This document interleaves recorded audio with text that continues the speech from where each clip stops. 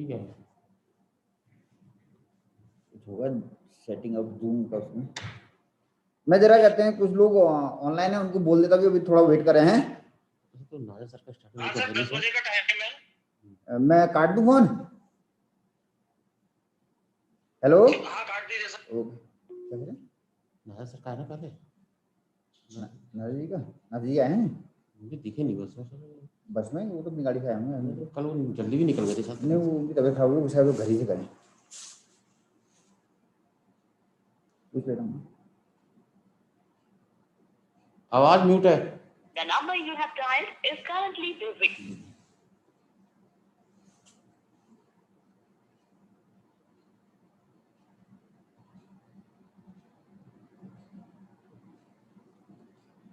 Seven seven three में ring कर पूछ लूँ।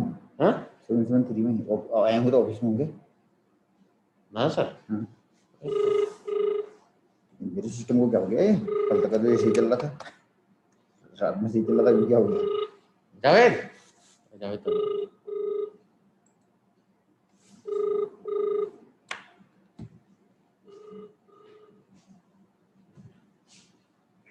हाँ सभी सर नमस्कार।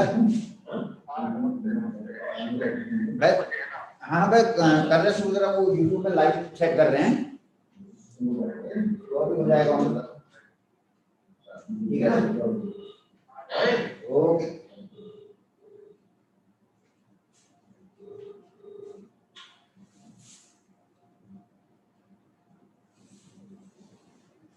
हाँ सभी सर नमस्कार। हाँ मैं कर रहे शुरू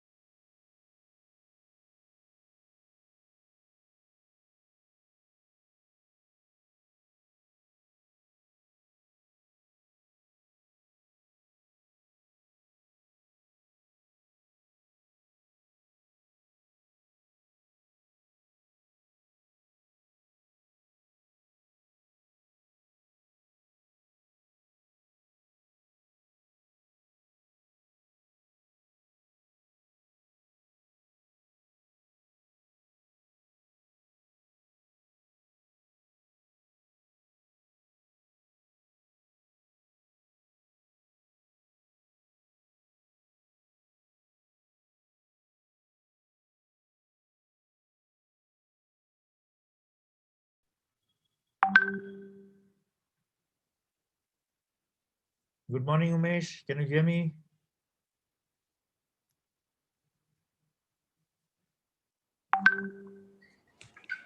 नवीन हाँ। सर कुछ कह रहे हैं सामने से हाँ सर। मीटिंग में।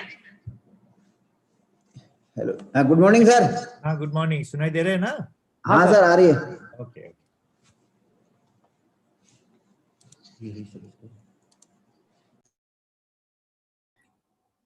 Good morning. Can I do a quick test of the slides?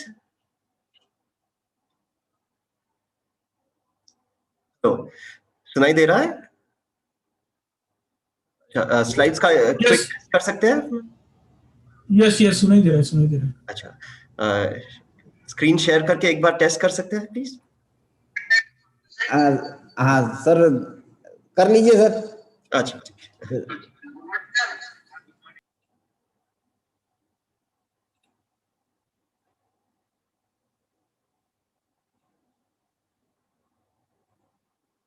Okay, दिख रहा है?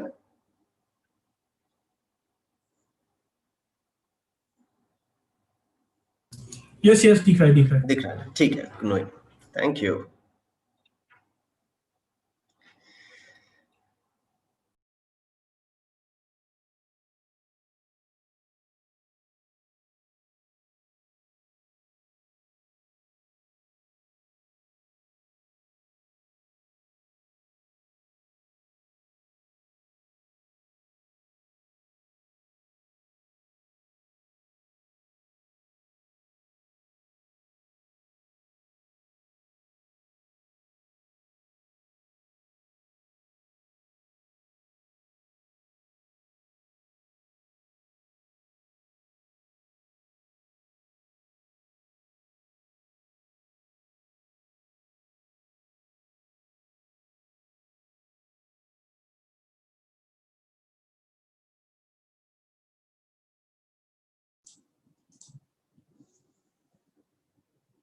Good morning, Umesh ji.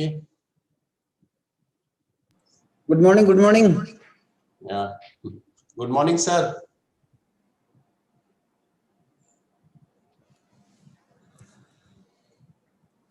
Good morning everyone. Good morning. एरिस में फेस मास्क के साथ शील्ड भी कंपलसरी है क्या? नहीं सर, ऐसा कुछ नहीं, सेफ्टी के लिए है। अच्छा।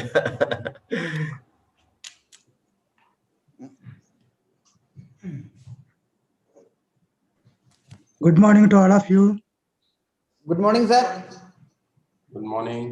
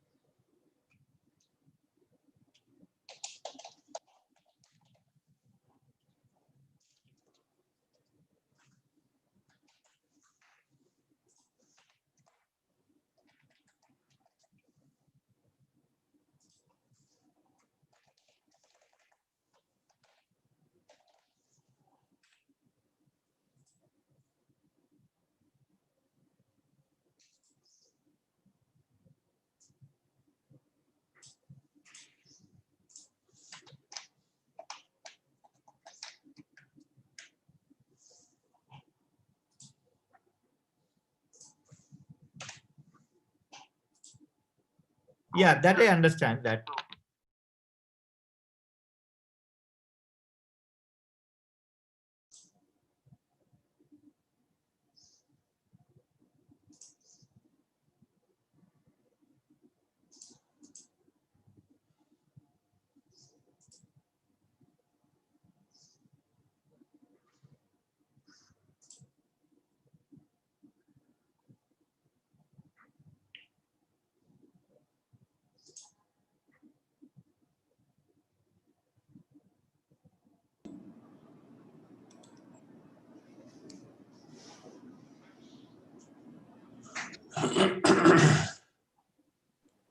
Sir, good morning.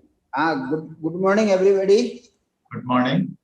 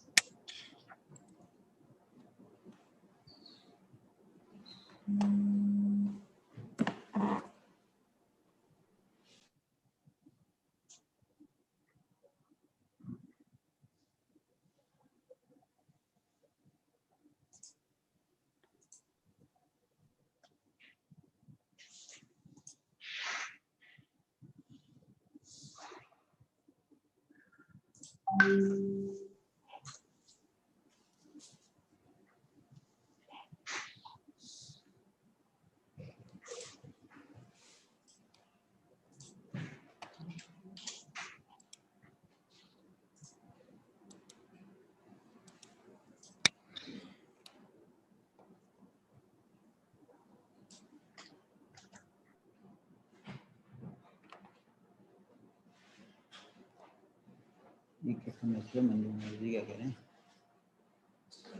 अच्छा हैं कर रहे हैं.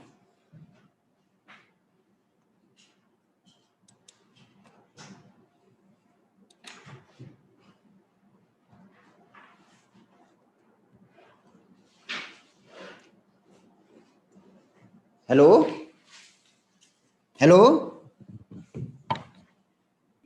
Yes, we can hear you. Yes, Yeah, we can. shall we start? Yes. Right. So a very good morning to everyone.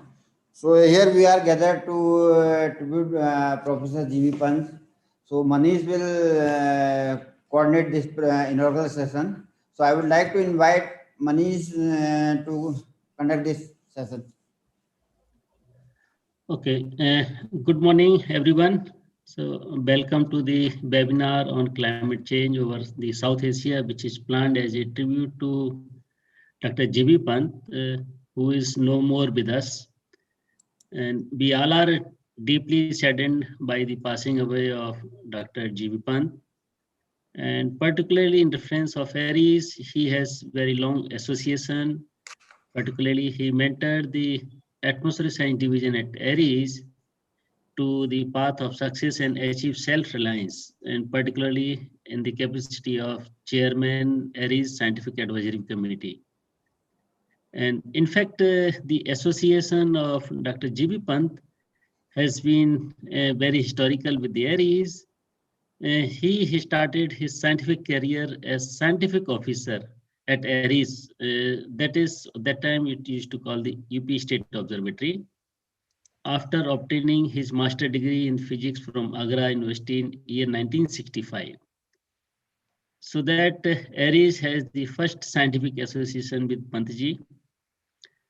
Now, with the not much delay, I would like to proceed for the inaugural of this webinar, and I would like to request our director, Professor Deepankar Banerjee, for the inaugural address. So, Professor Deepankar Banerjee. Thank you, Manish. Good morning, everyone. And I'm delighted that Dumka and his colleagues have arranged this one-day webinar to have an overview of the climate change over South Asia, observations and modeling perspective. I think this is a very important subject area, and combination of observations and modeling is the key word, I think, for the progress of atmospheric science. Not only atmospheric science, actually in the context of astronomy and astrophysics as well. This is the key element, how we combine observations from different sites, from the ground, from space, and then utilize the physical models. And I think the models should be more physics based. Of course, we start with a lot of empirical or semi-empirical models, but as time progresses, if you could improve those models and include more physics into it, that is the key. So, and that's the best way to attract young minds as well. So since we are just a follow-up institute primarily from physics background, I think this is a very important area. So as Manish pointed out, that we are gathered here to tribute to Professor G.B. Pant, and we are all in Aries, Nainital, are deeply saddened by the sudden passing away of Professor G.B. Pant. We all express our heartfelt condolences to the grieved family members. I think Manish has already pointed this out. I will again reiterate that Professor Pant guided atmospheric science division particularly in various capacities and for a long period as a chairman of Aries Scientific Advisory Committee. I also understand he was born in a small village of Almora district in Uttarakhand. So he's really was a son of the soil, and he has helped, he started his career from the UP State Observatory, as already been indicated. But then after joining UP State Observatory, this is again, those days was not so common, but he has his passion and, and quest for the search of higher education. So he obtained his PhD degree from Purdue University in US in '67. So you could imagine, although he had the job, but he continued his higher studies and got a degree from a reputed university in the US. His main research area were monsoon dynamics, ENSO monsoon relationship, climate and climate change, etc. He received several awards and recognitions, and all of you probably know that he was a director of IITM Pune from 97 to 2005 and served IITM at various capacity. So Professor Pant was unique in many respects. I was not fortunate enough to have many interactions with him, but only in a recent, scientific advisory committee meeting, which we held remotely and virtual mode from Aries, he participated. This is just a few months back. And he was all along sitting and listening to all the progress at Atmospheric Science Division. Eventually, the report which was prepared from the Scientific Advisory Committee in his chairmanship, he meticulously went through all components and gave a very good recommendations. So this again provides a sort of his abilities and background. It just a few months back he was fully active and went to the university department to sort of attend this virtual meeting, and helped us in our proceedings. So he was a brilliant and person, and he was a very good speaker also at a different platform, I understand. But as I mentioned, I was not fortunate enough to get opportunity to interact with him earlier. But I think it is a great loss for the country, and let us remember him and try to sort of portray his legacy and his ideas about our efforts in understanding the climate. So this climate change, as I indicated, he also emphasized the fact of the requirement of observations from multi-site and advancement in modeling. So I think let's hear from the experts today through this day webinar how we can make further progress in this field. So again, my sincere condolences, and I hope his legacy we could carry with our efforts, and this webinar will be a good tribute for that. Thank you. Thank you, Professor Banerjee. And to continue in the series, I would like to just have the keynote address by one of the person who is very closely associated with the Professor Panji. And I would like to request the Professor Roop Kumar Kohli to give a keynote address. And of course, everybody know the Roop Kumar, but like for some of us who are new or young, I will say, so I would like to have a very brief introduction. So he is very well-known person in the atmospheric community, science community, and he is basically is executive director of International Caliber Monsoon Project Office. And he is coordinating the research on global and regional monsoon under WCRP. This is, I think, very well-known the project WCRP. And he has also contributed significantly in IPCC report. Now, he had also served as the chief of World Climate Application and Service Division at WMO Geneva, Switzerland. And of course, before moving to WMO, he worked in IITM during 1982 to 2006. And his contribution during IITM tenure is also, I think, well known to all of us. So with this very brief, I would like to request Professor Roop Kumar to deliver his keynote address. Professor Roop Kumar. Thank you. Thank you for the nice introduction.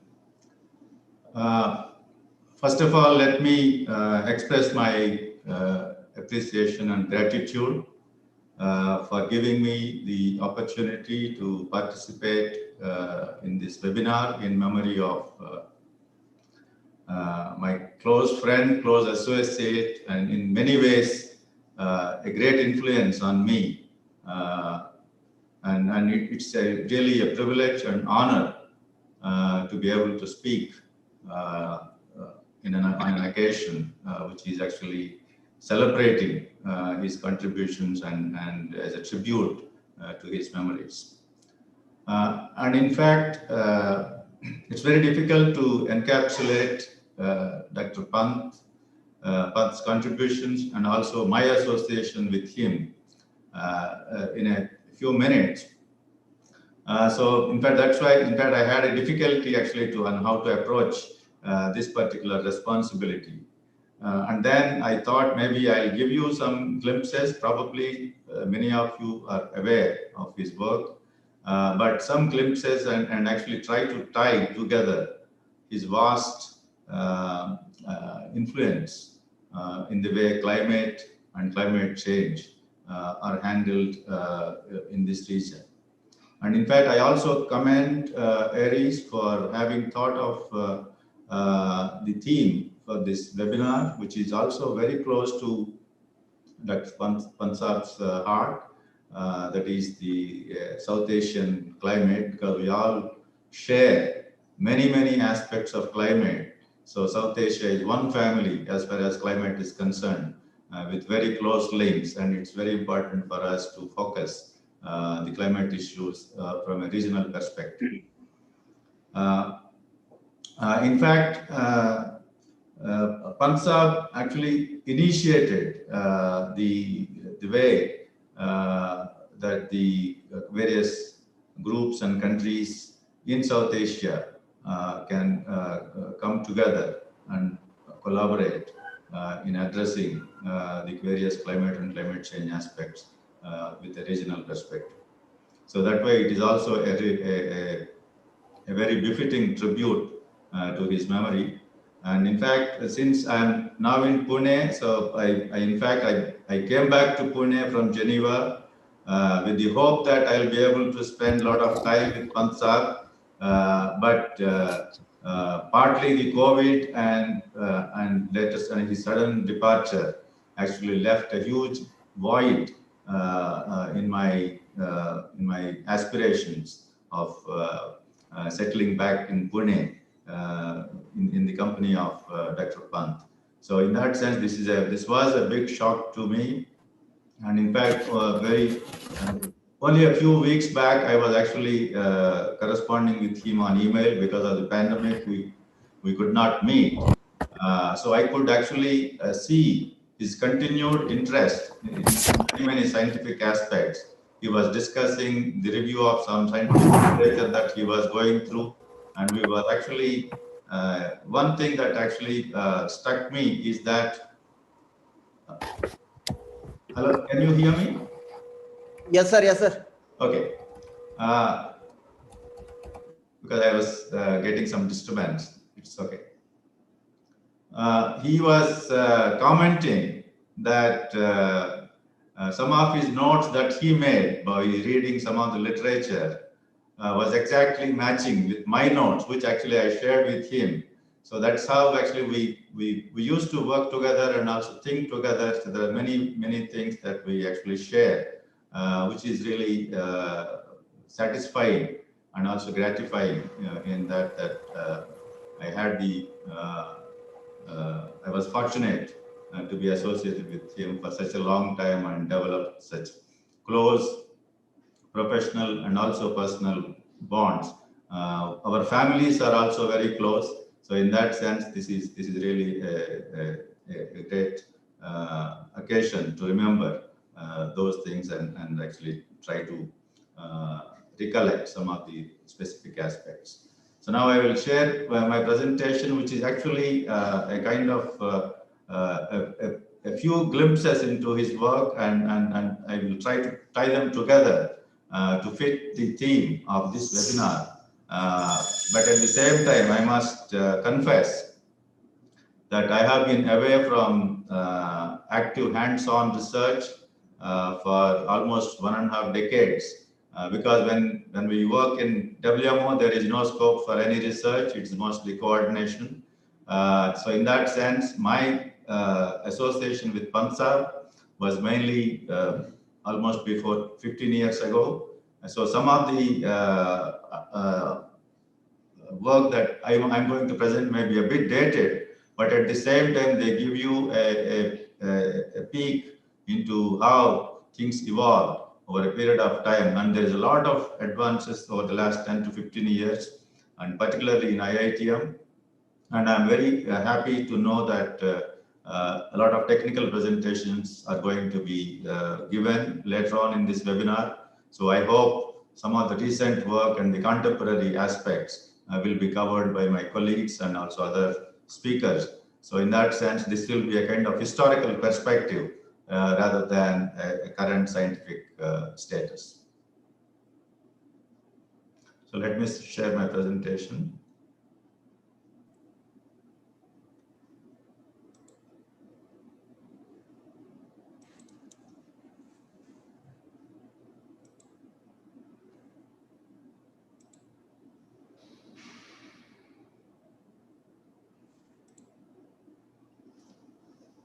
Can you see the presentation? Yes, sir. Okay, so this is actually climate change over South Asia. That is the theme of this seminar mainly. And as Professor Dipankar Banerjee has already highlighted, the link between observations and modeling is well known, and it's a fact that Pansar, in his entire career, actually tried to work on all aspects, the entire range from observations to modeling aspects, and try to bring that holistic approach to the way climate and climate change are studied. And in fact, he went even beyond observations, conventional observations at least, that is to the paleo side. So that is the real unique contribution of Pansar, that he was actually contributing in the entire range of the climate spectrum. So that I will show you a few examples actually that can highlight that aspect. So before that, let me pay my personal tribute to Pansar. He was my mentor, my guide, leader, friend, family, philosopher, and above all, it's a beloved person. In fact, we share such a great affection that I cannot describe in words.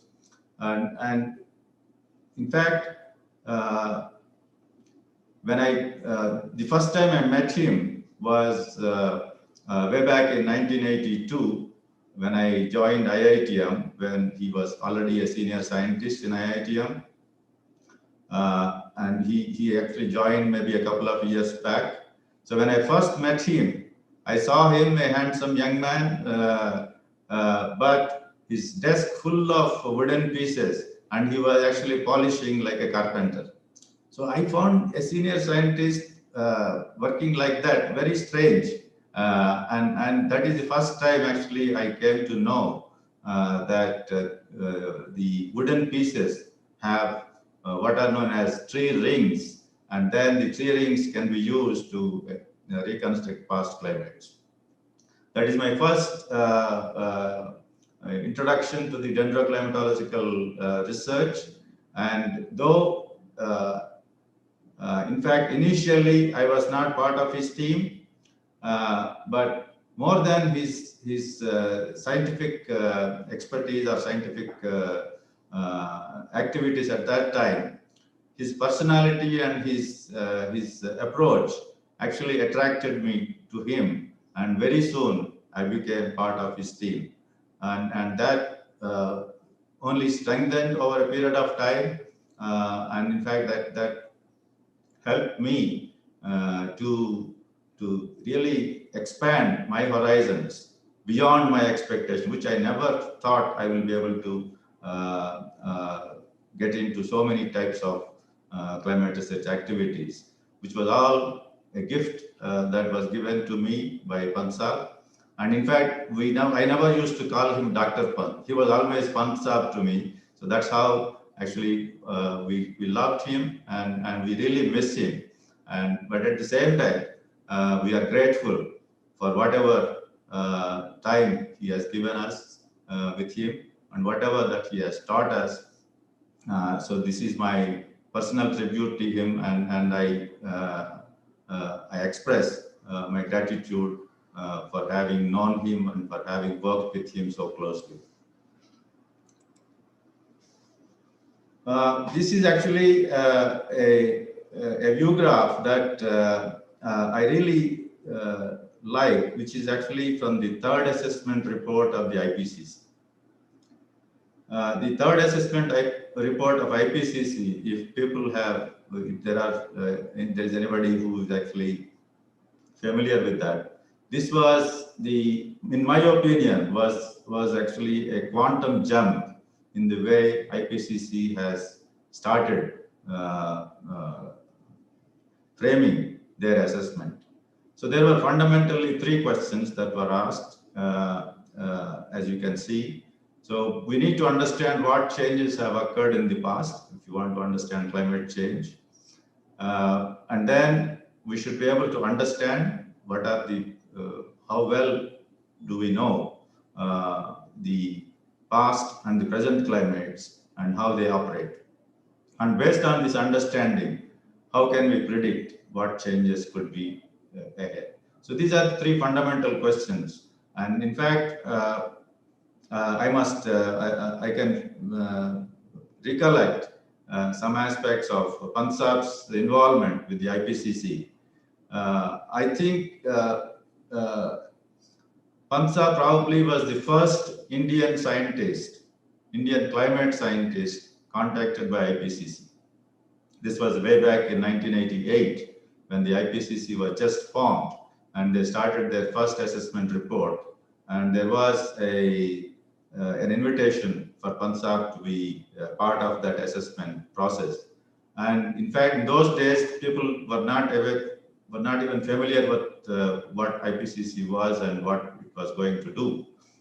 So that was and in fact, as you know, there was no email, no internet, nothing.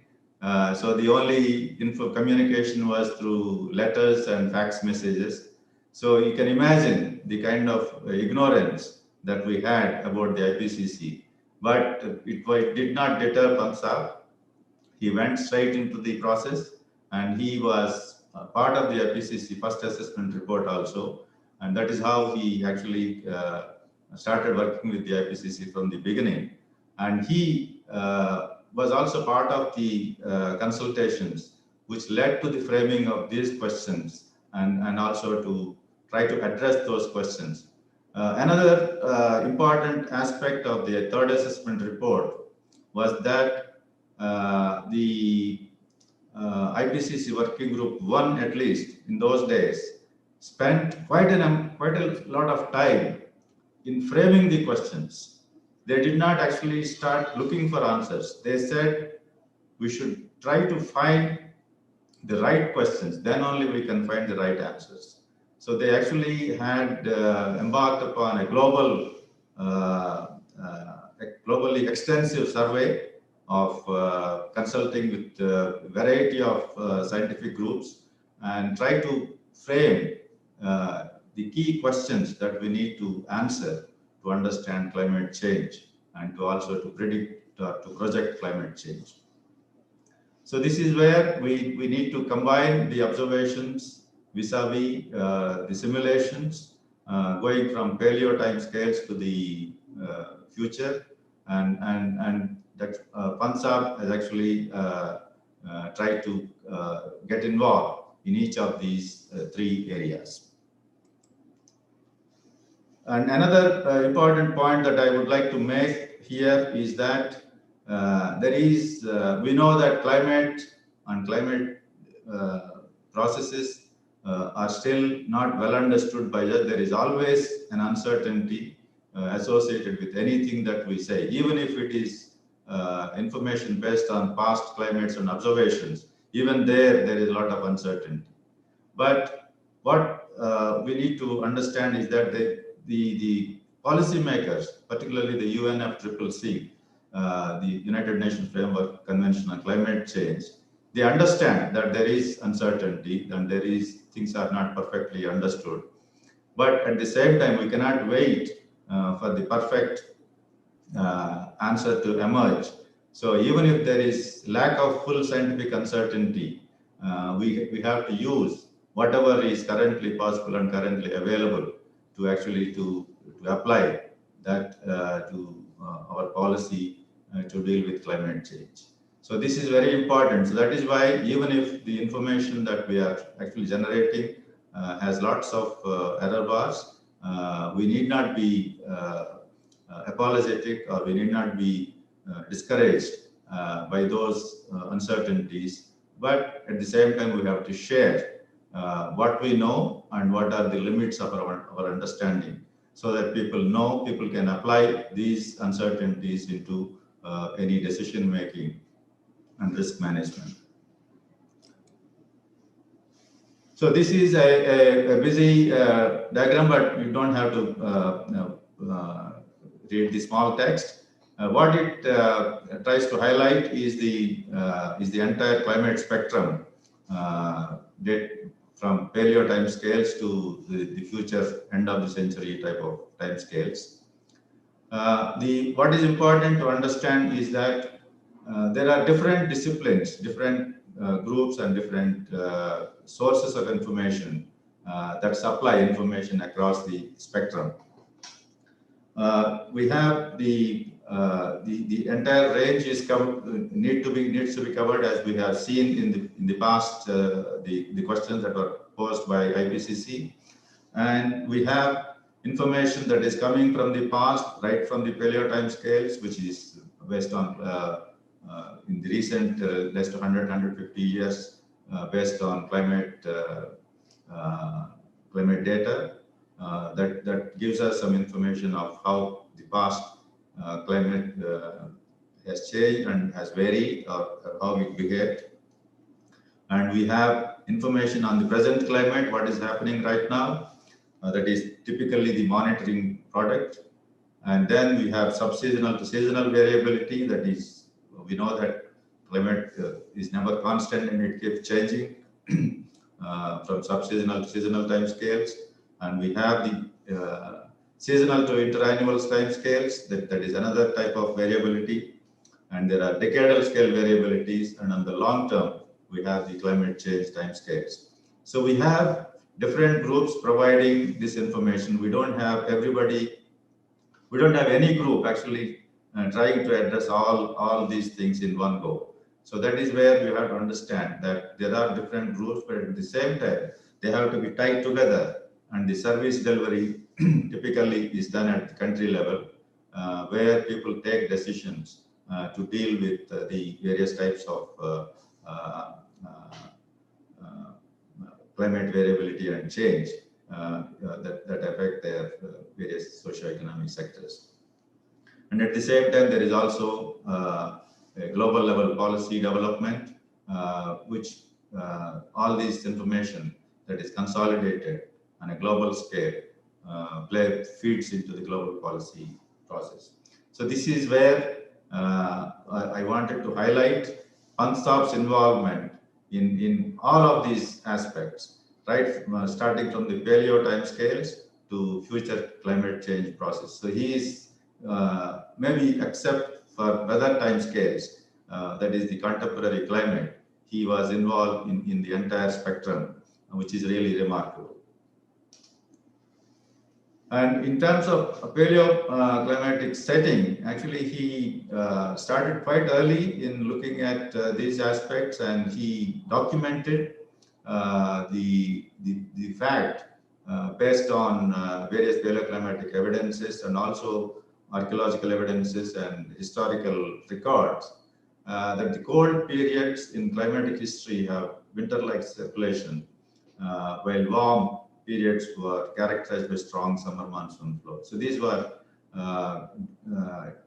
kind of interpretations or conclusions drawn from a broad range of evidences, because we don't have observations on those time scales.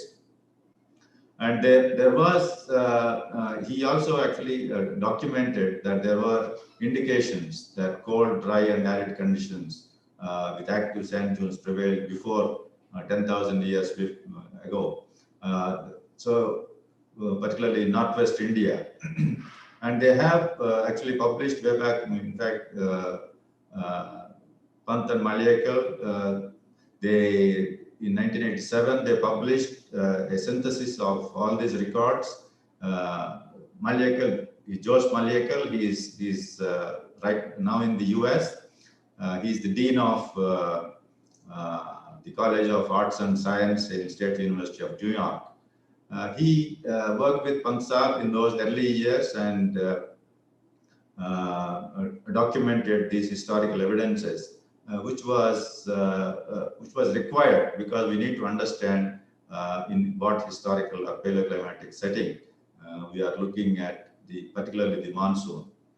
And we also know that there are indications that the northern edge of the monsoon was changing on those time scales, which also led to a number of civilizations to appear and disappear from the region. So these are some of the factors which have tremendous importance in understanding the long-term changes in the monsoon. Pansab, in that sense, was greatly interested in looking at some of the paleoclimatic aspects of the monsoon, and he was deputed by IITM under a UNDP fellowship to US, where he worked with some of maybe the world's topmost dendroclimatologists, both in Tucson, Arizona, and also in Lemont, New York. And he actually got trained over a period of a few months in the dendroclimatological reconstructions. And he came back with that expertise, and he did not really let it go. He actually almost single-handedly, he built a dendroclimatology lab in IITM and also started working with other paleoclimate leaders within the country to add dendroclimatology to the range of paleoclimatic disciplines. And he himself became a kind of leader in the paleoclimate science within the country and also globally. So these are some of the very early beginnings. You can see Pansab very studiously working with the tree rings and tree ring samples. And he quickly identified the potential of the Indian region, particularly the Himalayan conifers, and what are the species that are amenable for tree ring analysis, and also including the tropical trees, which are in the southern parts of the country. So he identified and he actually started working in collecting samples and analyzing them. And as you know, this needs a lot of hard work, and he doesn't hesitate. Pansab was always like that. He doesn't, once he decides, he goes and does it. So that's how he actually embarked upon the various field expeditions to actually explore our natural forest regions and identify potential trees, both from trees that were already cut, where you can actually collect samples from their stud, also from living trees. We had imported sophisticated tree ring sampling equipment, which was used to actually conduct a number of field expeditions in the country to collect and analyze the tree ring samples. And he, of course, he as Professor Banerjee has highlighted, he was son of the soil from the region. He knew how the forests look like and how to work with them. So naturally, his native skills really helped us in organizing many successful field expeditions to collect samples. I would also like to highlight some of his personal traits in these field works. In fact, my own first personal experience with him on the field work was a huge challenge. I can actually give you an anecdote. In fact, when we first started our field work, we went to a place called Chakrata, in the very close to I think Almora region, around that. When we landed there, there was only one bus which goes there per day. So if you get down from the bus, you can go back to the nearest city only the next day. So when we landed there, the forest department guest house, the security guard said that he did not receive any official order to allow us to use the guest house, so he cannot give us the guest house accommodation. So what to do? So the bus will come only the next day. We cannot go back to the forest department to get the order. So the whole night we spent in the storeroom of the guest house, along with some broken furniture, with three or four people with, I think we are 3. So that's how it started. So Pant Saab was so balanced and so composed that he managed that situation. And of course, next day we got the guest house.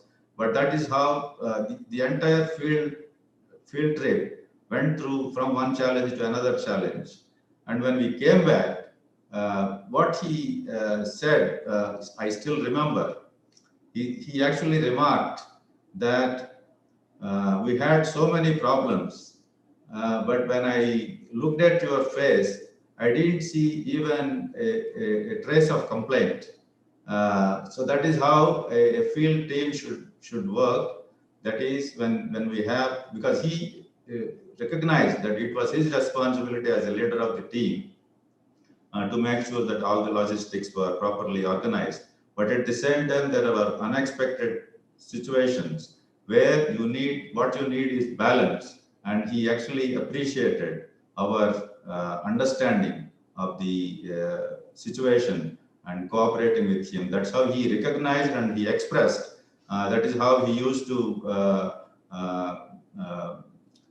interact with us, which actually brought us closer to him and made sure that the remaining, the later field expeditions, we were able to manage, expect, and also plan properly so that those challenges can be avoided. So that is how he was really so brilliant in actually in working with that kind of challenges. Of course, he was always very pleasant and made our trips really enjoyable in many ways. So we were out. So in that way, we actually never found the work to be really hard or unbearable. So that was, we really enjoyed working with him and going on the field. These field expeditions actually brought me and also my colleagues very close to him. So I think many times the scientific areas where typically there are no field work opportunities, so I can actually advise them to invent a fieldwork opportunity and just go and spend time in the wild. You'll really become close as a group.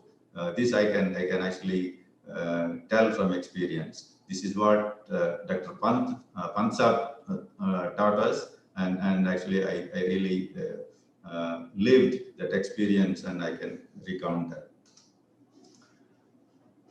So with that type of field expert, very soon we could see that we covered a lot of area, and you can see a rich collection of tearing samples was compiled by IITM, which actually fed a large number of studies.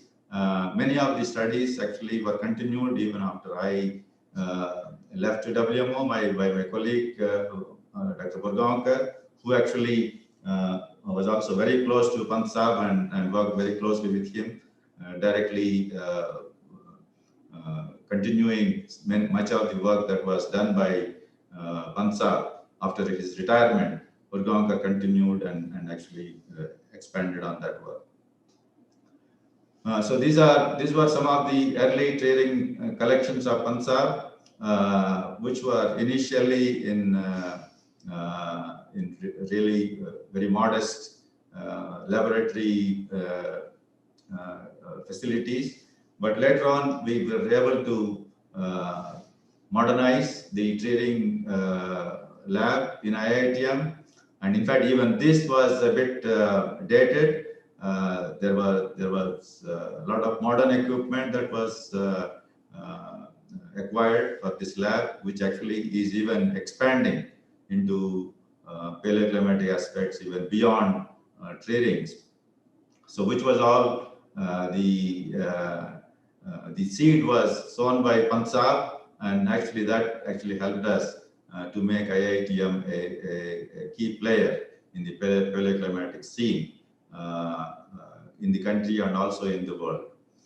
And in fact, in 2000, the Past Global Changes, which is an international program initially under IJBP, but right now it is almost independent. The PAGES Scientific Steering Committee came and met at IITM, and we also organized a paleoclimatic workshop for South Asia. So in 2000, which was also a great event, which is remembered even by many of the international paleoclimatic colleagues, that one of the landmark events that happened under Bansal's leadership. So that is how he actually not only helped India in getting into these advanced paleoclimatic aspects, but also he brought visibility to the Indian groups in the international community, which was his great contribution. And many of us are enjoying those opportunities provided by him through his own interactions and networking, and which I think is something that we can emulate, so that we have a constant series of expertise and people with skills being exposed to the best in the world and bring that back to the country. So these were some of the studies that actually resulted from those rich collection of samples. I will not go into the technical details, but there are a lot of publications that are available that can be seen. This was again Urgaonkar later on analyzed some of the samples and produced reconstructions of the climate over the past few centuries. And these were the sites that were where we did fieldwork to collect a lot of samples. I think much of South Asia was covered either through national projects or international projects. We had projects in collaboration with Japan and also through other international programs. And there is also some plan to take additional samples from some areas like Bhutan. But at the same time, I think we have a rich collection of the samples that can give us material that can be used for sharing analysis, at least for the past few centuries. I think there is still more scope to look into these aspects. You can see there are still gaps over the Himalayas where we can get additional sampling done. I think more importantly, not only the reconstruction over the past few centuries, given that Himalayan region has such complex topography, the trees can also be used to actually reconstruct on a spatial mode where you can get past climate at a higher resolution by taking samples at more sites. So this is something that we still need to explore. And Bansal was aware of that need, and he was constantly encouraging IITM and other groups in India. He actually also strongly supported collaboration within India. We had a lot of collaborative work with the Physical Research Lab in Ahmedabad and also the Birbal Sahni Institute of Paleobotany in Lucknow. So we had that kind of collaboration even within the country, which was strongly promoted by Pansab, which was again a great contribution that Pansab made to this discipline. Of course, he even after retirement, he did not rest. He was constantly teaching, and he brought out this book with other colleagues from the University of Pune and also from Harish Narendra Singh. So that's how he never took things easy. So he kept on pushing himself to bring us the best of science that he can deliver, and that's how he contributed, and we should be grateful for his gift through these various works and books and publications. So now coming from Cape Paleo to the more contemporary aspect, the Pansab was also a pioneer in seasonal prediction. As we know, this the Indian monsoon was the target of the very first seasonal prediction in the world, science-based seasonal prediction in the world. Way back in 1884, Blanford actually used the Himalayan snow cover to predict the Indian monsoon, purely by kind of hunch and scientific insight. So that's how it started. And of course, we also know that Walker discovered the southern oscillation through the great technology of correlation coefficient in those days.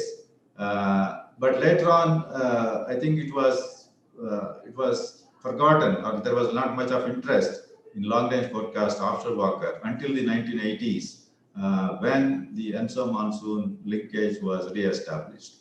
And Pansab played a role in that.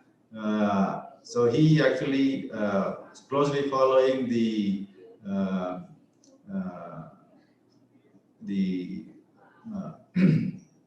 interest in the ENSO.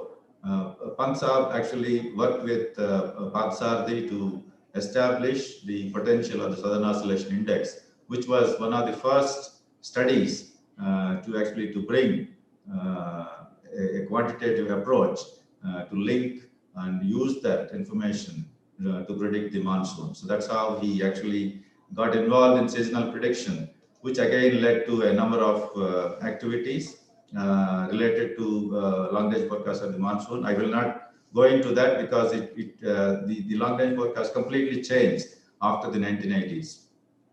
Then he got interested in South Asia, and I was fortunate to have collaborated with him to write a book on climates of South Asia.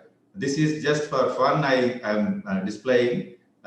In fact, one of my friends recently discovered that in the action thriller of Jackie Chan, Bleeding Steel, there was a scene in which our book was used, not for anything related to climate, but I was really amused.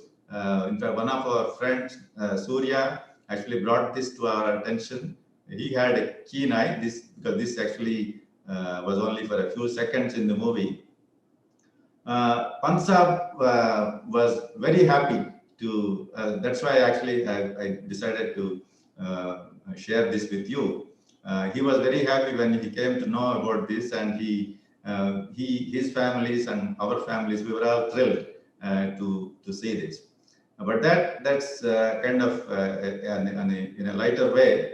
But at the same time, the book was actually a culmination of his interest in working for the region by combining all the activities in different countries in South Asia. Of course, the real impetus, I think, initially came from the START initiative. The START started what is known as SASCOM, the South Asian START Committee. So that actually started, and Pansab got involved in that very actively.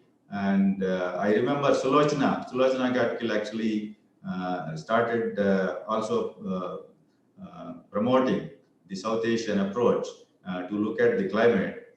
And in those days, since we didn't know anybody in the other countries who are working on climate, what Sulochana, in consultation with Pansab, did was they assigned each of us in different people in IITM, each of us was assigned one country.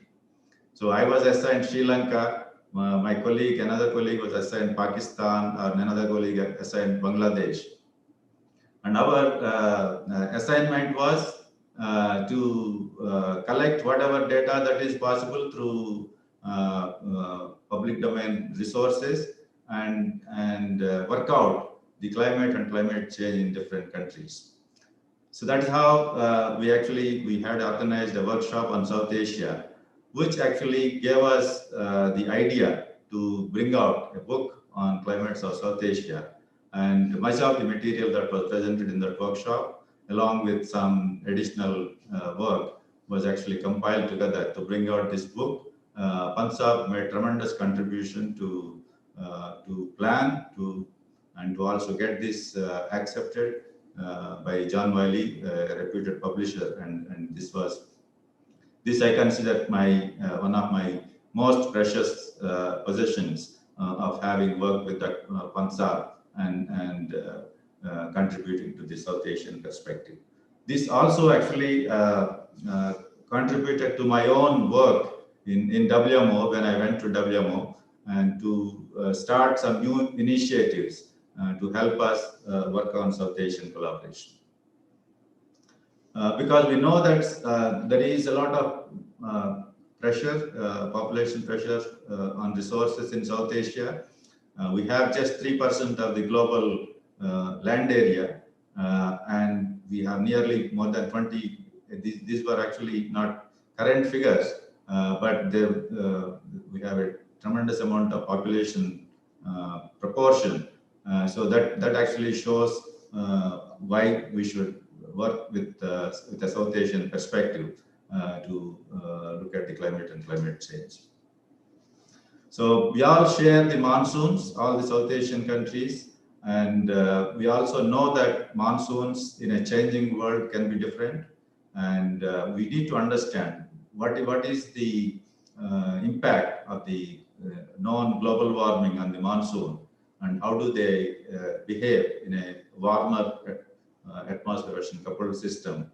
And we can have different types of hypotheses, more atmospheric moisture, more intense hydrological cycle, and more intense monsoon, or it can be more intense and frequent ENSO anomalies, more variability, or it can be different subregions will be affected in different ways. And what are the land use and land cover changes going to do for the monsoon? And how do we distinguish between natural changes and anthropogenic changes? And what are the policy options that we have to deal, even if we are able to confidently say that monsoon is going to change in a particular way? What are the policy options? So these are some of the questions that need to be answered, and these were actually framed when Pansab actually was very active in understanding climate and climate change and their relation to the monsoons. And we can see that many of these questions are relevant even now. So while there is a lot of advance, and we know probably a more confident answer to some of these questions, but still there are challenges, and we need to keep working. But at the same time, this actually is an example of how deeply Pansab used to contribute to these issues. So the monsoons can change in terms of spatiotemporal patterns of rainfall. They can change in terms of frequency of extremes, both on seasonal scale and sub-seasonal scale. and they can change in terms of onset or withdrawal, and active break periods, frequency of rainstorms, teleconnections, and also predictability. Predictability itself is not constant. In some years, it is more predictable. For example, when ENSO is there, ENSO is active. We know that monsoon, many climate anomalies are more predictable. So those are the issues that we need to understand. So for this, modeling the monsoon changes is very important, and we know that the models are making rapid strides, and global models are relatively better in producing large-scale monsoon features, but they're not so good in regional aspects. So in that sense, the regional models have the potential to provide good tools, at least in the short term. In any case, we need high-resolution climate change scenarios to be applied for any policy decision. But at the same time, I think we have to communicate to the community that the models or any information that is provided by the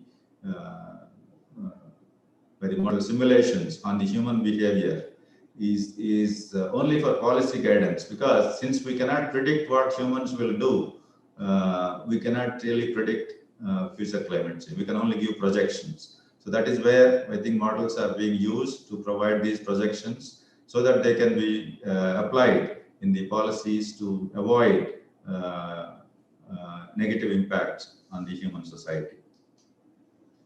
So these are some of the early studies that were done under Pansab's guidance, where a lot of analysis was done on how the various global models are able to simulate the monsoons, and there were also some projections of both rainfall and temperature for South Asia, so which helped us to at least see how the models are able to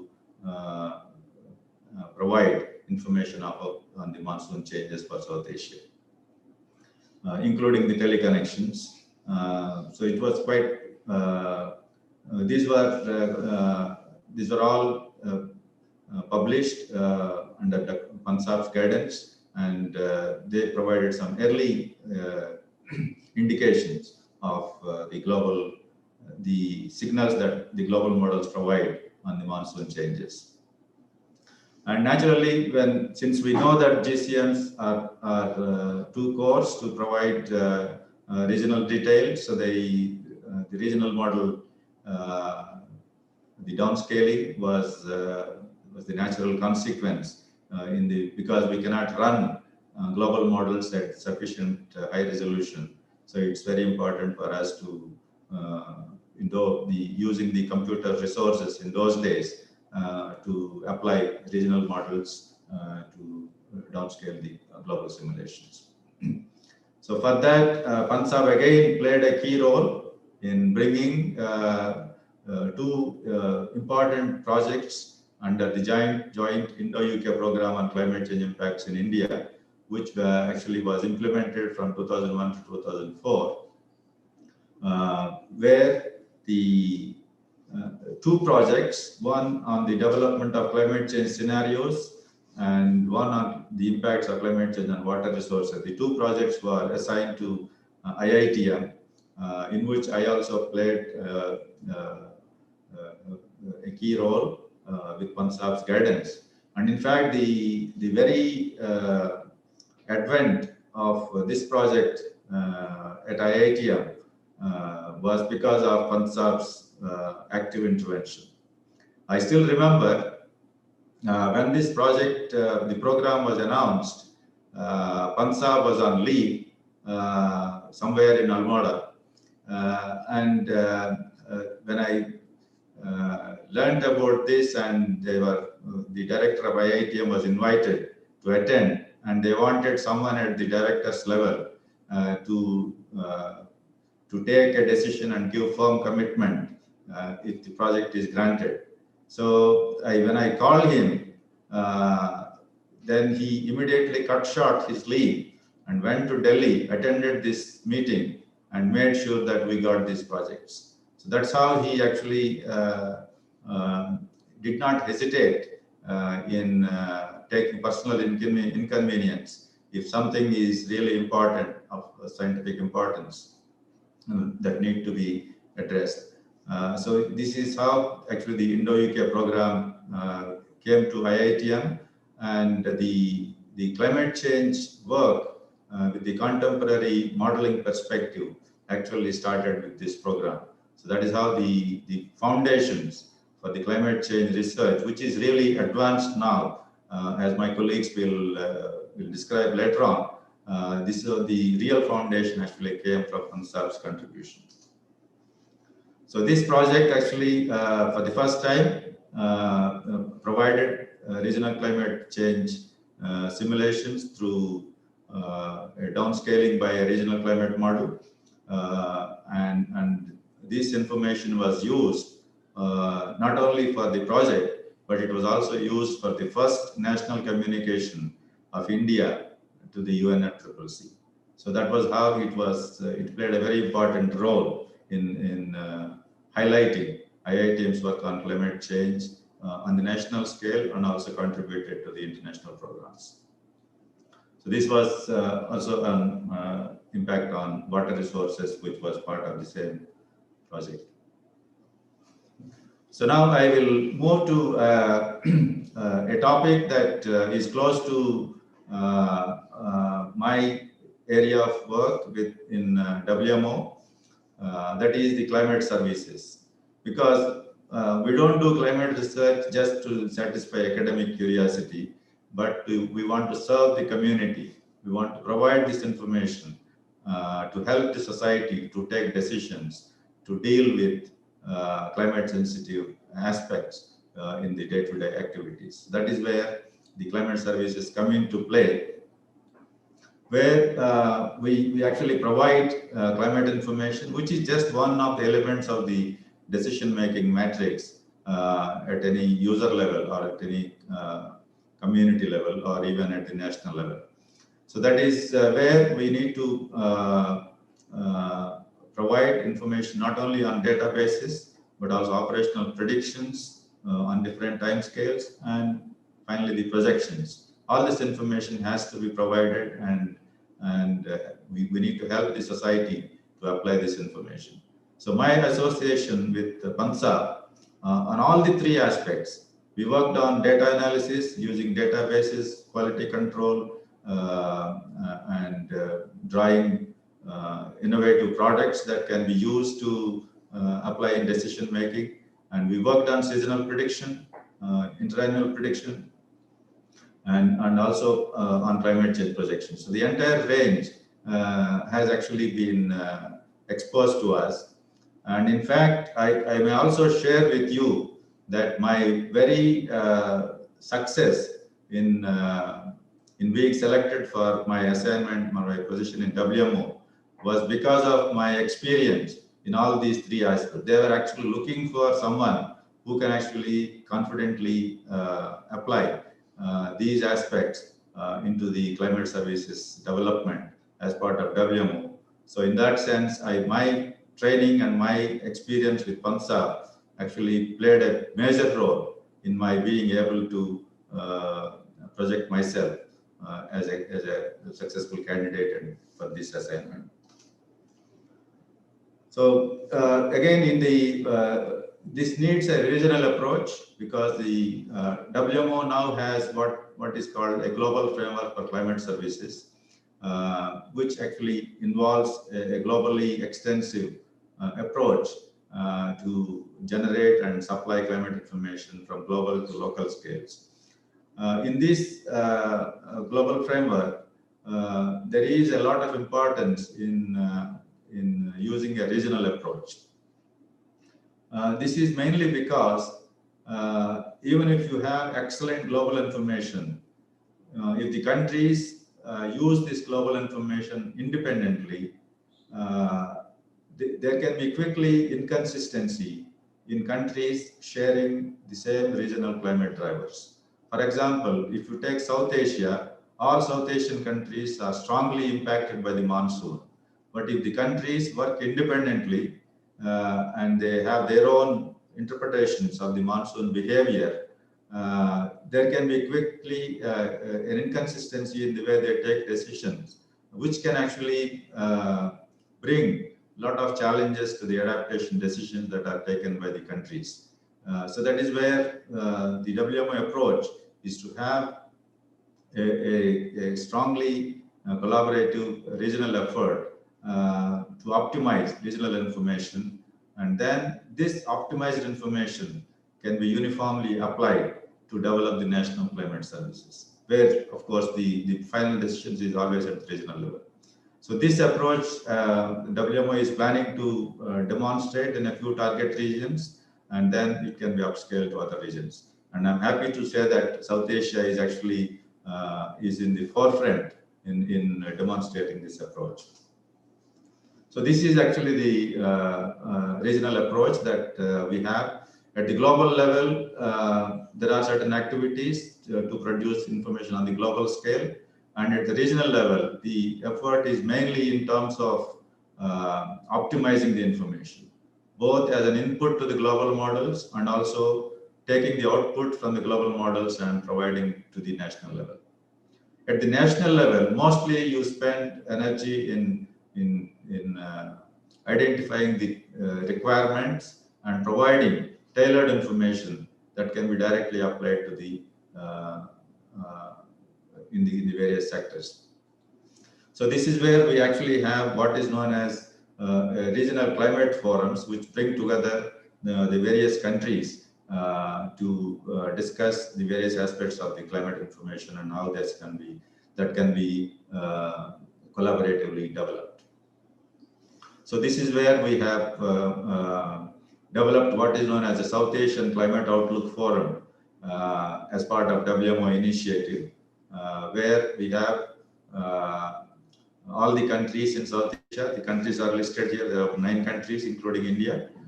They come together twice a year to discuss the seasonal forecast and prepare an outlook that is commonly agreed by all these countries. And this regional outlook is then taken by each country, and then they develop their own national level forecast. So that is how we are actually developing this regional approach.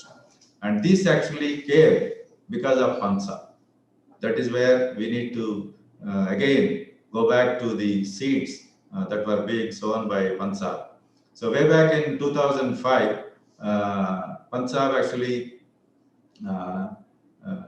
in fact, even in 2004, PANSA sent us to Bhutan to take part in a workshop organized by UK Met Office in applying regional climate models for climate change. That was the first time I came into contact with the South Asian country experts, and that started a collaborative exercise, which was actively promoted by PANSA. And in fact, we organized a number of workshops in IITM itself, which helped us to bring the culture of collaboration and co-production of regional information. That actually has fed into my own initiatives in WMO. That's where I wanted to link PANSA's influence on my work in WMO. So the same approach can be used in regional climate change as well, where we can actually bring all the countries in South Asia together and share good practices, and also make sure that we all have common understanding of how monsoons are going to change on a regional scale, and use that common understanding to guide the policy at the national level. So then the policies are likely to be more consistent and useful for the communities. So this is where, in fact, the Regional Climate Outlook Forum concept can be applied, where we have a tradition of coming together frequently and working together. So the same approach can be used, and I'm happy to say that the same approach is now being applied through through a project, through a program funded by UK, where a regional forum to address climate change for South Asia is being developed as part of this forum, which is actually also the seeds for which were sown by Pansab. So that's how actually I am trying to propose that the Regional Climate Outlook Forum should actually evolve into regional climate forums, where it is no longer confined to Outlook, but there can be a number of other common climate issues like climate change, seasonal prediction, monitoring, user interaction or communication. All these things can be addressed. But what is critical is that these forums should be organized on a regular basis. They're not just one-off workshops. They should be, I think we need to take this up in South Asia and make sure that these forums are sustained. So finally, the key messages that I would like to bring is that in many regions, there is limited use of climate information.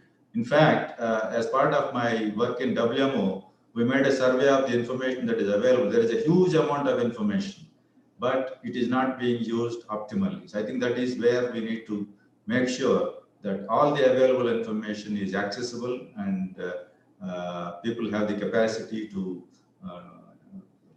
take that information and apply. So that is where I think we need to do a lot of work. And we also need a lot of multidisciplinary and international collaborations for not only for exchanging information, but also to learn from each other in climate adaptation and risk management. The GFCS actually is a major step forward, which can actually provide us some guidance in addressing some of those issues. And there is also a lot of need for national capacities. We know that in South Asia, especially, there are some countries with very limited capacities. So it's very important for us to help these countries. Luckily, India has probably some of the best capacities in the world, and we need to actually play the leadership role in helping national capacities in the remaining countries. So finally, Pansab's lifetime work is our foundation. As you have seen, he has actually played a tremendous pioneering role in bringing the South Asian perspective to climate change. And his vision, he had a very clear vision, which will be our inspiration.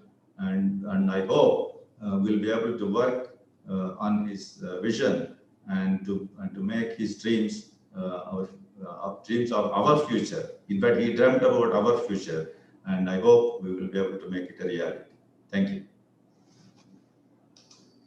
Thank you very much, Professor Roop Kumar. I think everybody will agree the climate change is very wide topic, but it is very nice to see that Panji role in the different aspect of the climate change, like an observational or modeling or the data analysis aspect, including paleoclimate, is you have very nicely summarized here. And particularly, of course, you have mentioned, but I would like to again highlight, like the Pantaji introduced one very new research field in IIT, and that is dendroclimate. So like utilizing this research on the tree growth. And it is also very nice to see that Panji book is used in a movie. So that I think very few of us might be knowing. So again, once again, thank you very much, Professor Roop Kumar, for meticulously reminding us Panji contribution. And to move on further, I would like to request Professor PCS Devra to share his thought. So yeah, he is online. Yeah, Devraji, you are muted. Yeah, I have done that. So, thank you, Dr. Manish, for your kind words. And then very good morning to one and all. At the outset, actually, I pay homage and great tributes to Dr. Govind Vallabh Pant. In short, actually, we call him as Pansab. as rightly put by Dr. Rup Kumar just now. Today, I am also happy for two reasons.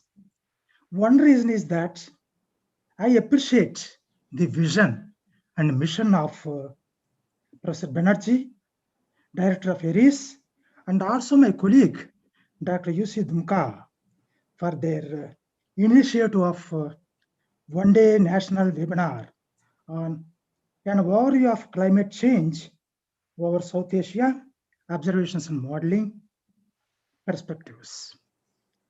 Of course, this is a very good initiative. I appreciate the vision behind. And also, I am very happy today for another reason. That is, I am able to meet on a virtual platform some of my colleagues, IITM colleagues and also ARIS colleagues, who are experts in the science of climate change. Of course, I had association with Dr. Pant Saab for the past nearly 3 decades since he joining the IITM as a senior scientific officer, grade 1. He continued for a long time as chief of climatology and hydrometeorology division, CNH division we used to call, and he also used to work mostly in dendroclimatology and also tree-ring analysis, as he nicely put it his earlier pictures, career of his research pictures, and also paleoclimatological scales of climate change. And ultimately, he became one of the global experts in science of climate change, which still is a green subject in our scientific domain.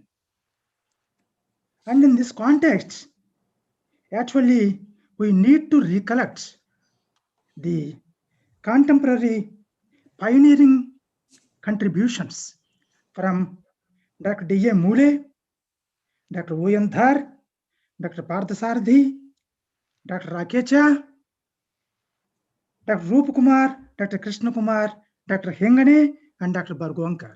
Actually, they are also coordinating him with him to make the climate science as one of the golden areas, not only for the globe, but also for IITM.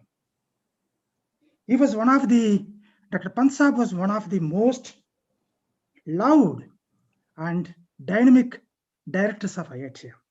I should say that. And he talks on any subject, as Dr. Banerjee put it in his talk.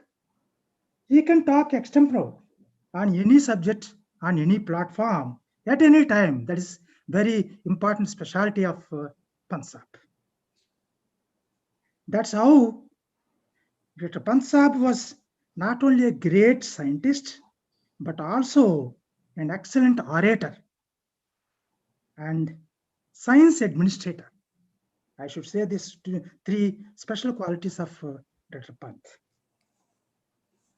To name one incident, why I'm calling it as the science administrator, good science administrator. When Dr. Abdul Kalam visited in 1990s, I didn't remember the exact year, IITM, Dr. Pant created a congenial and rich scientific environment at IITM. I remember very well that occasion in an academic council meeting. We all enjoyed discussing with Dr. Kalam about R&D issues like smoke aerosols in our etc. With this brief, I once again pay my humble tributes, because I have not come here to deliver any lecture, but just I wanted to share my thoughts and then remembrances about great Dr. G.B. Pant, a global climatologist at this platform. So I also thank the organizers for, and the viewers also, and most of them are ARIS and then IITM colleagues, for extending the invitation to me to join this memorable, outstanding webinar. I thank you very much for all of you. Of course, I need to go to another webinar, which is scheduling at our university only. So that is on lung cancer and all. But nowadays, as you all know, I have been working on environmental health. Of course, here at this institute, University of MIT University of Haryana, I have been more and more working on environmental health, connecting the air pollution, impact of air pollution on environmental health aspects, human health aspects like lung cancer and then COPD, etc., etc., etc. So in that connection, actually, our own one webinar is going on. I have to go and then join that. But however, I thank you all once again, the organizers, all my IITM colleagues, and also Aries colleagues. I got an opportunity to see you all virtually on a virtual platform. So I'm very happy. So thank you very much. Thank you. Thank you very much. Thank you, Professor Debra, for sharing your thoughts. Now, to continue on the sequence, I would like to maybe ask the Dr. Umesh Dhumka to place vote of thanks as a last event of this session. Thank you, Dr. Manish. So now we have to say the vote of thanks. So now I have to say the vote of thanks to this elite of class academic gathering. So first of all, our sincere thanks to our director, Professor Dipankar Banerjee, for his kind support and encouragement for this event. So I also extend my thanks to Professor Roop Kumar for a very informative keynote talk and briefing the contribution of Professor G.B. Pants and the importance of climate change. Thank you, Professor Roop Kumar, sir. So I extend my thanks to Professor Devra for sharing his views about the G.B. Panji. And I also, I am grateful to all the invited speakers from the country who will share their thoughts and experience with us and our audience. In addition to this, I extend to my sincere thanks to Dr. Manish Naja for nicely organizing this inaugural session and kind support during the entire period of this webinar. And in addition to that, I extend my sincere thanks to all Aries family members who support me for this webinar. And I extend my thanks to Dr. Yogesh Tiwari from IITM Pune who support me for this webinar. And last, I extend my thanks to our computer division, particularly Javed and Naveen for arranging all this setup and YouTube live stream of this session. So thank you very much for all to this session. Thank you. Yeah, so now I think we will break now. And then we will have the next technical session at 11:50. Umesh, is that? Yes, sir. 11:50. Now it's 11:30. Okay. So yeah. Yes. Okay. Yeah. Thank you, everybody. Thank you everyone.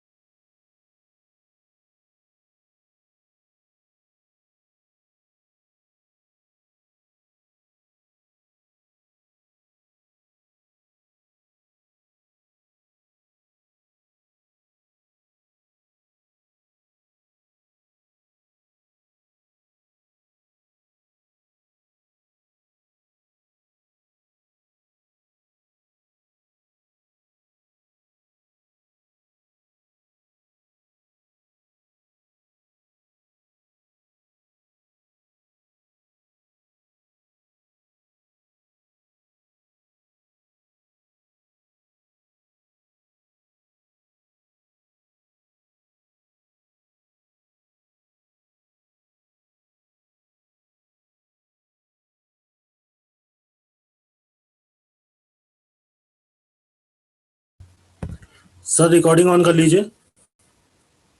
Actually share window किधर है? Sir, the bottom line has a green logo of share screen. You can use that. Okay, okay, fine, fine.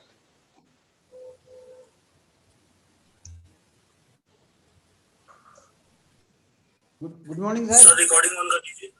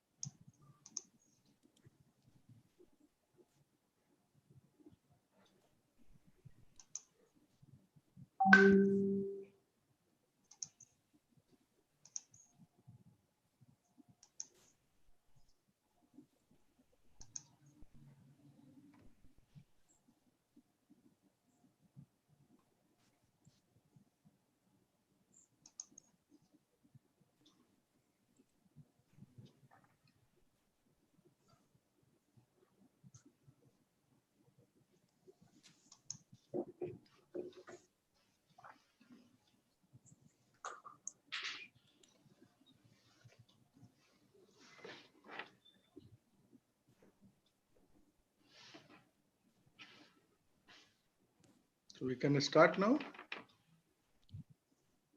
Just 1 minute, sir. Okay.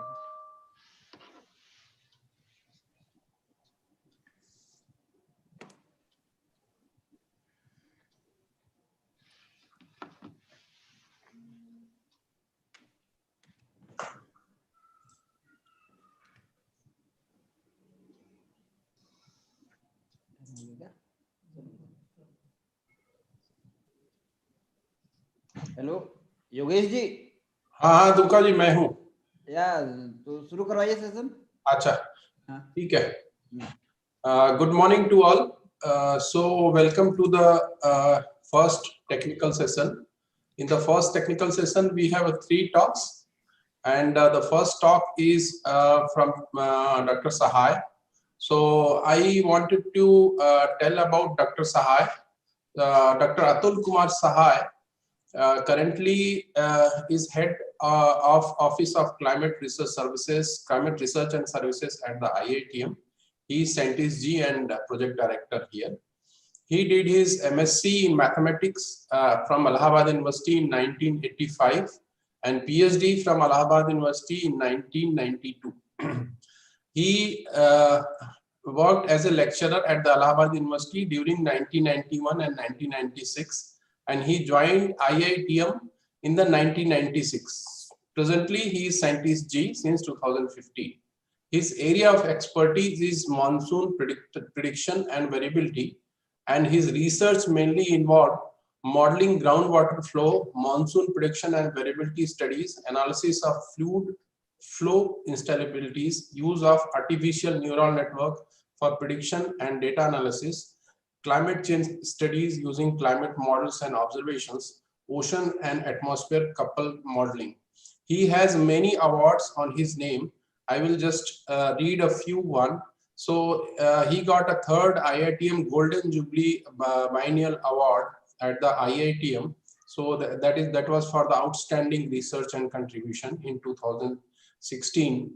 And then he got 21st Silver Jubilee Award at the IITM for the best research paper in 2008.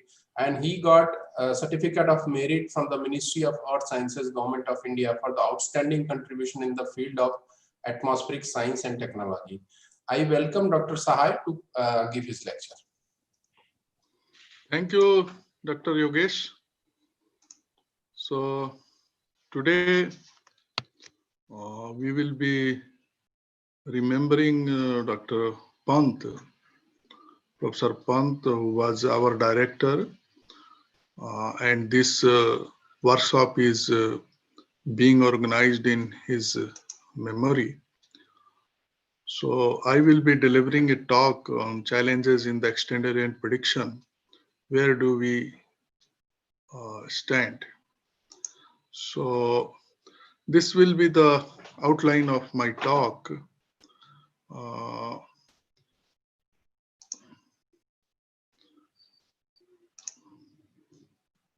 don't know. Yeah. So the climate modeling and computing requirements, and then monsoon variability and predictability, and development of an extended range prediction system and the application system also. So first is climate modeling and computing requirements. So as we know, weather is instantaneous state of atmosphere in the left side. It is 17 September 2005 rainfall over the globe. And this is the JJS climatology in the right side. So this is the climate. Weather forecasting is the application of science and technology to predict the state of atmosphere for a given location. Whereas climate prediction is a probabilistic statement about the future climate conditions on time scales ranging from seasons to decades. And Dr. Rup Kumar has given very nice introduction and other things about climate predictions. So these are some disastrous weather, and accurate forecast saves life from this disaster weathers and support disaster management and mitigation and prevent economic losses from such type of extreme conditions. And they can also generate substantial financial revenue when used in various sectors, that is agriculture, energy, transport, etc. So weather forecast and climate forecasting is very much important. Ancient time weather forecasting methods usually relied on observed patterns of events. Nowadays it is called pattern recognition. So what, for example, it might be observed that if the sunset was particularly red in the previous days, then the following day may be brought fair weather. So this experience accumulated over the generations to produce the forecast. However, not all these predictions such type of prediction prove reliable, and many of them have since been found not to stand up to rigorous statistical testing. So in the modern era, the weather forecasting is done by numerically solving the partial differential equations and the whole taking into consideration the whole climate system from ocean, land, atmosphere, and vegetation, human, and everything. So, and for this, we need the initial conditions, so a starting point, and then these equations are solved in the future, and it will give the forecast.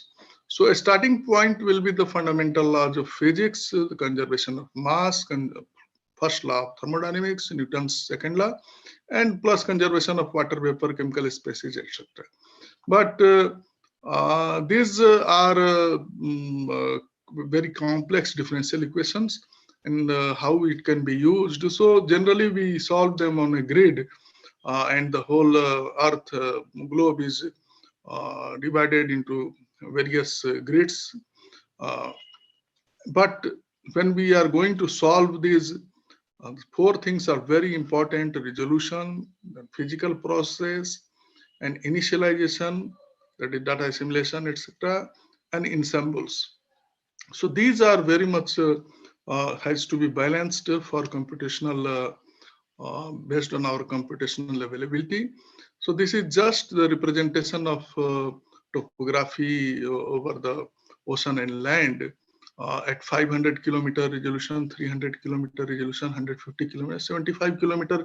You are able to see the hills and slopes and all those things more prominently, but still it is not a good resolution. So suppose in this left side, this is a 200 kilometer simulation from a model, and then 50 kilometer. You see 50 kilometer is slightly better towards this Western Ghats, and this is the observed. But if you see the topography at 20 kilometer resolution, you see how much it varies from here in the Gangetic plain to this Himalaya.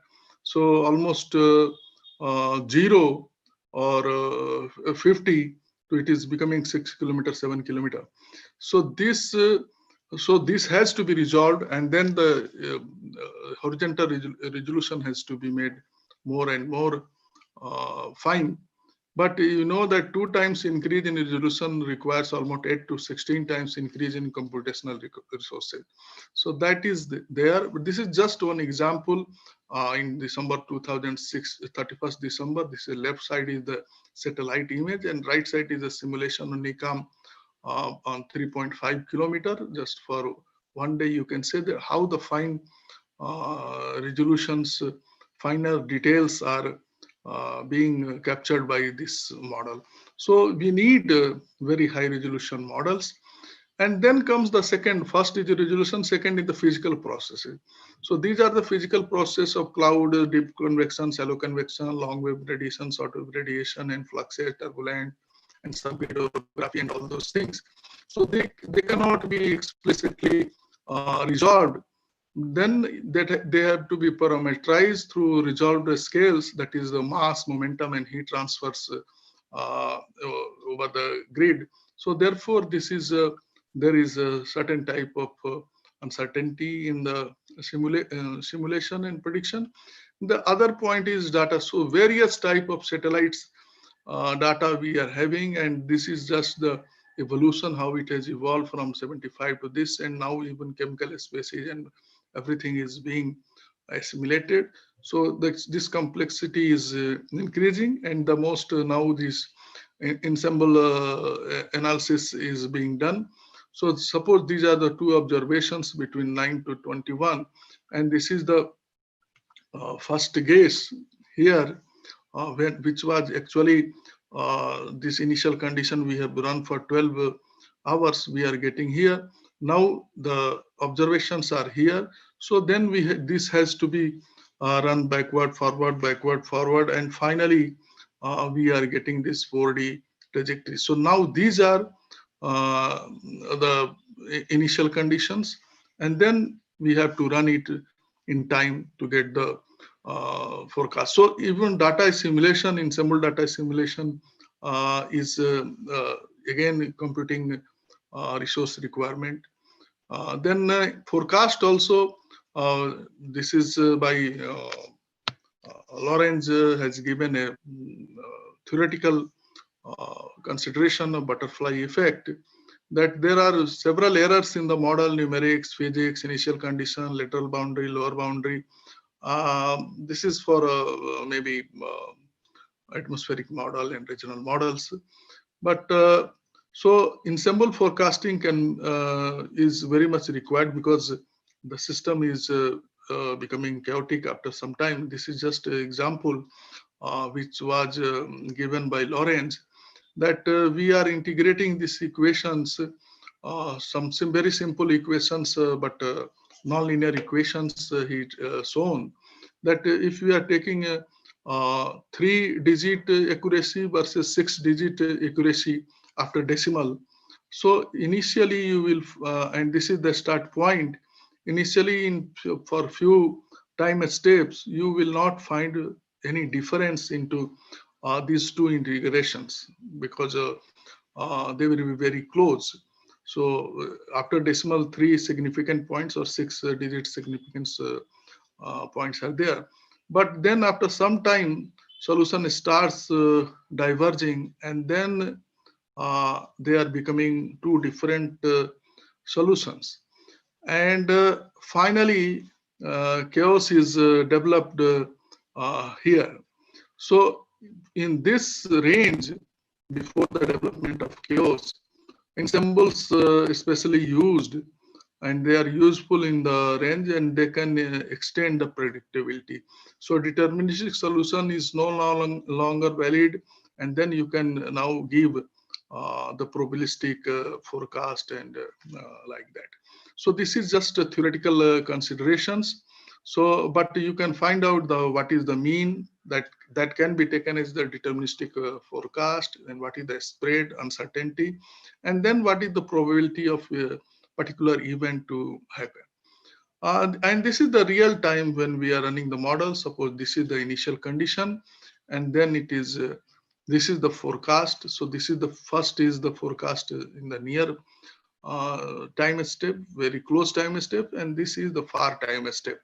But this initial, when this analysis is slightly perturbed, you see this real near things are most likely each other are matching. But when we go to this forecast after a few days, this is the forecast after 15 days. So you will see that each output, each graph figure is different here. But still, so this will show your forecast uncertainty, how one just initially perturbed, and for initial time they were very close, but after that they have diverged mainly. So so this is the mean of all these 11 members, and this is what we say that this may be the deterministic forecast. But similarly, you can give what is the precipitation 1 mm, more than 1 mm, what is the probability. So this will be the probability of precipitation. So this type of, so again here you have to run many members, and also for initial data assimilation also. So this whole require huge computational power. So you have to balance the computational demand in the resolution and the data assimilation, and then the complexity of various physical processes, and then how many ensemble size and how much time in the future you want to. So this all you have to balance based on your available resources. You cannot have very high resolution, many members, and all the simulations and all the complexity involved, and there is no computer power to solve this model. So as a computational problem, global weather prediction is comparable to the simulation of the human brain and of the evolution of early universe. But the most important is it has to be performed every day at major operational centers across the world. So this is what we have to understand, that weather, climate, and climate change prediction and projection is a grand challenge, a modeling problem, and larger scale multidisciplinary research requiring a mix of physical and computational scientists are required. So the path of the modeling future is relatively clear: higher resolution, regional climate change prediction, larger ensembles, longer control runs, more parameter studies, quantify uncertainty in predictions, and more sophisticated physical parameterization, better simulation of the real system. All of this requires substantial increase in global investments in hardware and software. So software also is very much required. So the question is whether running global models at a scales of the order of 1 kilometer eliminates all convection related uncertainties and produces a fundamental stepping stone for reduced model biases and enhanced predictive skill at all forecast ranges. So this is tried to be answered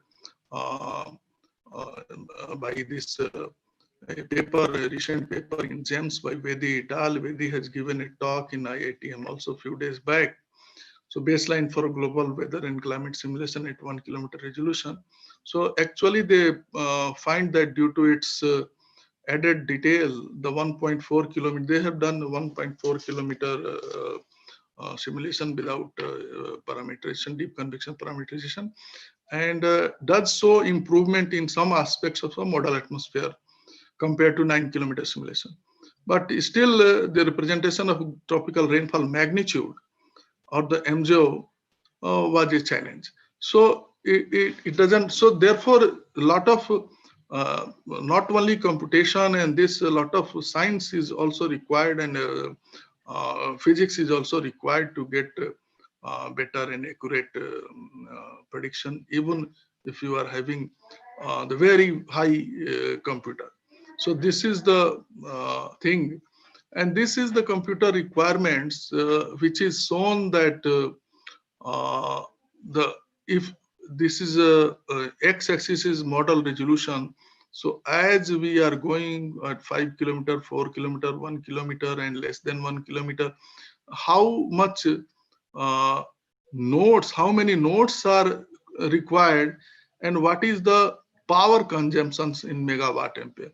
So the problem is not only this is still feasible, but how much power we can invest into that. So this is the given more emphasis has to be given to parallel computing. So scalability is another issue. This is for 50 member and this is for single member forecast, but after this it is again so if you are doing perfect scaling, you can even gain very up to order of 1 in this power and also computing. But so therefore the software the scientist and also hardware scientist all are very much required to meet this goal. This is what the Pratyush Mihir Pratyush is at IITM and Mihir is NCMRWF, the current highest computing system in India, which we are having for climate and weather. So 4.0 petaflop speed is there, and Mihir is 2.6. So this is what a huge investment. We are going to further increase this. So the challenge is change in paradigm is needed regarding hardware, design of codes, and numerical methods. So all these three together has to be done. Design of codes, that is parallel and semi-parallel, how we can GPU, CPU, all those things has to be done. Then also numerical methods, and to integrate low power processors, because we have seen here how much power is required, and in this graph right hand side of the y-axis. So it is impossible to get that much power. So highly parallel compute performance with little data communication at lower clock rates and fast data interface and higher clock rates. In the next 10 years, global ensemble forecast will run on the order of 10 power 5 to 10 power 6 processors. And so this computing challenge will be enhanced by the requirement of data distribution and archiving also. So 10 power 8 bytes data production. So exaflop computing, before that the archival will be, data archival storage will be another problem. So why way ahead and collaboration requirements is in this part of my talk is commitment to develop new technologies to suit the demand of weather applications and develop system architecture from petascale to exascale to support a very high resolution codes, and design the system software architecture to support scalability of very high compute intense applications of weather. So therefore domain and software expertise to support major weather centers is required. Domain means the climate scientist, and this is the computer scientist. So all are very much required, and for tuning the high resolution applications. Now I will come to monsoon variability and predictability. So this is the, if you see, these are the 3 years, 86, 87, and 88. This is the daily rainfall of 122 days from 1st June to 30th September. And these, if you see, these are the intra-seasonal variability filtered on that. And this is the synoptic variability every day. And this is the mean, seasonal mean of 86, 87, and 88. So intra-seasonal, synoptic, and intra-annual variability all are happening in this monsoon, and they are all affected by El Nino and La Nina. And if we see 31-year cycle, this is there are epochs of below normal, above normal. So interannual, decadal, and synoptic, interannual, intra-season, all are affecting each other, and therefore there is a need of better understanding of temporal scale interactions involved in the variability of the monsoon. This is one example how intra-seasonal variability is affecting seasonal mean. So in one study we found that long breaks, very long breaks are giving to weak monsoon. So this is the intra-seasonal variability is affecting the seasonal variability. And the other study we found, this is that these are different El Nino and La Nina. Method one is we have kept INSO effect on seasonal mean, and method two, we have removed seasonal effect from this. And we found that this is the El Nino and break relationship.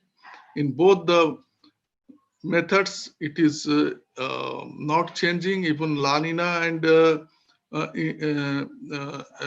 during La Nina and break is not changing. So INSO and active break relationship is INSO and break relationship is not changing, but this active relationship is dependent on the effect. So particularly, if the INSO effect on seasonal mean is removed, the preference for the break node remains relatively unchanged, whereas the preference reduces and vanishes for the active node.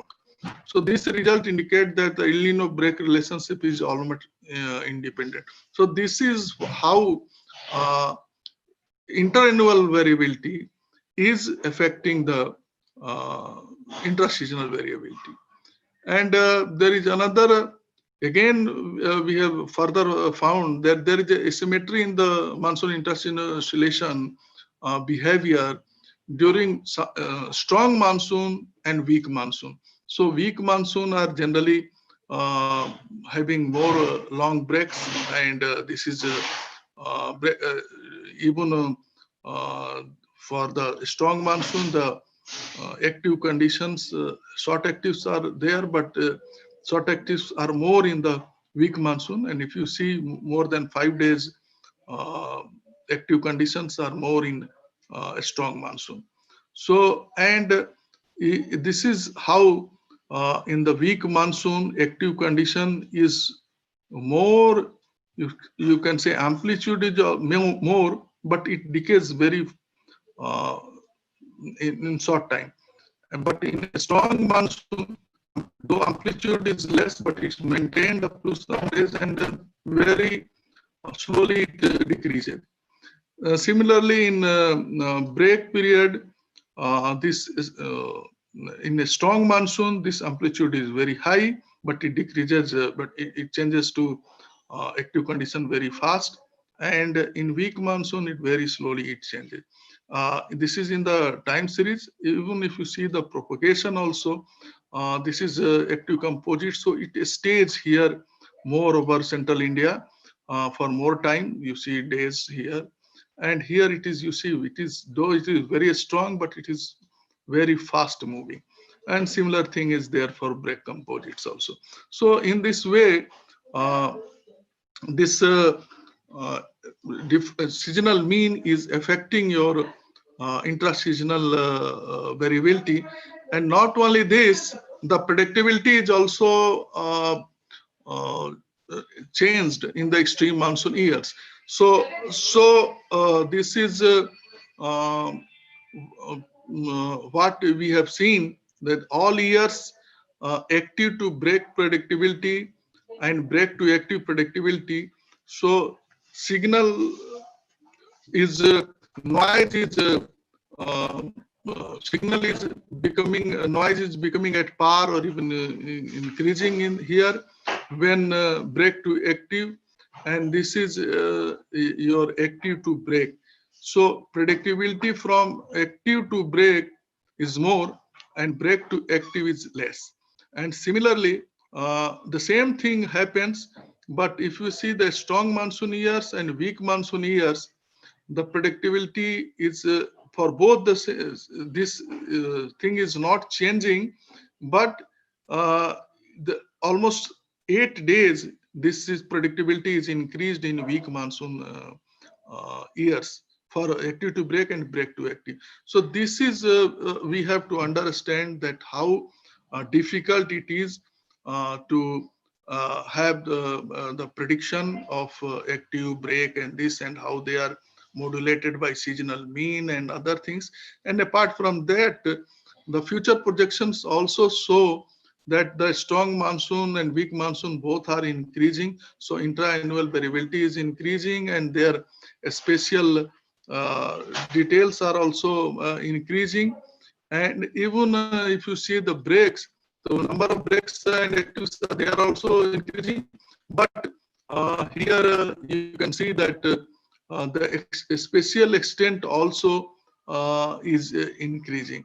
So therefore, in such a situation, it is very difficult to predict extended range, in extended range of weather and climate. So we started at IITM development of extended range prediction and application system in the under monsoon mission in 2011-12, and then first we got in collaboration with NCEP and CFS version 2 model we started. So first we did a long simulation, and we found that there is a huge bias in the SST if we see the seasonal scale. But when we, so another free run we did with GFS atmospheric component of this model with bias corrected SST. And we found that this is the observation, this is the coupled model, this is the bias corrected atmospheric model. So over the Indian region, this has improved a lot in the atmospheric bias corrected model. And here you see this is the bias in rainfall over Indian land, and this is very much reduced. But another bias is there over the equatorial and this Indian Ocean that has increased in the GFS. So, so therefore, this and again we see that the relationship between SST and precipitation, what is observed in the Arabian Sea, is almost captured, though it is slightly more in the coupled model. But so almost 7 days lag is there, but at least 1 or 2 days only lag is there in the atmospheric model. Similar thing is there in the Bay of Bengal. This is almost just 1 or 2 days less is there, but in GFS it is there is very much around 1 or 2 day lag. So this is also showing, and if you see the propagation also, this is the observation, this is the CFS, and this is the bias corrected GFS. So it is a propagation from south to north is not that much significant. It is mostly like here stationary, more seems to be more stationary over the Indian region. But coupled model is having this variability. So the message is coupled model is very much required. But for the prediction, actually, the mean SST is also very much required.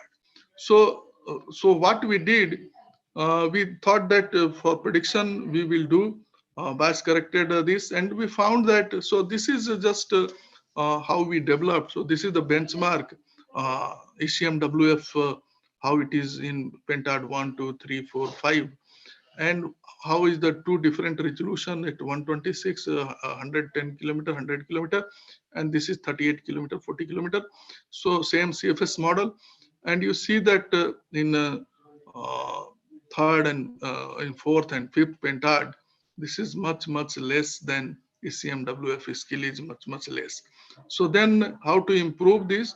And then we did bias corrected runs with GFS and 2 resolutions, and we found that in Pentad 3, 4, and 5, this is very much this has improved skill in coupled in this system, CFS GFS system, when we use the bias correction. And finally, we see that the skill, when we use all the 4 combination of CFS and GFS and compared with ECMWF, we found that it is almost at par with that. And also on the regional scale, this is ECMWF scale at different lead time, and this is IATM, so almost at par with that. And not only with that, we have also compared with UKMO and IATM, UKMO Glossy 5. And you see the at various regions, different regions, this is almost same. And then UKMO, but also you see northward propagation. This is UKMO and this is IATM and this is the observation. So in the first week, UKMO is showing similar behavior, but after that it is losing to show the northward propagation in that band. So it is, but if you see, this is more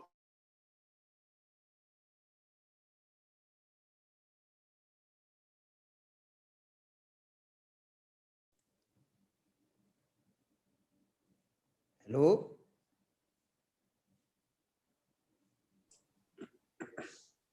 Hello? Hello? Hello Yogesh ji. हाँ उमेश जी रुकिए, मैं बात करता हूँ sir से, लग रहा है sir some connectivity problem I think. Sir आपका माइक म्यूट है, साहिल सर आपका माइक म्यूट है। अभी ठीक है? हाँ अभी आ रहा। कब से म्यूट था ये? हाँ कब से म्यूट था? नहीं, जस्ट अभी 10-15 सेकंड ज्यादा नहीं। ओके, वो लास्ट वाला स्लाइड आपका चल रहा था तभी म्यूट हो। Okay okay. So you can see the slide? अभी नहीं, अभी नहीं। ओके, एक minute.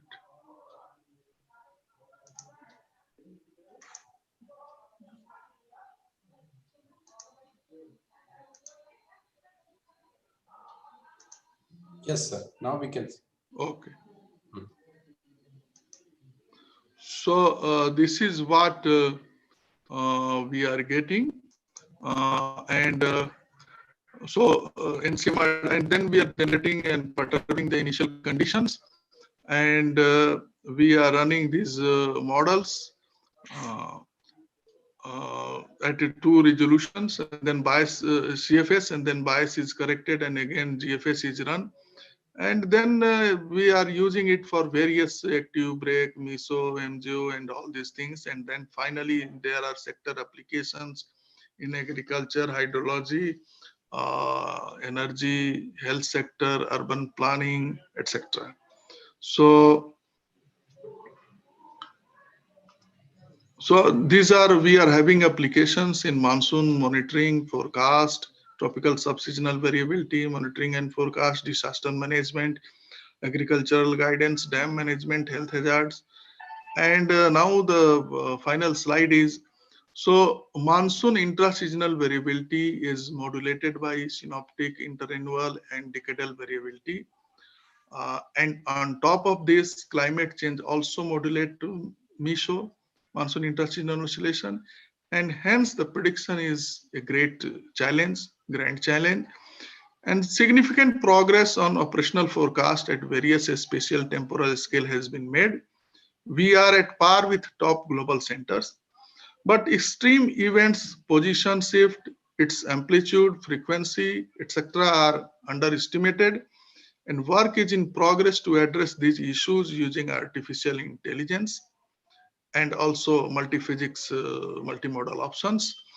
And in the current era, preparing a stakeholder to get weather ready and climate smart is very much essential. And for this, seamless multi-scale prediction strategy forms the backbone.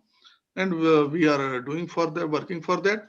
Initial applications based on case studies using a strategy for seamless forecast information in health, agriculture, hydrology shows a great potential in this direction.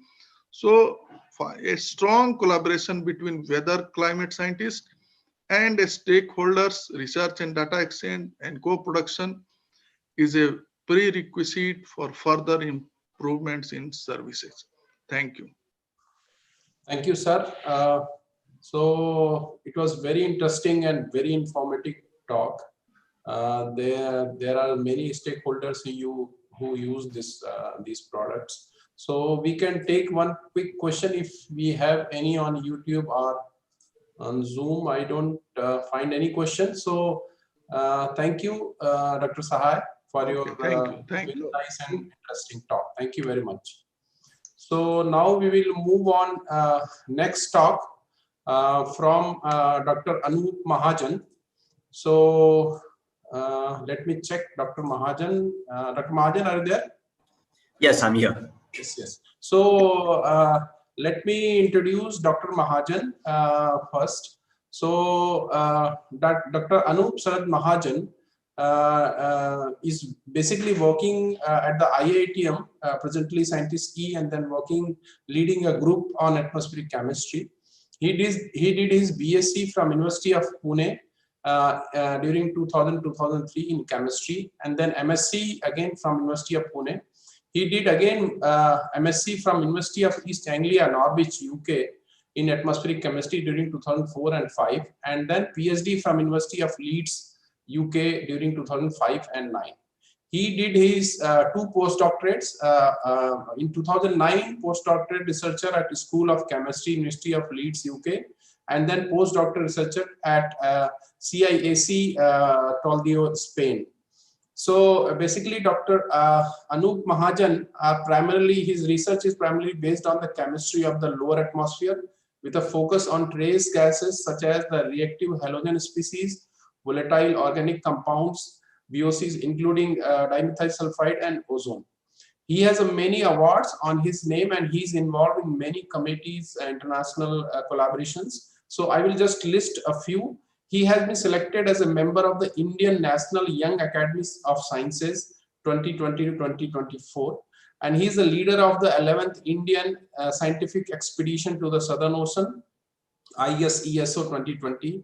He is the winner of the National Academy of Sciences India Scopus Young Scientist Award 2019. So I welcome Dr. Anup Mahajan to give his lecture. Dr. Anup. Thank you, Dr. Tiwari. That's a very kind introduction.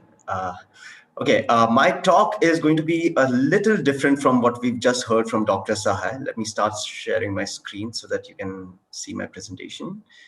Please let me know if you cannot see the presentation. I'm assuming it's all going to work okay. So yeah, as I was saying, it's a little different from what you've just heard, mainly because I'm not going to be talking too much about the physics, etc., but I'm going to be talking about chemistry.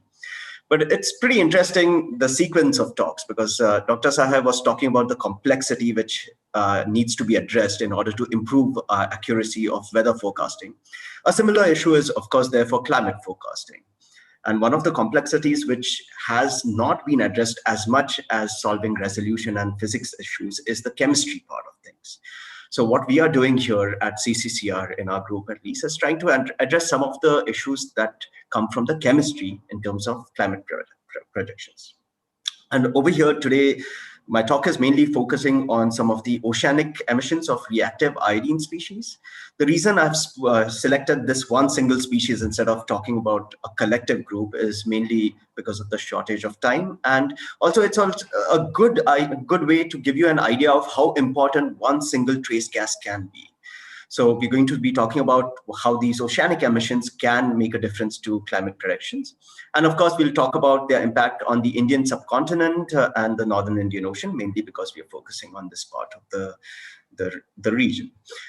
This photograph was actually taken on the S.A. Agulhas ship, which is what we use as the vessel to make all our observations in the Indian Ocean and the Southern Ocean. This expedition is organized by the National Center for Polar and Ocean Research, which is NCPOR based in Goa. And as you can see, they are not the best environments to make observations at times, especially if you get seasick.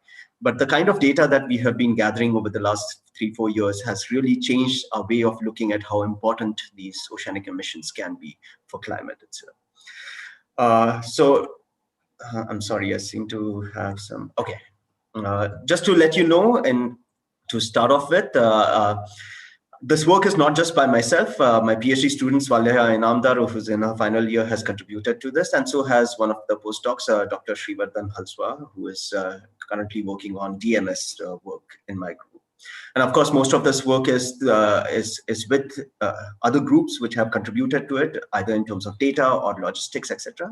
I have already mentioned NCPOR, which is also part of the MOES in India. And then there's the group in Spain from CSIC and University of York, who have heavily contributed in enabling these observations and contributing data towards interpretation of our own observations.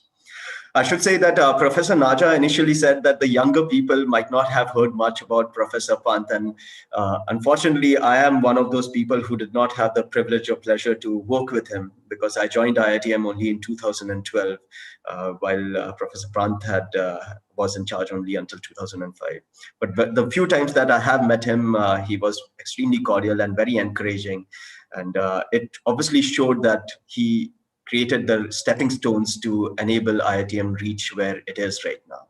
So I'm very grateful to him, but it's a pity that I did not get to interact with him as much as I would have liked to. To start off with the talk itself, let me talk about what are oceanic emissions, because every time we hear about chemistry, we hear about anthropogenic emissions like carbon dioxide, methane, or even pollutants like NOx, for example, or carbon monoxide, etc.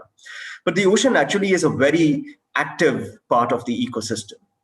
And what it does is it leads to emissions of lots of different types of gases into the atmosphere and also back into the ocean. So there's lots of biogeochemical cycles which are happening in the ocean itself. And some of them lead to the formation of gases such as dimethyl sulfide or halocarbons, etc., which gets super saturated in the ocean surface. So basically, the concentration is too high in the ocean surface, mainly because they are being created in the ocean surface. And once they are supersaturated by Henry's law, they get equilibrated into the atmosphere by a very simple sea to air exchange itself. And they eventually come out into the atmosphere where they become reactive because they get either photolyzed because of sunlight or react with other species which are already there in the atmosphere, and then lead to climate feedbacks like changes in the ozone concentration, changes in the radiative properties, or in fact, even changes to the aerosol concentration, which changes the albedo. So in terms of climatic impacts, they are pretty important.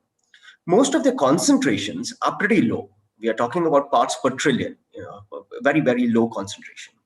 But even at those low concentrations, they can have significant feedbacks, mainly because the total emission is large because of the area covered by the world's oceans.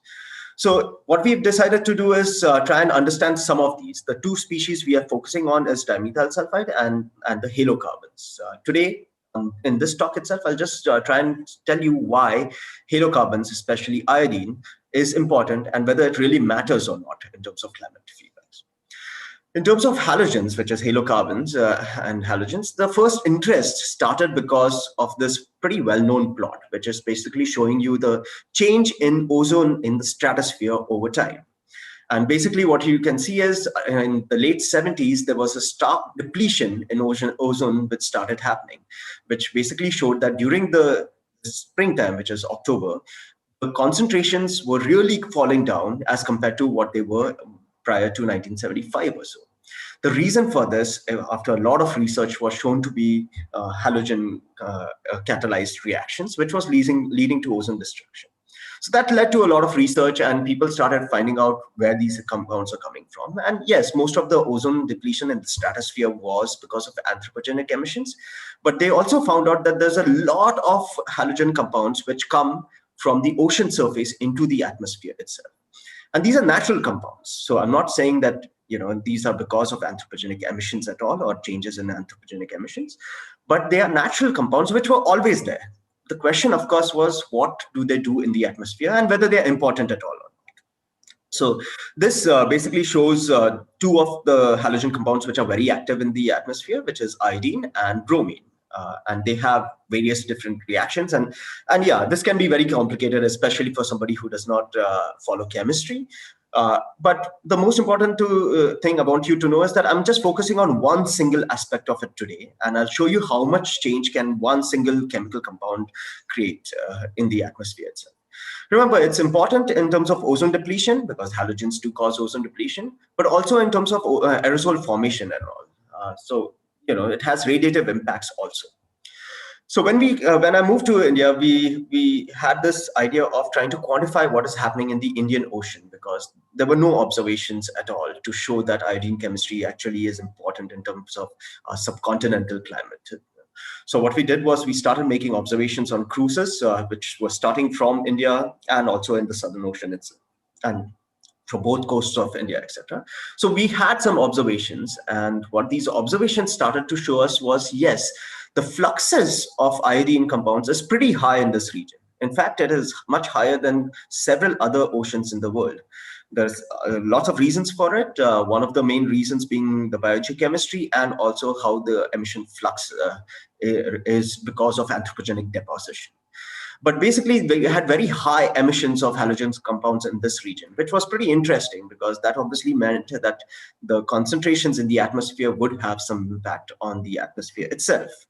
The concentrations, remember, I said, are not very high. We are still talking about less than 1 part per trillion. So it's not as high as carbon dioxide, for example, but even at such low concentrations, I'll show you what kind of impacts it has. I'll ignore the last plot for now, which talks about the interaction with anthropogenic emissions. But for now, what is important to look at it is basically you get lots of iodine in the atmosphere. I wouldn't say lots, but significant amount of iodine in the atmosphere because of these natural emissions. And they are increasing as you come closer to the Indian coast. So basically, they're closer to the Indian coast as compared to the remote ocean itself. So what we did was we followed this parametrization, which was created by by Carpenter et al. They basically made some observations in the laboratory. What they did was they took seawater and they passed some ozone over the seawater, and they checked for different types of compounds which are being emitted by the deposition of ozone on the seawater.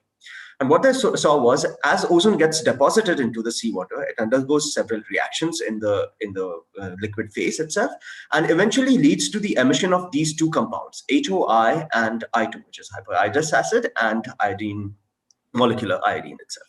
Now, these two compounds are important because they're highly reactive. What that means is, as soon as they come out into the atmosphere, they will photolyze immediately and lead to catalytic iodine reactions.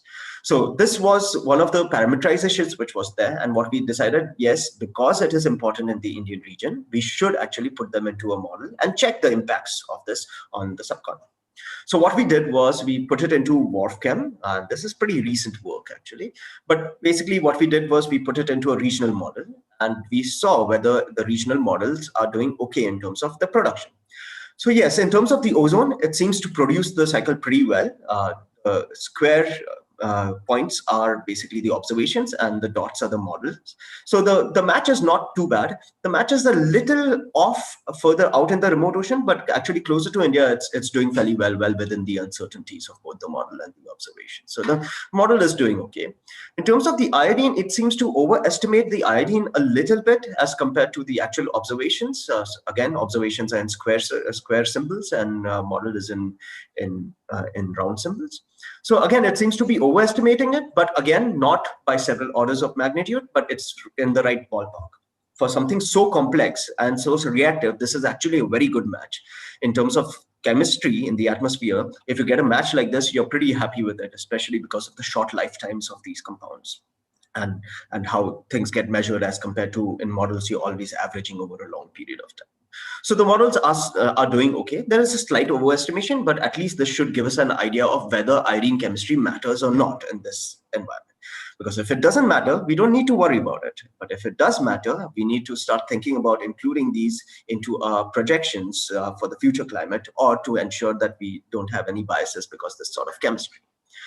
So what we did was we ran this for a domain around the Indian subcontinent, and the HAL over here basically means this is a scenario where we included iodine chemistry as compared to a base scenario which did not have any iodine chemistry at all. And what you can see is once you include the emissions of iodine, you immediately get a significant amount of iodine in the marine boundary layer around India. And there is a seasonal cycle with your highest concentrations being seen in January and April as compared to very low concentrations in July. The reason for this seasonal variation is, let me take you back to this, is this. Because the emissions of iodine, these two compounds, are being driven by ozone concentrations. And in these two seasons, you get winds coming from the continent towards the open ocean, whereas in July, you get the clean oceanic air advecting into the continent. You obviously will have much lower ozone concentrations over the ocean in July as compared to January and April. So this is a very nice feedback cycle that we are getting, saying that anthropogenic emissions, which lead to the formation of ozone, are actually leading to an increase in the natural emissions of iodine, which can lead to climatic changes. So what we have here is a feedback cycle through which, not directly, but anthropogenic emissions indirectly change the emissions of natural compounds.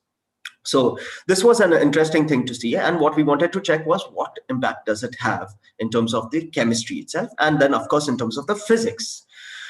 In terms of the chemistry, the first compound to look at is, of course, ozone. And the reason for that is because ozone is radiatively active, and also it is a pollutant itself.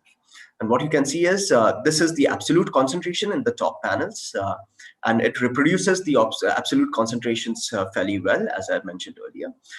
And then you can get the difference between the halogen case and the base case. So where you have halogens in the model compared to where you do not have any halogen in the models.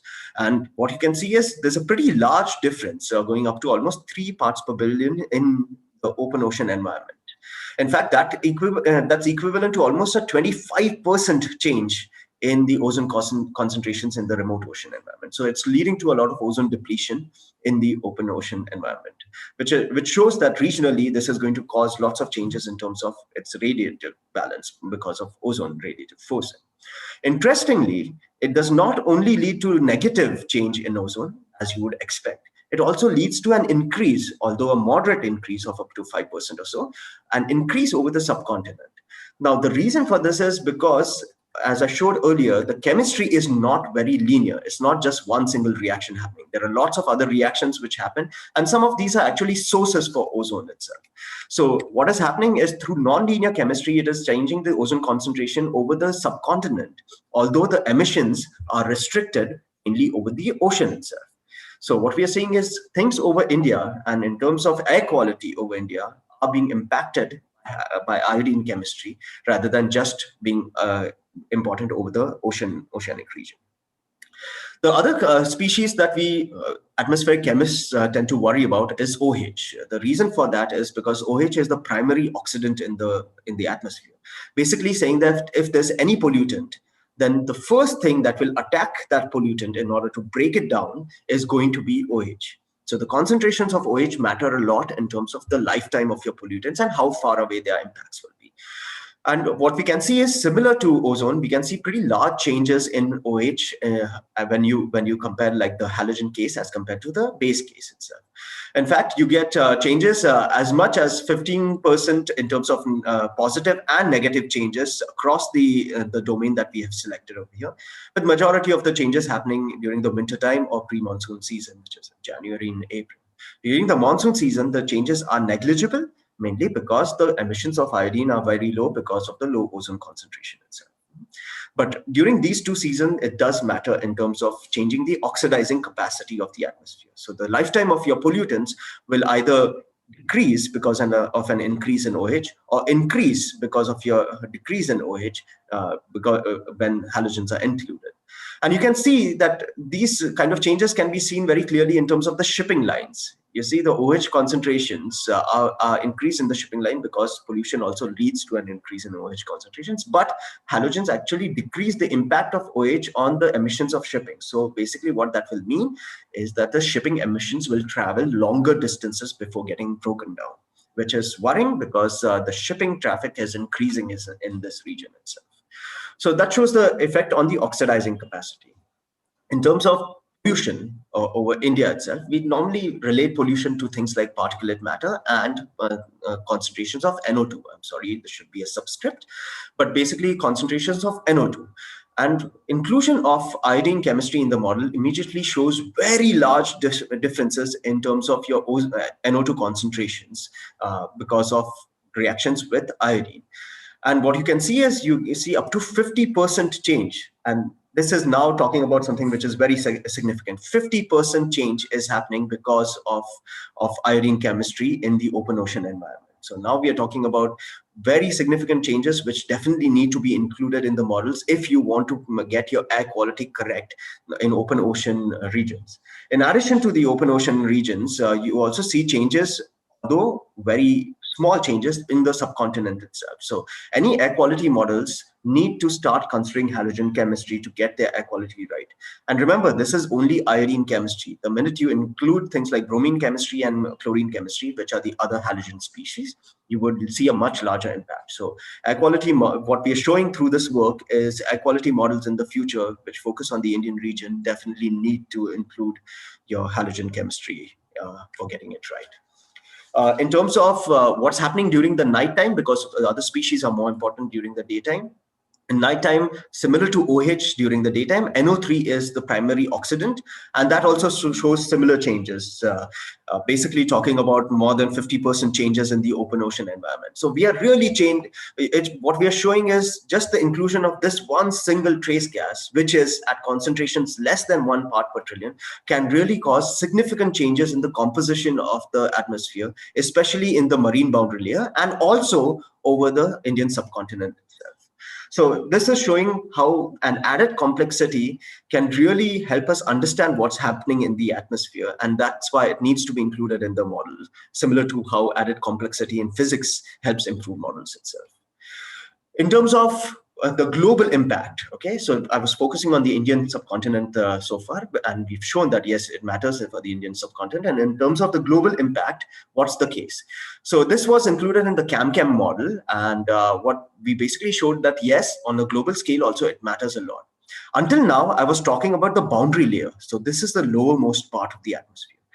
But what the model also shows is that the change in the upper troposphere is also significant. Middle to upper troposphere, I should say, is also significant.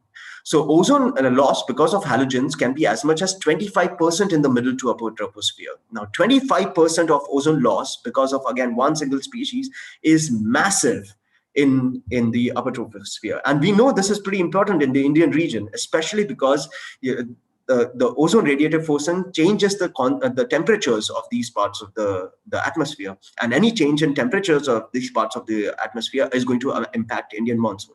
That is something that we are hopefully going to follow up next after the study itself.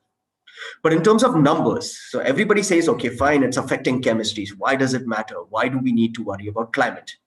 In terms of numbers, the change in ozone, as I said, ozone is a radiatively active trace gas. So any change in ozone is going to change your radiative forcing at that particular in that particular region. So the change in radiative forcing because of halogen chemistry is computed to be minus 0.1 watts per square meter, globally averaged at the tropical tropopause. Now that number, as I'm sure several of you already know, is absolutely massive, because that's about 1/5 of the methane radiative forcing, or 1/3 of the total ozone radiative forcing since 1750. And this is something which is still not completely included in the models, although now people have started realizing how important it is, and they're getting these things included. So in terms of radiative impacts, we are talking about a pretty important case for iodine to be included in these models. And okay, so the question is, fine, it's natural and it's impacting the atmosphere, but it's always been there. So why are we worrying about it now? So is it something that we need to worry about in the future? The answer to that, a very short answer, is from these two really nice studies which came out by Cuevas et al. And Legrand in Nature Communications and PNAS. What they did was they measured the amount of iodine in ice cores. This was done in the Alps. The top one was in Greenland and the bottom one was in the Alps. And they basically saw that the amount of iodine in the ice cores is increasing.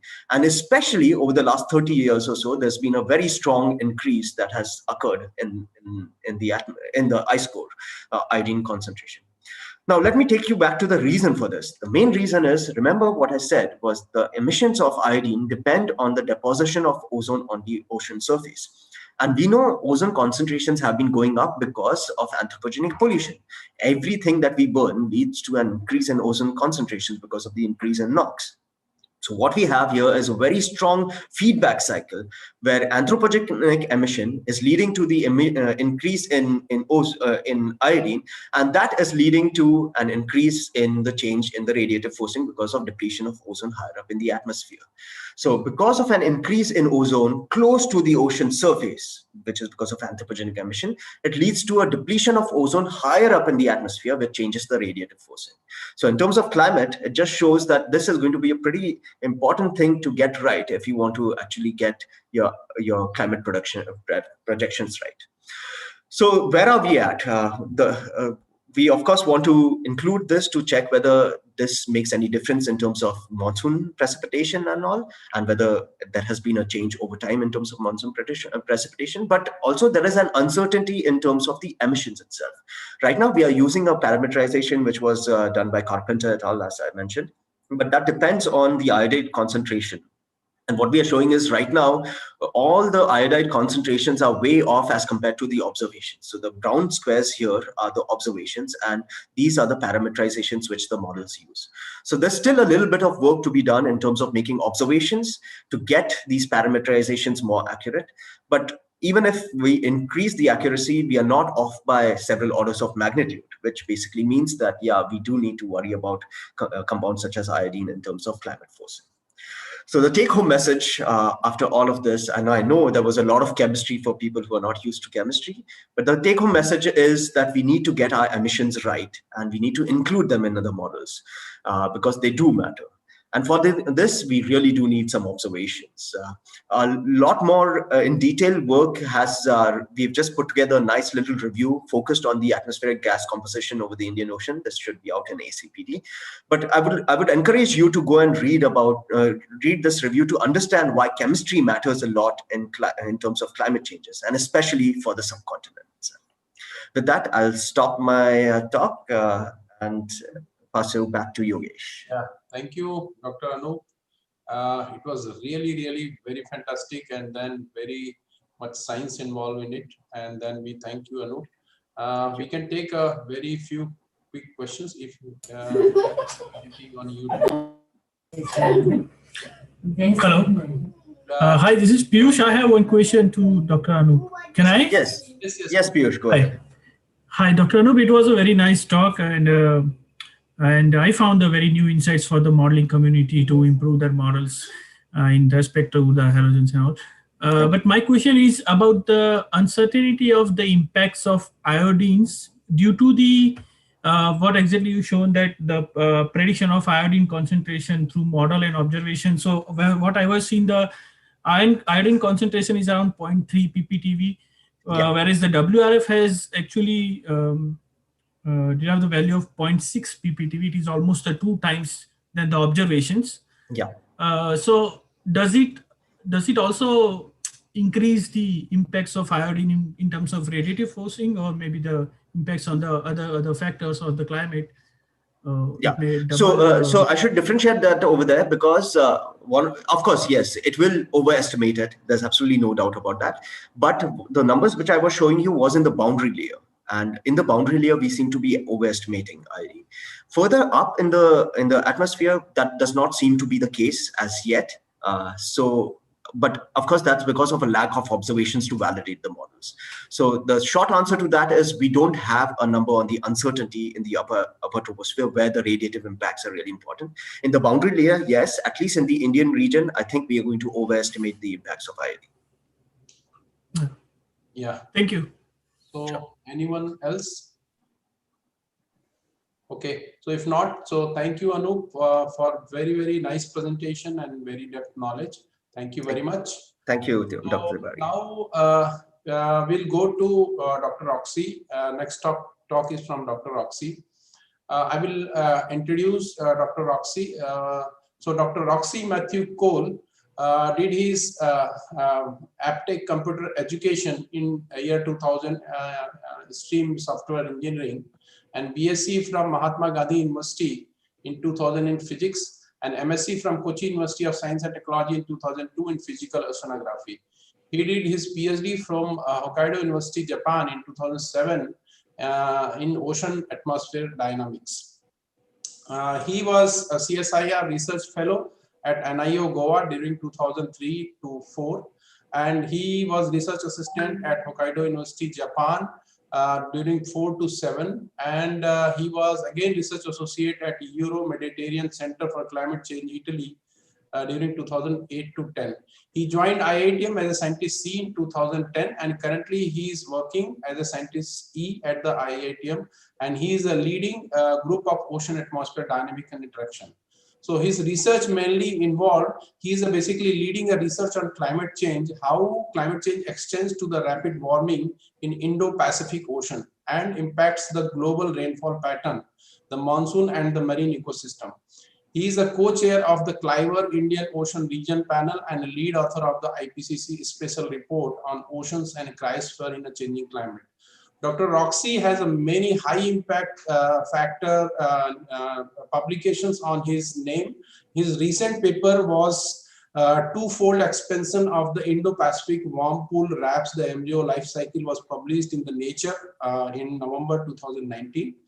And he has many awards on his name. He is involved in many committees. So few of the awards I will read. He is the chair of Indian Ocean Regional Panel, WCRP Cliver. So leadership in Indian Ocean Research and Activities 2018 to 22. And he is a US National Research Council Senior Associateship, National Academy of Sciences, USA, for Excellent Scientific Research 2018. And he is a 29th IITM Silver Jubilee Award for a Best Research Paper in 2017. So I would like to invite Dr. Roxy to give his talk. Thanks a lot, Yogesh. That was a very elongated introduction. Thanks for that. And thanks to the organizers for this tribute to Professor Pant, who was a very close friend. I always remember him as with his permanent smiling face, a smiling scientist. And we had a lot about him, so I'm not talking much about him, but I dedicate this talk to him as well. And like you see, I think we are creeping into lunchtime, so let's hope to keep this short. And we'll be seeing how the climate change is happening in and around the Indian Ocean, the extent of it and its impacts across the Indian Ocean. Some of the factors, some of the recently discussed factors we will see in this talk. And like Dr. Sahai in his session told how much important these ocean conditions are for the extended range prediction, the weather prediction of South Asia. So it's quite important that we understand what is happening in this ocean. And like Anup has already introduced how important measurements and monitoring over the ocean, how it is important for climate variability and change. So let's go into what is happening in the Indian Ocean. We'll see more reasons on why the Indian Ocean is important. This key figure, the title figure that I'm showing here, shows the total trend in sea surface temperatures since 1950s. That's about 65 plus years. So it's the same even if you extend it up to 2020. And you can see exceptionally high change happening over the Indian Ocean. This is a total change or the total trend that has happened during this period. And temperature change of up to 1.2 degrees Celsius over the Indian Ocean. Then this is much higher than even global mean temperatures. So something large is happening in the Indian Ocean. How large it is compared to other regions, we'll see in the next picture. So the IPCC in its earlier reports, including the reports which Dr. Pant was part of, showed that the ocean is warming and is actually taking a lot of heat from the global warming. Not only heat, but also carbon dioxide. And this classic image from IPCC shows in zetajoules how much heat the ocean or the energy from heat is being absorbed by different components of the Earth system. So you have the upper ocean, deep ocean, ice, land, and atmosphere. So the ocean, there's the upper ocean and the deep ocean together absorbs more than 90, to be exact, 93% of the heat due to climate change. The ice, land, and the atmosphere together absorbs less than 7% of the heat. So there is an uneven distribution of heat among the Earth system components, and that matters a lot. Now, among the within the oceans also, the distribution of heat is uneven or non-uniform. So, like you might have heard about the George Orwell's famous phrase, where all are equal, some are not, some are less equal. So similarly, all ocean basins are warming, but some are warming more than others. And if you see this picture, this is for the ocean heat content from 0 to 700 meter in the 10 raised to 22 joules. So you can see, compared to the other ocean basins, especially in the recent years, the Indian Ocean is warming at a much more faster rate, right? The green shows the Indian Ocean, where the other color shows the other tropical basins and even the southern oceans. And even if we look into deeper ocean, 700 to 2000 meters of deeper ocean, there also we see that the heat absorbed or reflected in the Indian Ocean, the surface, is also reflected in the deep ocean as well, which means that it could, which means that there is a huge uneven distribution of heat among the ocean basins. And despite being one of the smallest ocean basins, the surface temperatures and the deep ocean temperatures are quite high in the Indian Ocean. Oh, let's have a spatial look at the spatial distribution of the temperatures over the Indian Ocean. These are again the sea surface temperatures during different seasons and for different periods. So this is a period from June to September for the summer season, for the monsoon season, which is much more important for us, for 1900 to 1980. And similarly, we have for the winter spring also. This is, I have plotted like this because these sea surface temperatures change their location based on the solar insolation during summer and winter.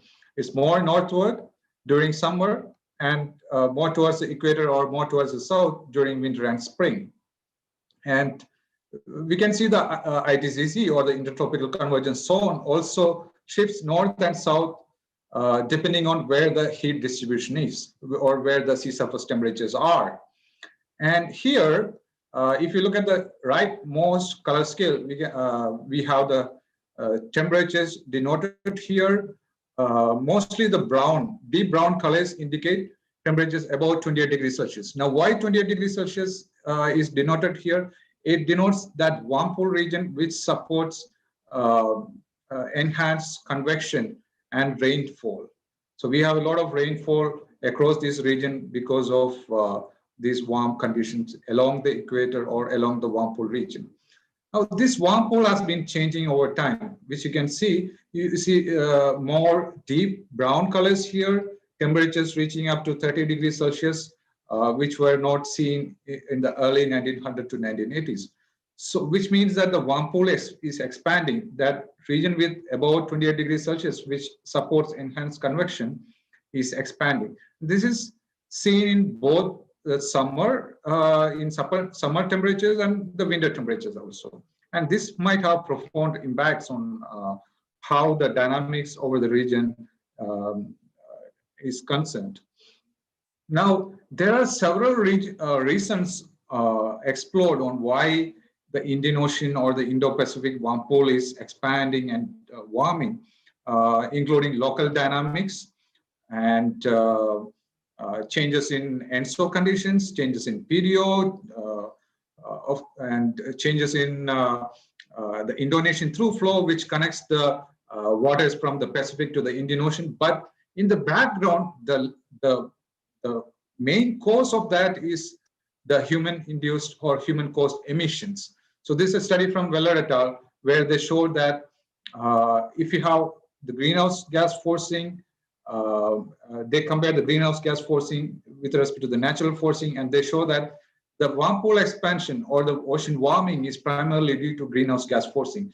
And if we have greenhouse gas forcing and aerosol forcing, all the forcings together, it to some extent it shows an expansion of the warm pool over the Indo-Pacific. And that's in this time series also. The blue time series shows the natural forcing if from about 1950, 1960 to the recent period. So if you have only the natural forcing, there will be, of course, a natural variability, a decadal variability of the warm pool, but it doesn't explain any increase in the recent period. But if you have the greenhouse gas emissions, the red line, it shows the increase in the warm pool intensity. So this is about the warm pool intensity in terms of the sea surface temperatures, and this is about the warm pool area. The area expansion also increases due to the anthropogenic emissions, particularly carbon dioxide. And now you saw a picture of the mean or the actual sea surface temperatures. Now this is how the trends look like. These are the sea surface temperature trends in the two periods, the earlier period 1900 to 2018 and 1981 to 2018. These are the total trends.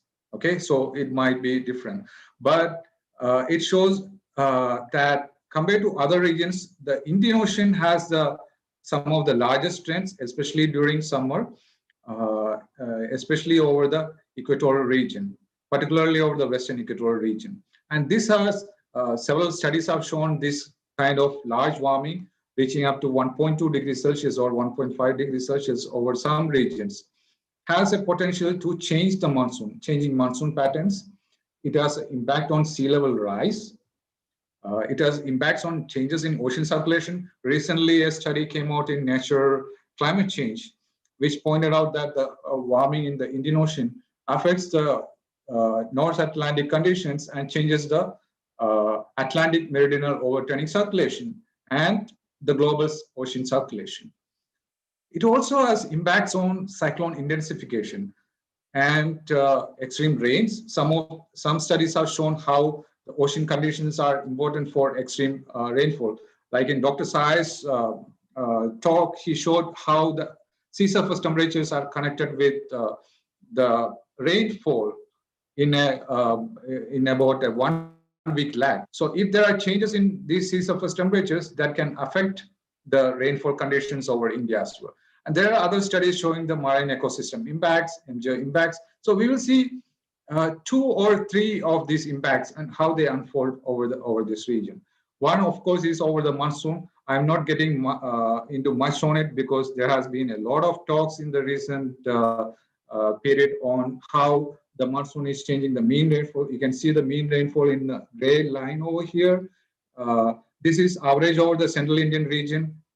So there is a reduction in the total rainfall during the summer monsoon. And at the same time, there is a increase in the extreme rainfall events. So there has been several studies linking into warm Indian Ocean conditions and of course changes of land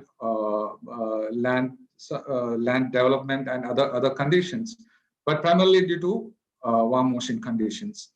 And this is quite important for the Indian region, particularly because there has been a study by Mishra et al. And Richardson et al. They show that these kind of extremes can lead to loss of property and lives and can impact the socio-economic conditions over India. So I'm not getting into much over the monsoon because there are other people who are talking on the monsoon. But other extremes and changes which originate like the monsoon from the Indian Ocean, particularly North Indian Ocean. Recently, during late May and June, we were waiting for the monsoon rains, but we got 2 back-to-back cyclones. One was Cyclone Nisarga, almost hitting the metropolitan city of Mumbai. The other was Cyclone Amphan, one of the strongest cyclones ever recorded in the Bay of Bengal, almost scraped near another metropolitan city, Kolkata. Now, these cyclone tracks were forecasted to some extent with accuracy, and we were able to save a lot of lives. But there are some characteristics which are still beyond the forecasting skills. One is the rapid intensification of these cyclones. So cyclones are now intensifying rapidly. Amphan, for example, intensified from a category 1 cyclone, that's about 100 kilometer per hour, to a category 5 cyclone, that's about almost 200 kilometer per hour cyclone in about 18 hours. That's quite rapid intensification, like overnight. So you go to sleep thinking it's a weak cyclone and you wake up to a very strong super cyclone. And we find that extremely high temperatures, characteristics of a, which has a characteristics of a marine heat wave, and riding on a global warming background, is supercharging the cyclones. We saw that in the case of Oki. Singh et al. In Current Science showed that extremely warm temperatures can intensify these cyclones in quite a short time. Now, you can see the mean sea surface temperatures usually during this time. The color scales on the rightmost, you can see 30 degrees Celsius marked in reddish brown colors. And if you look at the ocean temperatures during the cyclone, you can see very strong temperatures over the Bay of Bengal region, which might have led to a rapid intensification of these cyclones in quite a short time. And now this is a figure I plotted recently, characterizing the marine heat wave which occurred just prior to Amphan. So cyclone Amphan is marked here with that cyclone symbol. And these red colors that you see are marine heat waves. So on the y-axis, you see the sea surface temperatures. The blue line shows the mean sea surface temperature for a period of 1980 to 2020. That's about 40 years, okay?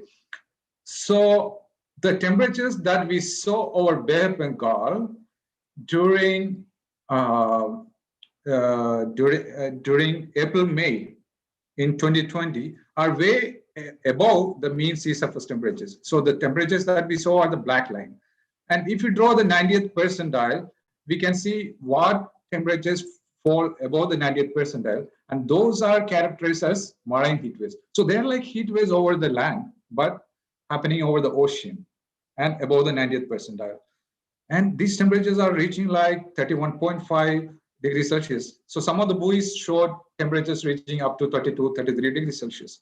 So these temperatures can enhance the convection, leading to a rapid intensification of cyclones over the Indian Ocean. And you can see immediately after cyclone, a dip in the temperatures going below the mean sea surface temperature, and then again coming back.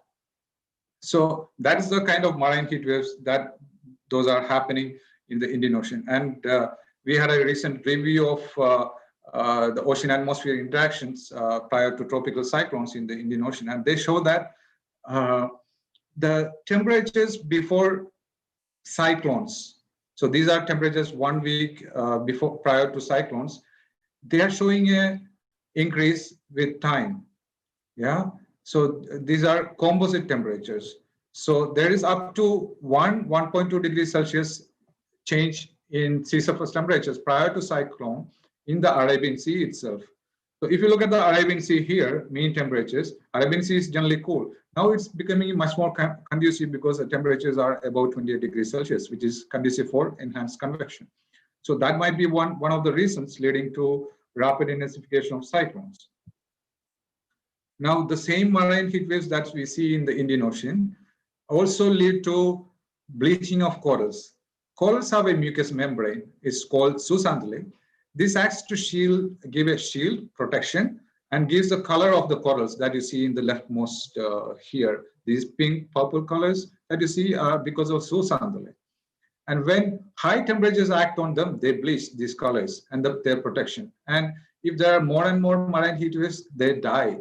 And the temperatures, the region where we have high temperatures, like in south of Bay of Bengal, we have Gulf of Mannar, where there are a lot of corals. And these corals support about 25% of the global marine biodiversity.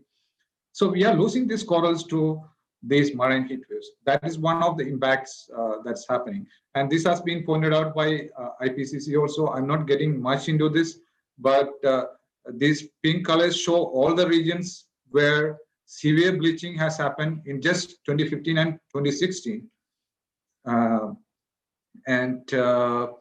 These kind of marine heat waves, if the frequency were like 1 in every 100 days in pre-industrial conditions, it is now going to increase with 1.5 degrees Celsius.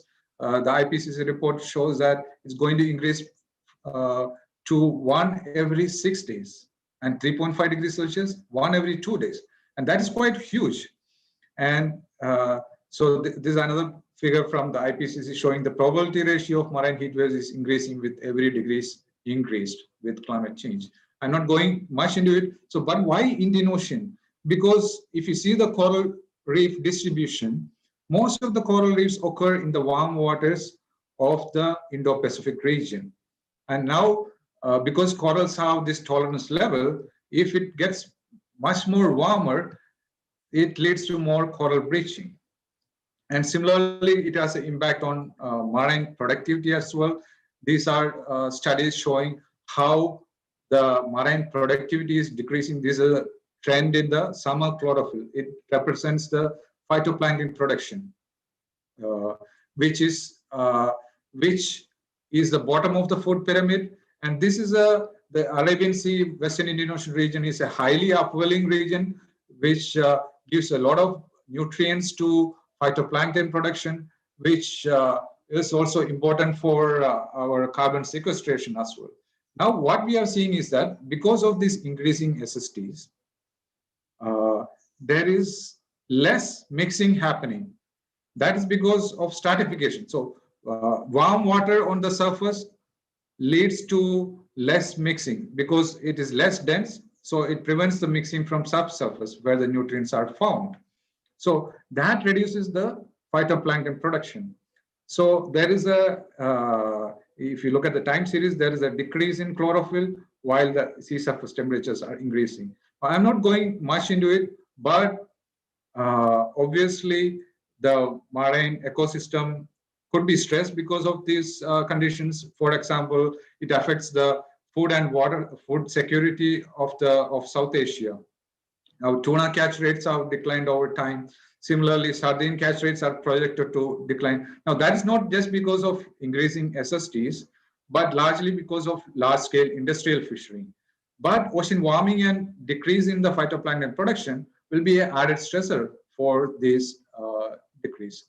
Now, I'm not, I think there is less time and we are creeping into lunchtime, but one of the, I will explain one more of the impact that is on the sea level rise because it impacts all the South Asian countries which are low-lying lands with least adapting capabilities.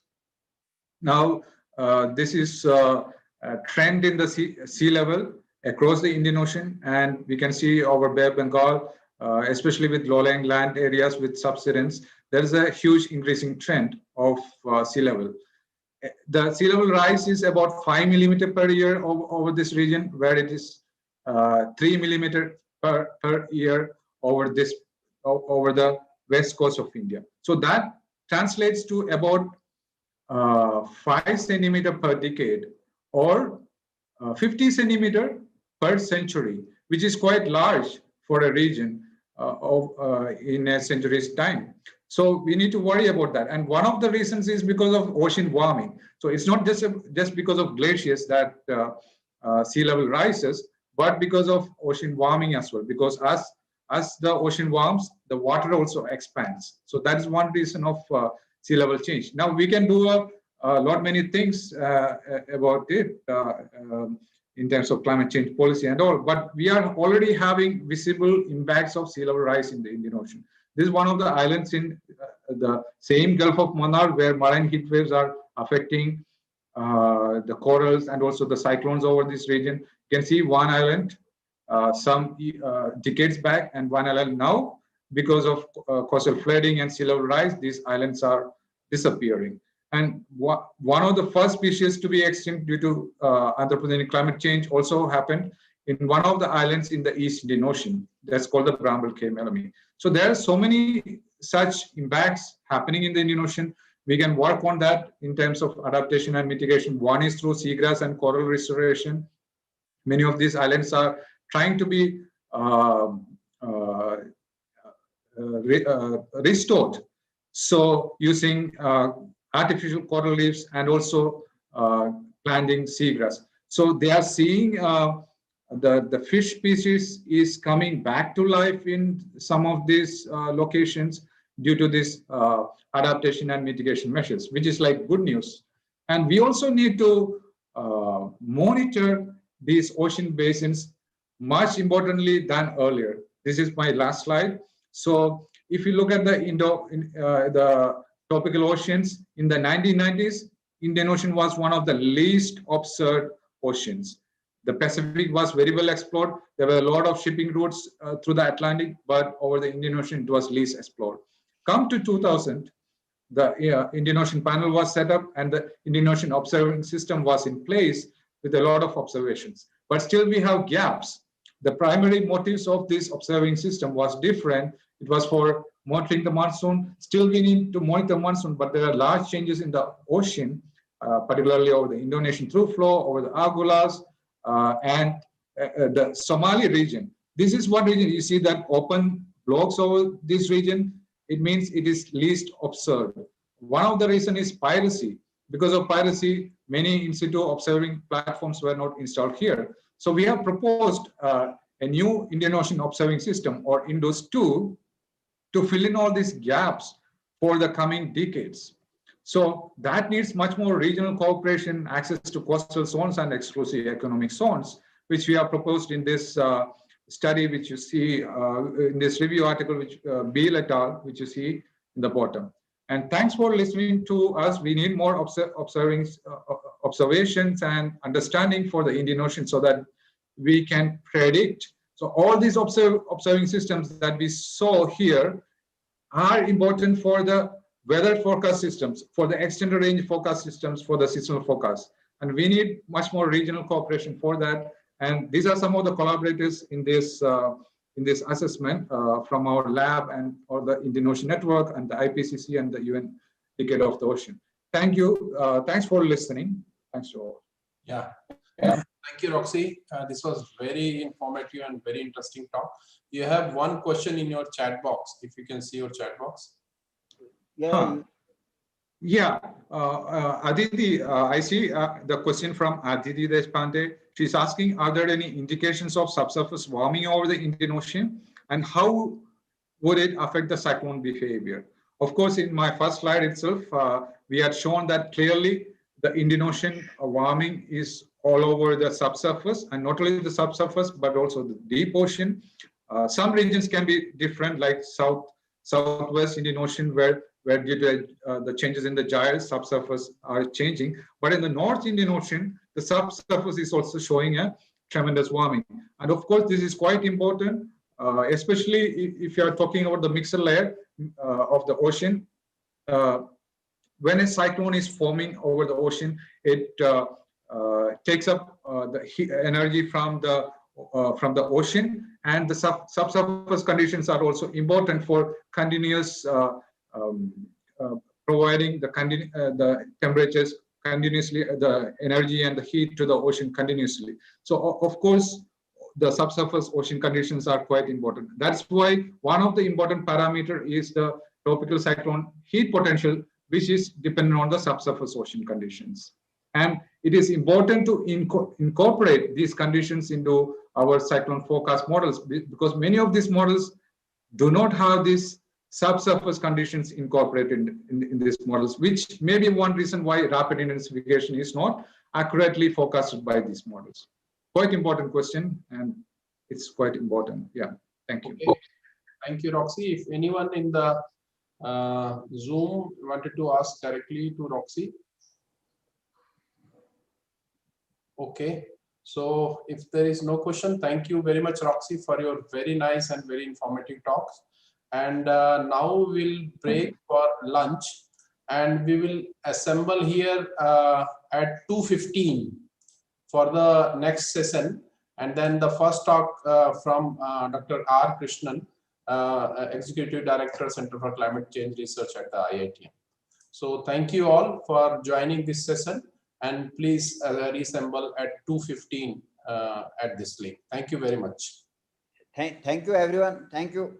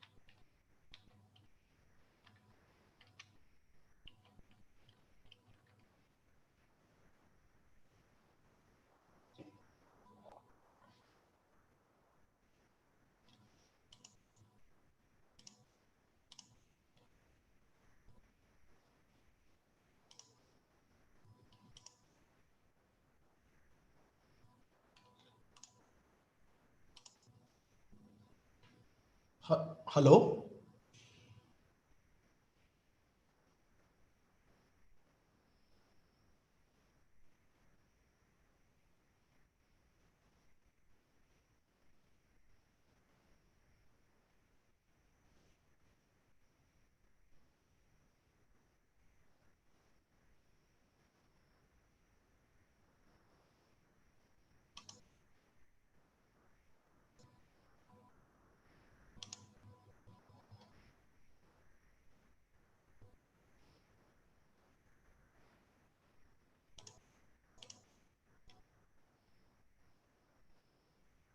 Hello?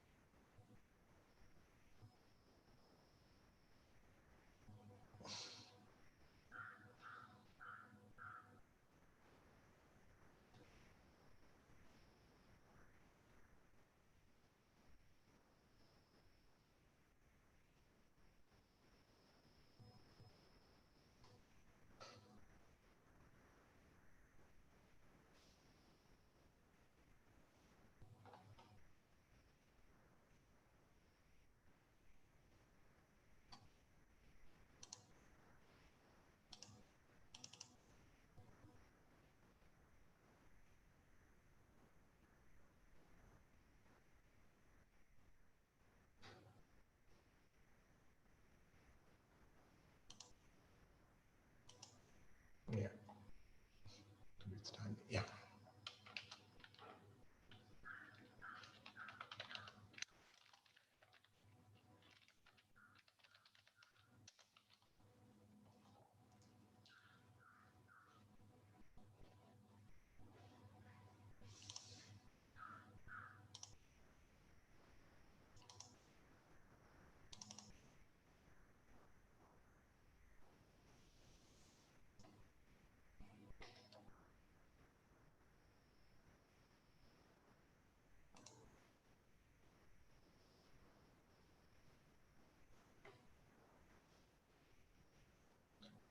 Hello.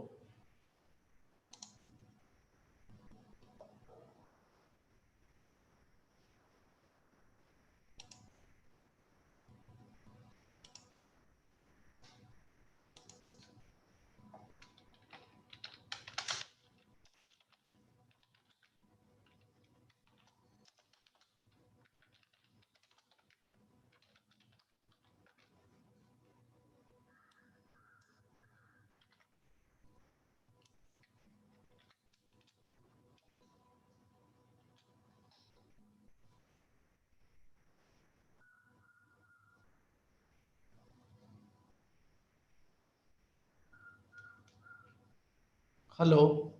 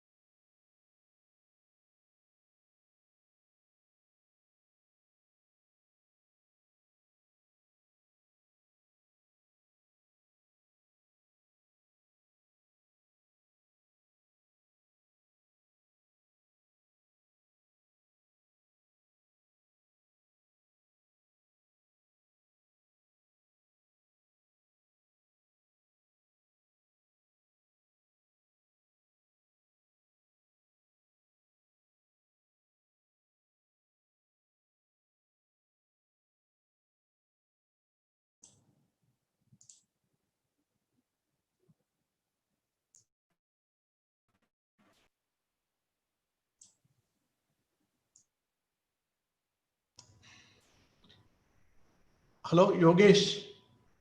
Yes, sir. Yeah, Yogesh, what time are we starting? We will start anytime, sir. Okay, so yeah, I was waiting for 2 o'clock. Now it is going to be 2:15. Yeah, actually, it was 15 minutes late before the lunch. So Okay. it is extended 15 minutes. ठीक है. Yeah. I'm connecting to organizer, so they will start immediately. Okay. They've come. People are coming now. Yeah.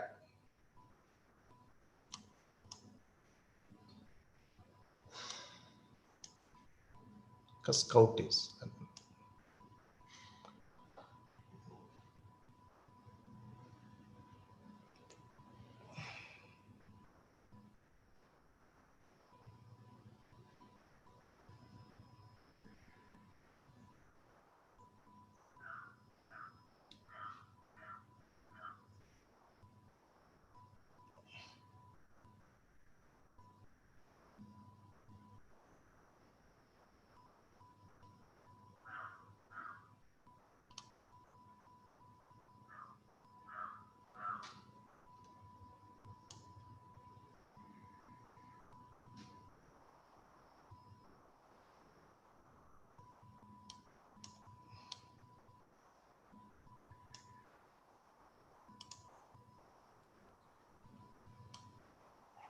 Hello sir, hello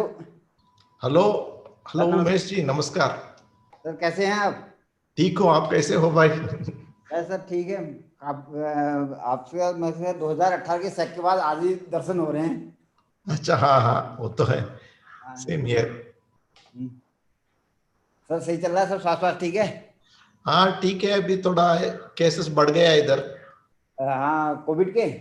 हाँ Covid का हाँ आजकल Covid ही चल रहा है हर जगह। Hello Manish.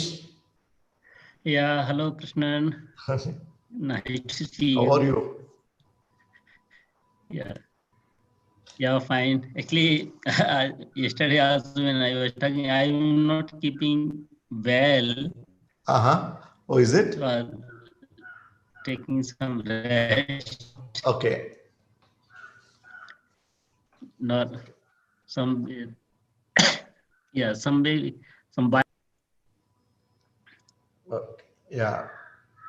Yeah, you should take a break now. Yeah.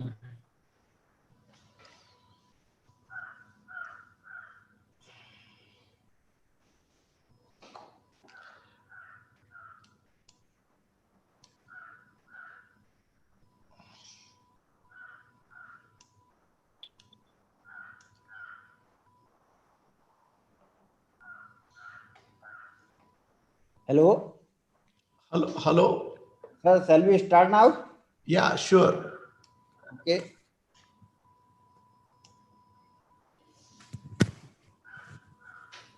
So I welcome to all of you in technical session 2 now. So in this technical session 2, we have 3 talks. One is by Dr. R. Krishnanji, one is Dr. Yogesh Tiwari, and third one is Professor Sagnik Day from IIT Delhi. So before we start the first talk, so I will introduce Dr. R. Krishnan. So Dr. R. Krishnan is senior scientist at IITM Pune, and he is the executive director in climate change division. And he is very close to Dr. G.B. Panji, and he is Indian fellow in Indian Academy of Science. Basically, his main research is the monsoon variability and predictability.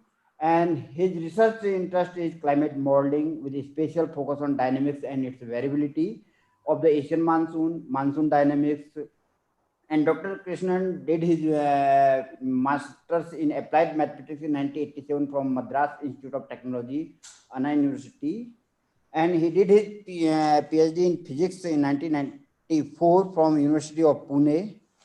And Dr. Krishnan received several awards and honors, and such as Silver Jubilee Award, Professor A.D. Venkaran Award, Frontline Outstanding Research Award, etc. He published several papers and books. So now I would like to request Dr. Krishnan for to deliver a talk. Okay. Yeah.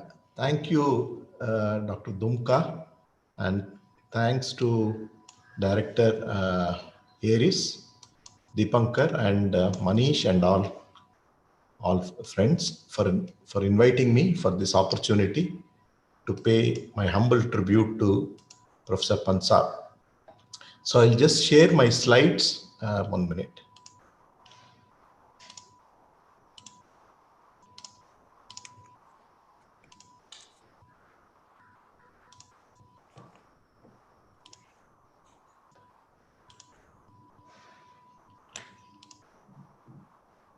So is it seen now?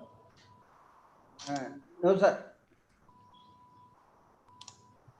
It's I think it's working. It is working? No, it's not display. Yeah, now it's coming. Yeah, now it's okay. Yeah. So thank you for this opportunity to pay my tribute to Pansar, former director IITM. So this morning we had a very good introduction by Professor Deepankar and from Dr. Rupkumar Kolli, who really set the stage for today's webinar and on the overview of climate change over South Asia. And I'm really honored to give this presentation. So my talk will be on the Indian monsoon and some of the perspectives and in a changing climate, what has happened in the past and what is expected future changes. So before I go to my talk, these are some pictures which we took in Aries, Nainital, when during the in 2018 September, when this scientific advisory committee of Aries was conducted. And we can see Pansab and other colleagues at Narendra Singh and one more colleague from Devastal Observatory. This is at the ARIS campus, and this is the, this is basically the telescope at Devastal, optical telescope. The facility is very, very impressive, and also the ST radar. And this is the guest house where we stayed, and we had very nice interactions with Pansab. Was sharing all his wonderful memories of his childhood and younger days. He's from that same place, and when he joined ARIS in the beginning, and then later on he moved to IITM. So all those were very nice memories. And so I'll just go into the presentation without going into the details now. So we know that the global temperature has increased by almost 1 degree during the last, since the 20th century. And 2020, we may be set to be the world's, this may be the warmest year in the record. Very soon we will come to know. And this warming is, now it's very, very clear. And of course, this warming is not spatially uniform. The temperature warming is mostly concentrated in the higher latitudes and the polar regions, and more strong in the winter months. And it's also very clear that this warming trend that we are seeing cannot be explained by natural variations. And it's very clear from the morning talks, this increase of the global mean temperature during the last few decades. There is very strong evidence. It's almost very virtually certain that this warming is because of human activities due to the addition of greenhouse gases into the atmosphere, which have warmed the climate. And so in the past also, these type of temperature variations have occurred on very long time scales. And these have been recorded in the Antarctic ice core data, these glacial and interglacial periods. But and you can also see during these periods, the concentration of greenhouse gases like carbon dioxide and methane were higher during these periods of warmer temperatures. And the concentrations, atmospheric concentrations of the GHGs were lower during the glacial periods. But what we see in the recent past is the rate at which it has increased is the rate of warming, and the rate of increase in the atmospheric composition is unprecedented in the Earth's history. And so we cannot explain the recent changes just based on natural variations. For example, the orbital forcing, the changes in the Sun-Earth orbital parameters due to the Milankovitch cycles, which have caused these glacials and interglacials, they are not adequate to explain the recent warming. So although in the past, these orbital changes have influenced the monsoon, for example, 6,000 years ago, we had the period called the Mid-Holocene, where the insolation was maximum in the northern hemisphere. And there are many evidences, both from observations and models, which show that the ITCZ had shifted sufficiently north. The Asian monsoon, the Indian monsoon, the West African monsoon, all these were very, very strong at this period. There is very strong evidence for that. But what we are seeing right now is a much more, it cannot be explained just to the natural variations. And I will be dwelling on this problem, and let us see how it goes.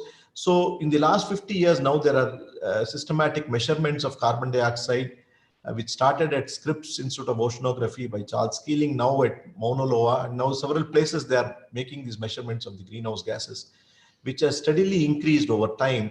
And presently the concentration is more than 410 parts per million by volume. And likewise, not just the carbon dioxide, even the other greenhouse gases like methane have increased. And this increase we can see especially after the industrial revolutions. I mean, basically after the 1850s, the increase of the GHG is very, very prominently you can see.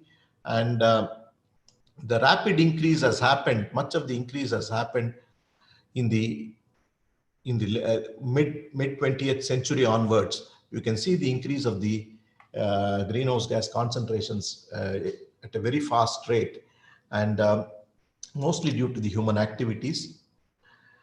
So these greenhouse gases, as we say, it traps the long wave radiation emitted by the Earth into the space. And normally there should be a balance between the net incoming and the outgoing radiation. There should be energy balance. But once we are adding these greenhouse gases or other changes in the atmospheric composition, the energy balance is going to be changed. And this energy imbalance, what we are introducing by making changes in the atmospheric composition, can alter the Earth's temperature. And this is what we call it as climate change.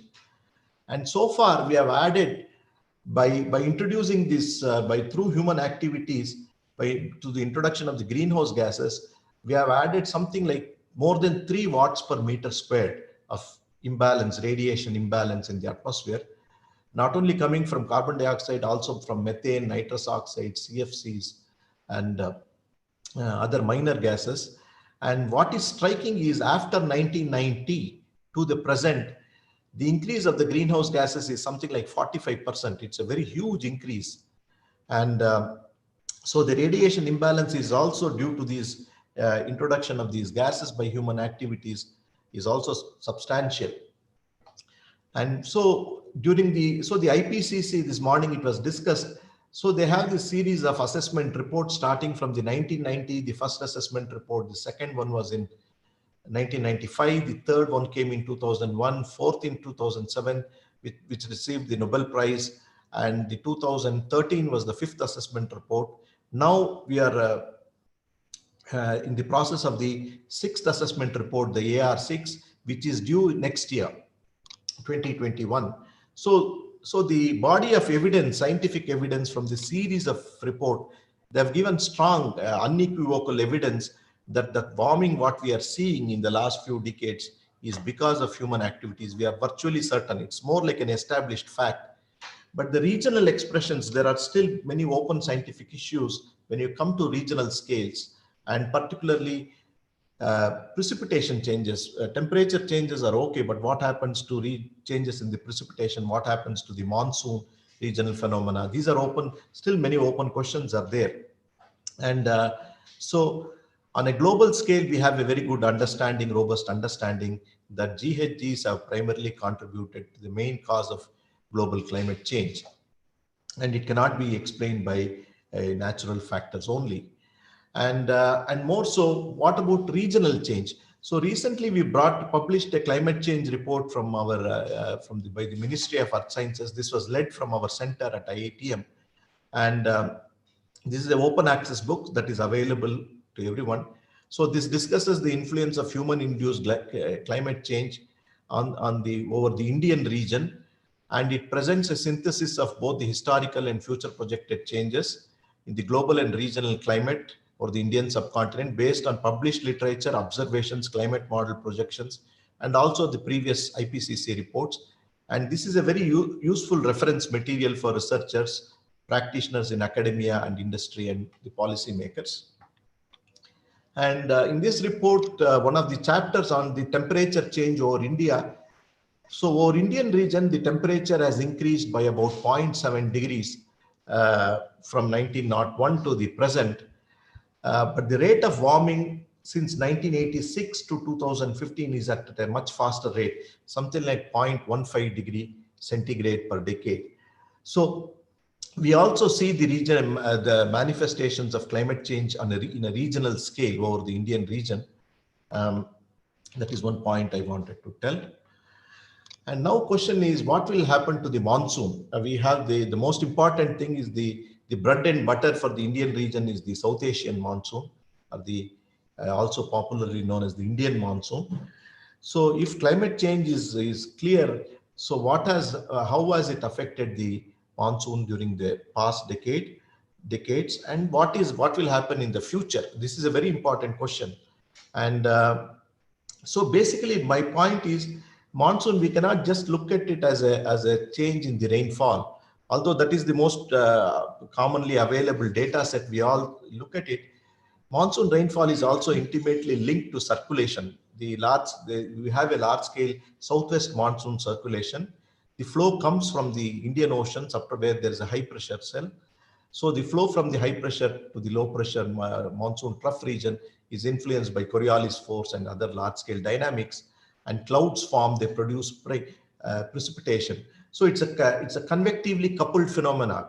So monsoon convection and circulation and rainfall, they are all intimately coupled to one another. And we have to look at this monsoon as a really large scale phenomena in addition to rainfall changes. That's one point I will be driving. And to initiate a monsoon, you need a thermal contrast between the land and the ocean, which is required for setting up the monsoon to begin with. But once the monsoon is established, there is a feedback between the circulation and latent heat. Because when the clouds are forming, the water vapor is going to condense and produce huge amount of latent heating. This is very high. And now with the TRMM satellite data, we have estimates of the latent heating by the monsoon clouds. And that is very substantial to alter the circulation on a continental scale over the Indian region. So this feedback between circulation and precipitation and latent heat is what maintains the monsoon through the 4 months. And of course, there are year-to-year variations in the monsoon, which is affected by internal dynamics and also drivers like El Nino Southern Oscillation or Indian Ocean Dipole and other drivers, and also human-induced climate change. So this is a very simplistic picture of the monsoon. You can see the contrast in the heating between the Tibetan plateau, the Asian landmass, and the Indian Ocean. The thermal contrast is fundamental for this to start to trigger the monsoon. And there are various internal processes between the clouds and the circulation that's responsible for maintaining. So the question is, if we are introducing greenhouse gases and other changes, make other changes in the atmospheric composition, what will happen to the monsoon circulation and precipitation? It's a very important scientific question.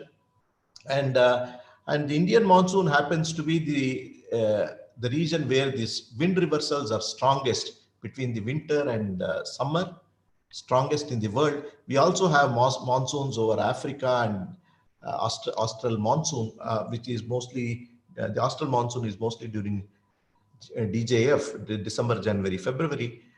But the wind reversals are most strongest for the Indian region, the South Asian monsoon. And the movement of the ITCZ, the northward shift of the ITCZ or the rain belts is also most pronounced for the South Asian monsoon from the seasonal migration from winter to summer.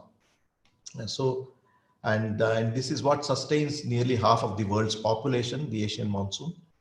But when we look at the precipitation processes itself, the rainfall over the Indian region is contributed by many precipitation mechanisms. One is we have the intraseasonal variability, the movement of the cloud bands from the equator to the north, which we call it as a subseasonal or intraseasonal low frequency variability.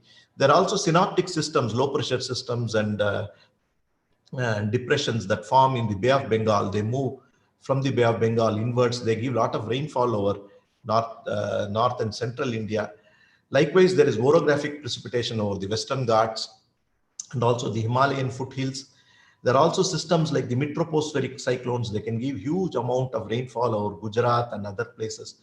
So a variety of rain producing systems, and also there are the slowly westward propagating disturbances that form over the South China Sea, and they can produce rainfall over India. So there is a multi-scale interaction when we talk about precipitation. There are multiple scales involved, even within the internally within this region. We have to keep this in mind. And so in the low level, as I said, we have a very strong southwesterly flow. In the upper level, a very important feature is what is known as the Tibetan anticyclone. This I'm particularly drawing attention because this has impact. This is particularly important for the Uttarakhand region. And here is Nainital. That's why I put that red mark there. This is located in the core of the monsoon anticyclone. And I know that in Aries, people are looking at water vapor measurements because during the summer monsoon time, when you have the deep convection, the water vapor can get into the lower stratosphere, upper troposphere, lower stratosphere, where concentrations can be like 4 ppm. And water vapor itself is a greenhouse gas, and it can produce a radiative forcing. And Nainital is a perfect location for that. And So and then the water vapor can be distributed by this Tibetan anticyclone. This is a very large scale anticyclone. Basically, this occurs because of it is coupled to the convection. And you can also see a cross equatorial flow in the upper level. The only thing is the direction of the flow is reversed. And this is a very large scale feature. The anticyclone extends over not just over the Asian region, but also into the West African monsoon region. And you have the strong tropical easterly jet. And once you have instabilities, once you have extreme precipitation events, I'll be showing the Tibetan anticyclone can become unstable. I will be giving some examples like the Uttarakhand event. So this is a very, very important feature. What happens to the circulation in a warming climate? And so one of the things is when we look at the long time series of rainfall from IMD, this data set has been prepared at homogeneous Indian monsoon monthly rainfall from IITM. You can see these year-to-year variations in the monsoon rainfall. And there are also some decadal variations. All these red bars are the deficient monsoons, and which have all mostly occurred, many of them during El Nino years. And the several wet monsoons have occurred during La Nina years. So there is a link between this monsoon and ENSO, which Pansab was brought out in his very early works in 1980. So these remote drivers like ENSO can affect the Indian monsoon. But there are also many years where rainfall fluctuations have happened, even in the absence of ENSO. One thing that we see is in the last 50, 60 years, the number of deficient monsoons have been occurring more frequently. And there has been some recovery in the last couple of years. 19 and 20, the rainfall has recovered. And overall, when we see the trend in the rainfall, make a linear least square fit, we get a decreasing trend in the post 50s. There's a slight decrease, about 6 to 7% of rainfall over India has declined. And the question is whether this is due to human activities or is it natural variability? And what will happen in the future? This is what I want to discuss.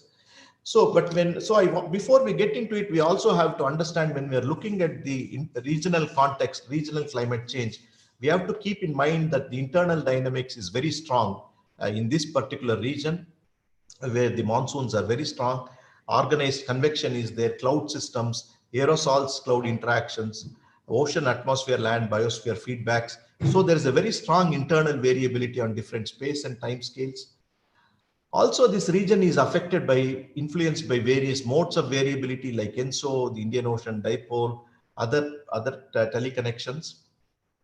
And we have also natural forcings like volcanic eruptions, which inject sulfate aerosols in the stratosphere, solar irradiance changes, and these can also affect the radiation and then the precipitation.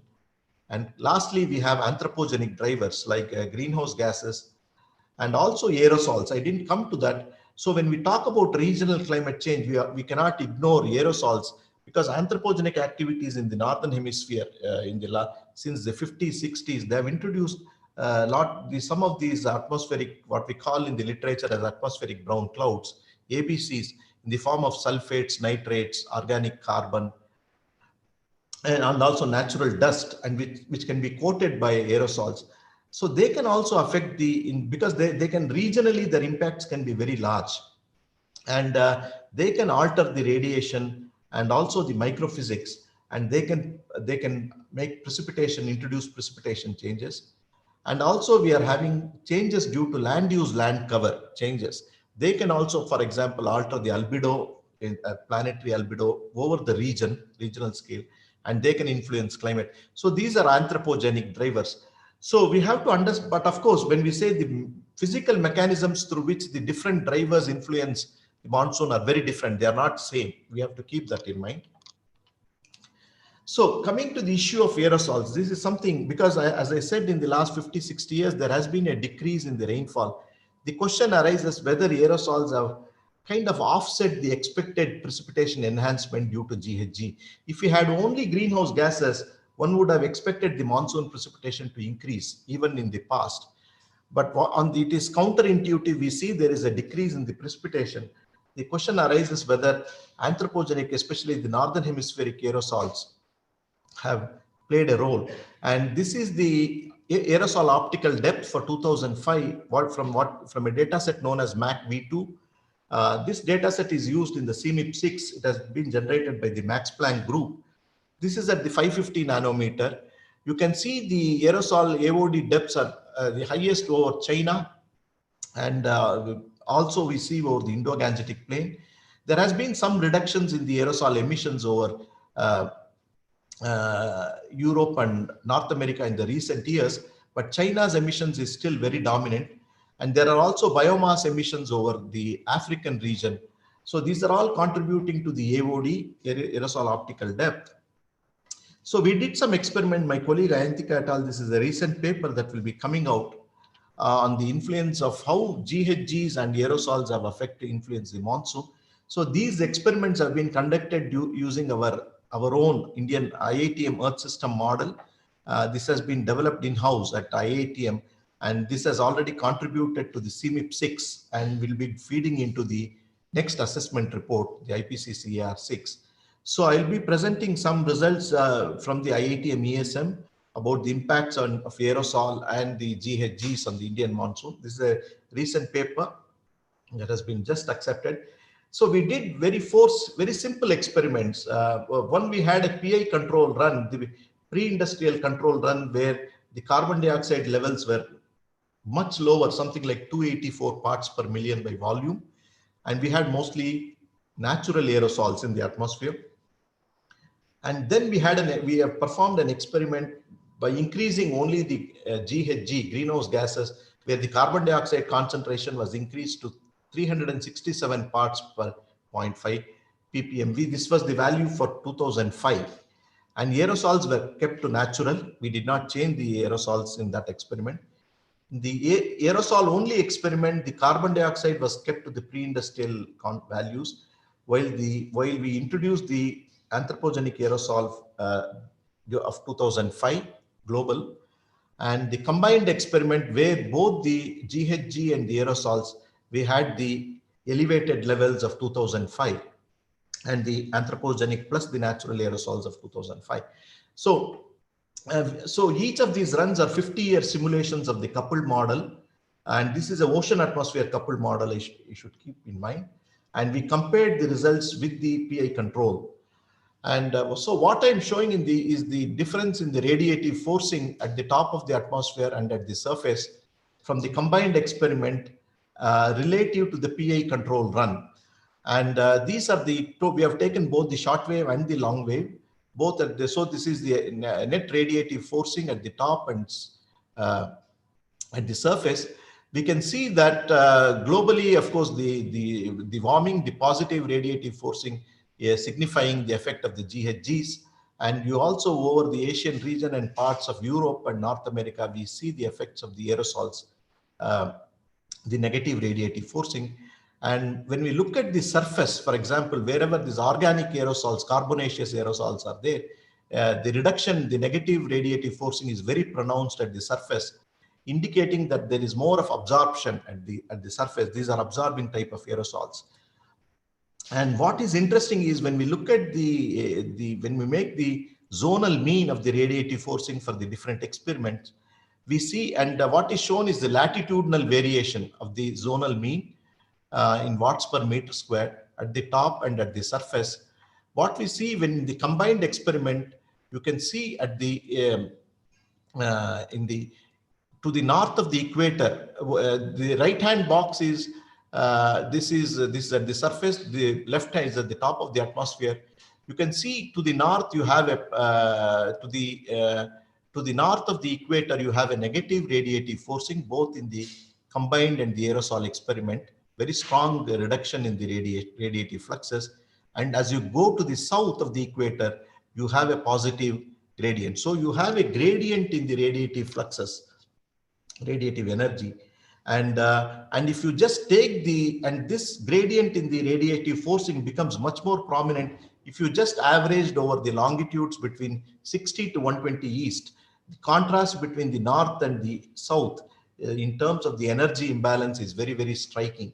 So by introducing the aerosols in the northern hemisphere and having GHGs, which will dominate everywhere, but then because in the oceanic regions to the south, you don't have the influence of the aerosols, it will be mostly containing the radiation forcing is dominated by the GHG.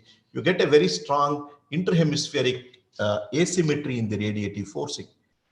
So what we found is when we did these experiments, what we found was if you take the aerosol only experiment, the precipitation clearly decreases over India. And the GHG experiment, as expected, we get more precipitation in the monsoon. And in the combined experiment, we see a very clear decrease, and the decrease in precipitation over India is extending not just over India, all the way up to Southeast Asia. And to the south of the equator, we get a very clear enhancement. So the north-south asymmetry in the radiation, interhemispheric asymmetry in the radiative forcing is very, very strong in the combined experiment. And what we further noted was organized convection will be suppressed in the presence of both GHG and the aerosols. This is what was the main result of this paper. I'm not going into those details.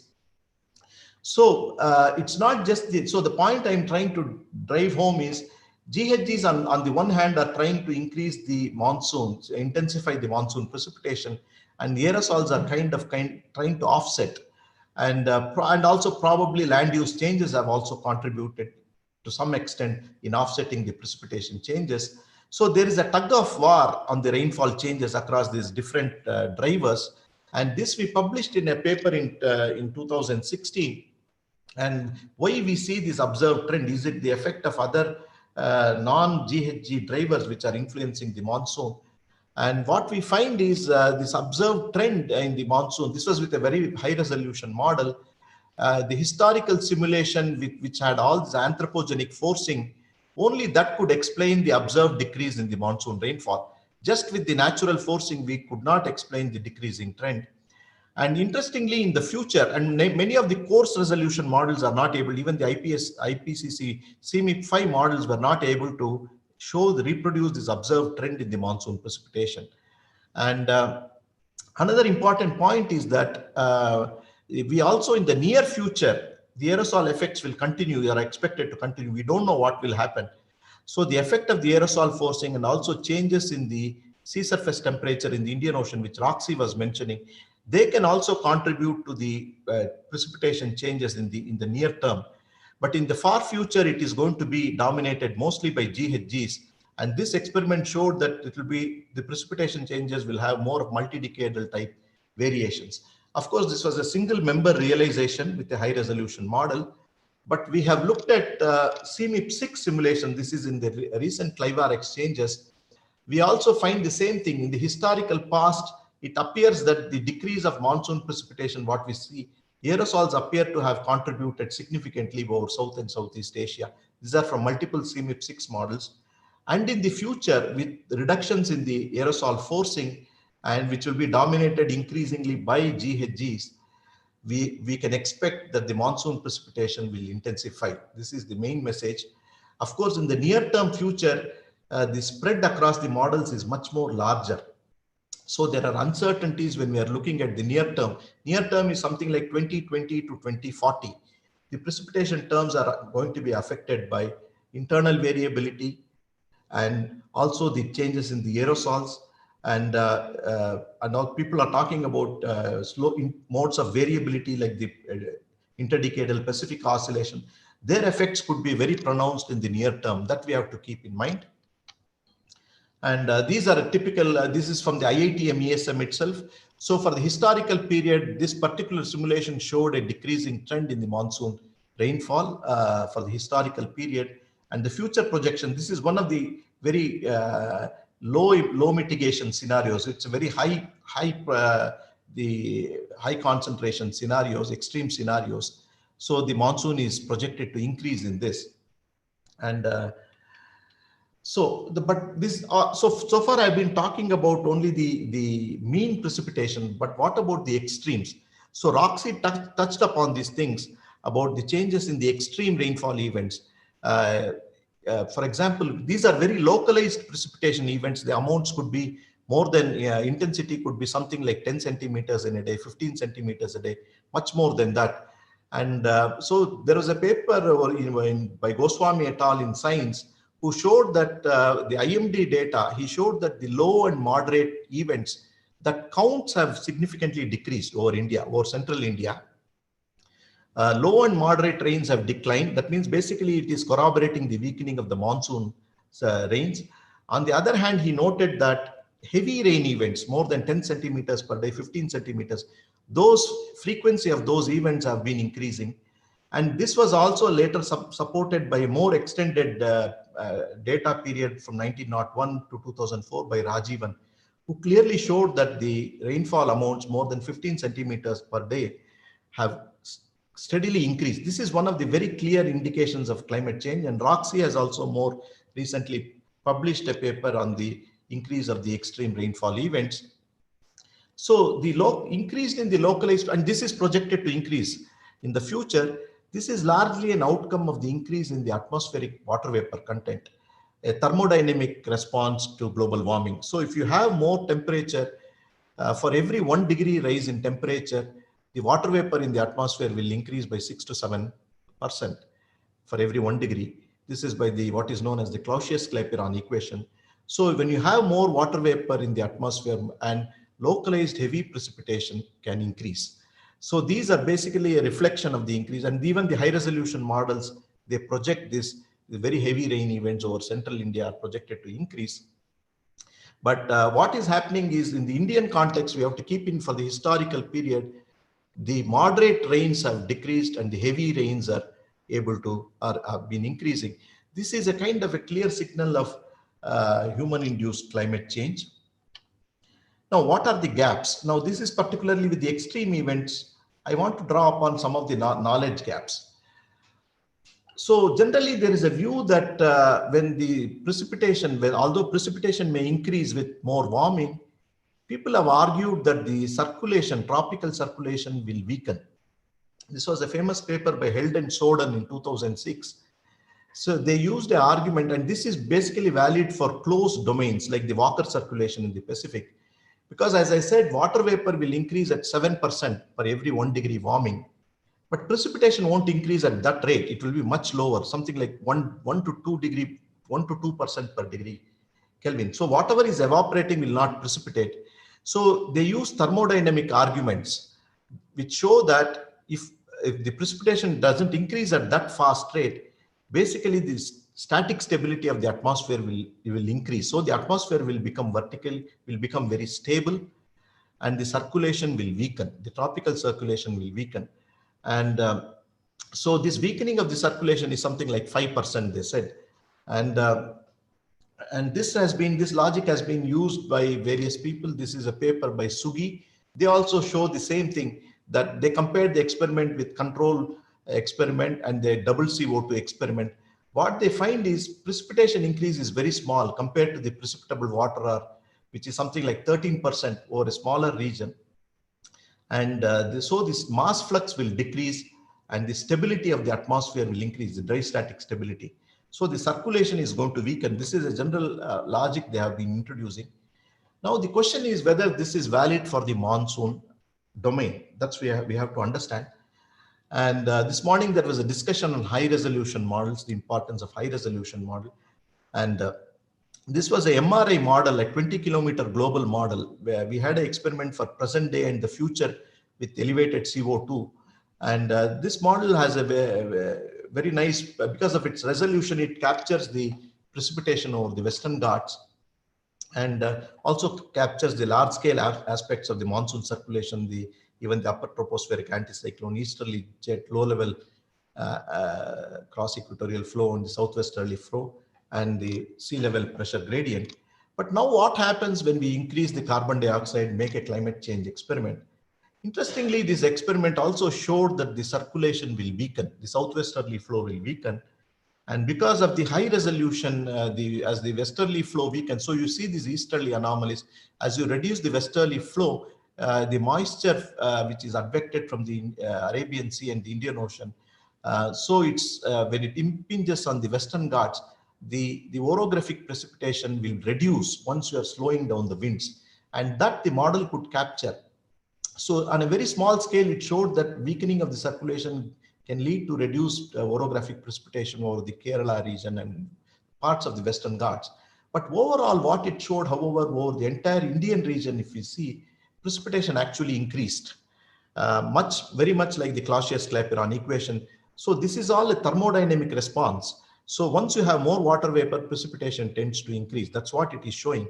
But the dynamical effect of the weakening of the dynamical, the slowing down of the circulation, you see only over a very small region of the Western Ghats.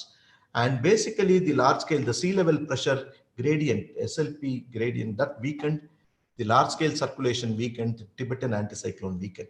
Now, again, we saw that this was because of the increase in the dry static stability. I don't want to go into this. Now, what is the validity of this large? So the important key question is what will happen to the monsoon circulation?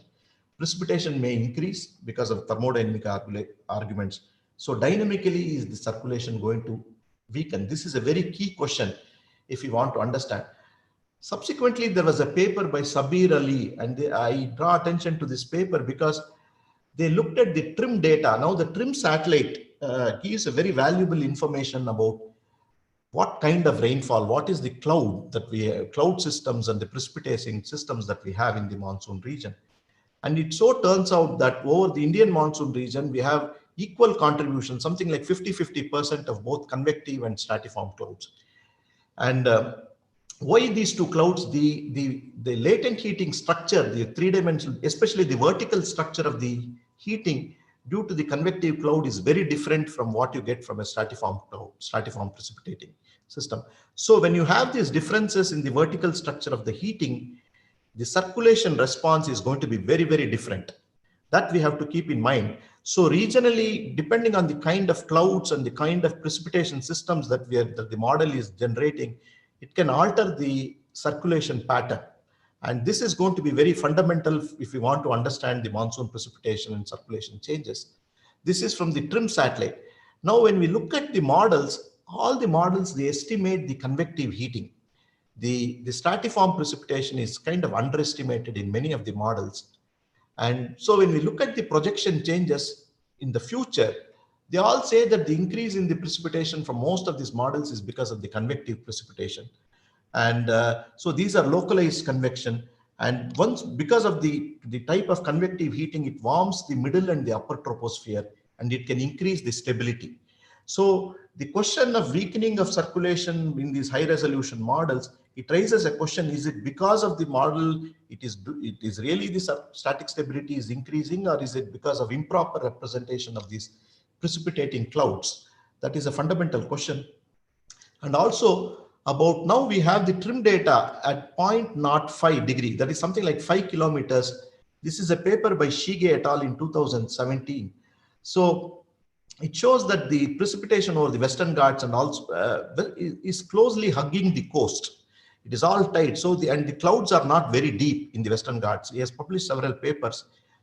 Myanmar coast, the story is different. You have, it's a more rugged topography. The precipitation extends even into the Bay of Bengal.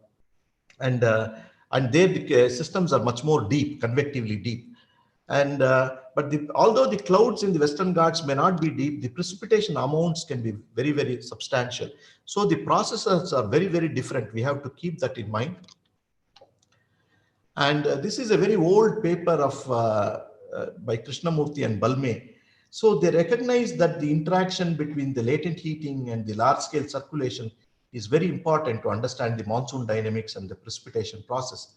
But that time we didn't have information about the TRIM satellite. Now, thanks to the TRIM data, which is a very valuable data, we have a very improved understanding of not only the precipitation, how the clouds and how the latent heating is distributed in the three-dimensional way and its time-evolving nature.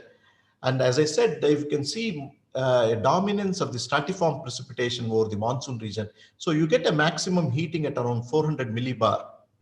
And this is a section between 10 north to 20 north. This is along the Western Ghats, even along the Bay of Bengal. So regionally, this type of heating is very important for looking at the regional circulation changes. Many models don't do that. Interestingly, this one high resolution model from LMDZ, what we found was in this particular experiment, when we increased the greenhouse gas, this is the experiment, the panel D, it not only showed an increase in the precipitation, this is of course for the historical period, also the circulation intensified. This is what we see in reality, but many models don't do this. Of course, this is a single member from a single model. So the circulation and precipitation is very consistently reflected changes in this particular model. So I thought I should. So there is a question that what will really happen to the South Asian monsoon circulation under global warming? This is an open scientific question. And this has also implication because if this low level circulation increases, precipitation increases, the Tibetan anticyclone, what will happen to that? That is a very important problem because if we are looking at extreme events like what happened in Uttarakhand in 2013, it was a very classical case of interaction between the monsoon and the extratropical circulation. And you can see this was on 16th of June 2000. So 16th, there was a deep mid-latitude all the way it's extending from the polar regions. And Nainital is located right at the center at 30° north, 80° east. And the Tibetan anticyclone had become highly unstable. And there was a kind of bifurcation in the Tibetan anticyclone. And there was a monsoon low pressure system from the Bay of Bengal, which moved into that region. So the convergence of the monsoon low pressure system and the mid-latitude, that was very crucial in triggering this heavy rainfall over that region, in addition to other very local influences. So what will, and this is a subsequent paper again by Ramesh Vellur et al. You can see these are the stations during the 2013. Many stations, the highest was recorded in Purola, about 410 millimeters of rain in a day. And there were stations like Kalsi, which reported something like 391 millimeters, very heavy rainfall. And this is the Uttarakhand region. Nainital is located here. Dehradun, Kedarnath were flooded. And this was a classical case of an interaction between the deep intruding trough from the polar region and the Tibetan anticyclone had become highly unstable. It had elongated spatially, and there was some eddies that were shedding from the Tibetan anticyclone. And there was a low pressure system. This you can see in the isentropic charts at the 330 isentropic chart. You can see the low pressure system on 15 June at 3 UTC. And then you can see the deep mid-latitude troughs also from the PV, potential vorticity. And this is at 15 UTC, strong interaction between the tropic, extratropical, and the mid-latitude systems. So the question is, when we look at precipitation events on a regional scale, what is going to happen? And why I thought I should present this, because Nainital, you are doing fantastic work using the ST radar. The location is a very ideal place for looking at these type of tropical and mid-latitude systems. You have the ST radar measuring the vertical velocities and the wind parameters, which is important for understanding the convection. And you're also measuring the aerosols and trace gases. So if you want to understand climate change and its impact on the monsoon, precipitation, and extremes, Nainital is a very, very, very good location. And there's also a lot of water vapor being located in the core of the anticyclone. A lot of water vapor is going into the lower stratosphere, upper troposphere, lower stratosphere. It will be a wonderful platform to keep monitoring these observations from Nainital and those regions to look at what is happening to climate change and what will happen to the monsoon. And so those are my thoughts. And this is the summary. And we understand sufficiently about global change, global climate change. Regionally also, we have gained understanding. There are also uncertainties in projections. We have to understand that. And it's very important to reduce these uncertainties. And this will require enhancing basic scientific research, improve climate models, enhance observing capabilities for model evaluation, and most importantly, building human capacity. And Pansa supported all of these in one way or the other. And I'm truly honored to give this talk and pay my humble tributes to him. Thank you very much.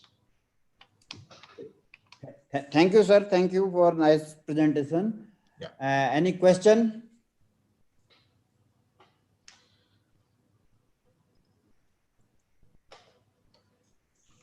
Any question? So, sir, no question. Once again, thank you for the nice presentation. Okay. Thank you, Dr. Dumka. Yes, sir. Thank you. So,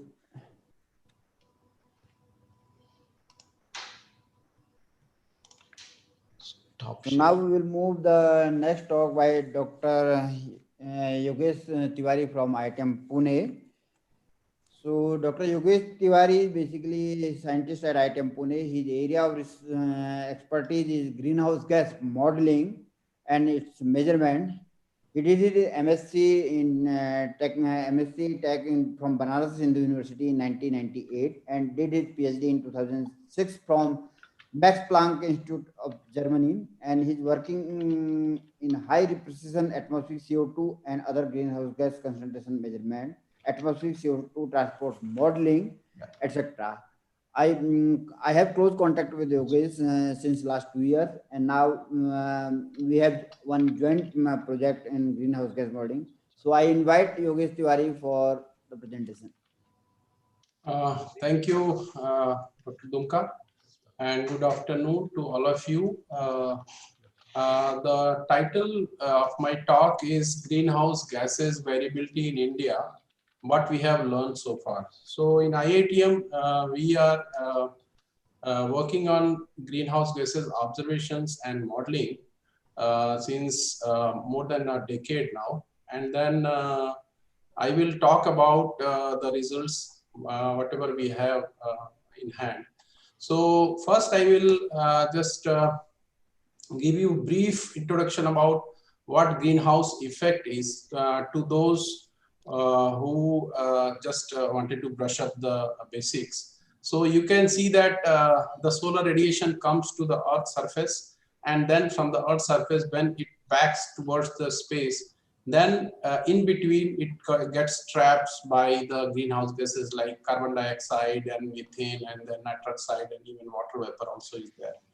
So basically, this is long wave infrared radiation, and then carbon dioxide traps it, and then it acts as a it increases the temperature of the surface. And then there are many changes in the climate and so many things.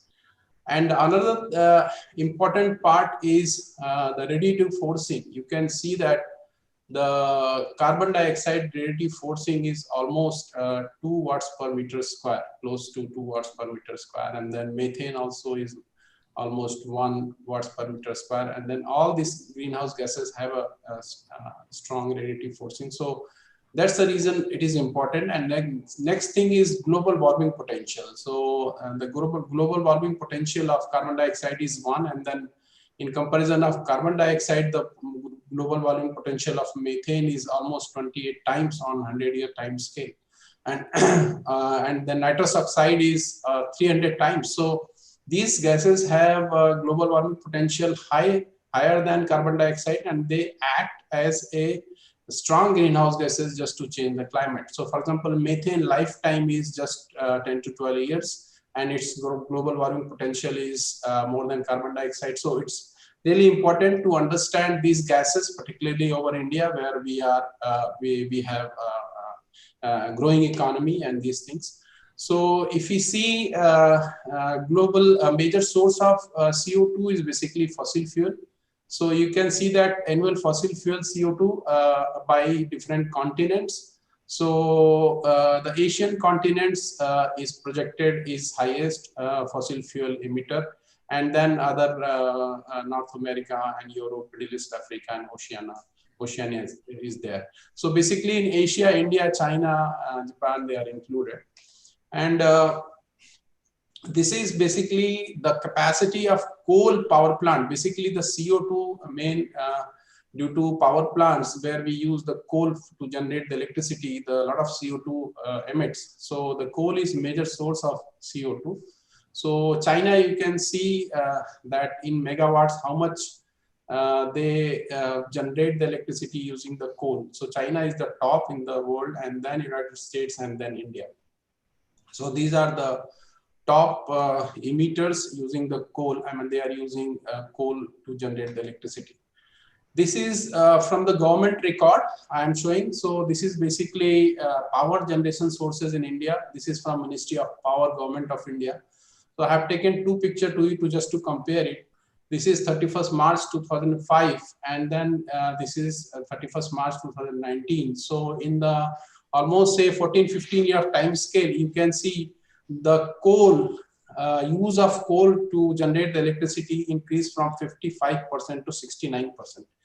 So in that record, if you see the hydro even decreased. It gone from 26% to 16% in 15 years, and then other are there. So even we have used gases are 8%, earlier it was 9%. So basically more thrust is given to the coal, and then because of the growing economy of India, so we need a more power, and then we need a more energy, and then coal is basically giving a more greenhouse gases to India. So this is very important to explore where exactly this is going and what it is going. So this is very preliminary study done by Patra et al. In 2013. So they have done basically about Indian GHG's budget. So there are different kind of tracers which were estimated, and some of the tracers they missed, which is in red, and some of there. So overall, they have shown that the net balance over India is basically about India and then Pakistan and South, and these places is almost positive. So it's a teragram carbon per year. So it means India is net source 2013, what is shown by the publications. And if we see the global perception, for example, only about the South Asia, so CO2 emissions due to fossil fuel over South Asia. So here you can see the almost all the countries like Bhutan, Bangladesh, India, Nepal, Pakistan, Sri Lanka. And then the black line is basically the total of all countries, and then blue line is India. And rest of the countries in South Asia, they are here. So basically, India gives a large chunk to the basically CO2 in the atmosphere over entire this South Asian region, and it is really makes this to important case to explore where exactly going and what is happening. So IITM has a few projects. We started in 2009. So we started from surface monitoring site 2009. This is we started at Sinhagad. This is outside Pune over the mountains. And then the carbon flux measurement network started in 2013. We have done some airborne GHG monitoring campaigns during 14, 15, and 18. It also gave very nice information about the vertical profiling of GHG monitoring, which really helped to validate the vertical transport of the model. And then we have a tall tower GHG monitoring in central India, which is very soon will be operational. So you can see the 3 sites I am showing currently there. One is operational here. So the Sinhagad, which I am running, the Cape Rama, most of the people know that Cape Rama is almost the oldest site in India. It started in 1993, and then 2002 discontinued again. 2009 it started, 2013 discontinued. And this Darjeeling site was basically operational by Bose Institute with the collaboration of Bristol University, but they also closed in 2013. So Sinhagad site is still in operation. So if you see over the western part of India, only Sinhagad site is operational. So this is few of the pictures of the Sinhagad site. So IITM Observatory at Sinhagad site. The old name of Sinhagad is Kondana Fort. Many people must have heard this in the history. This is IITM structure, and we have a tower, and then there is a big BSNL tower. So this is basically a BSNL campus. So this is during the winter monsoon time. So during the wet season, you can see it's a completely green, and then there is a top full of greens, but there is no kind of forest. It's kind of a small grassland, and then shrubs are there. But if we see this site during the dry season, so it's completely dry. You can see the stones, and then soil you can see all around this site. So it has a large seasonality, which really governs by the biosphere. So what we do, we just take a sample from there, basically a weekly sample, discrete. And then we have a sampling unit there, and then we bring the sample and then we analyze in the laboratory. So we have a gas chromatography which we established in 2009. And then we have a NOAA standards which to basically calibrate these observations. So IITM is the first institute in India who started the NOAA standards because just to match with the international WMO protocols, our results and these things. And then we follow some of the protocols which is basically made by WMO documents, where we have how the analysis will be done, and after that what will happen to the flask, and again it will send to the field.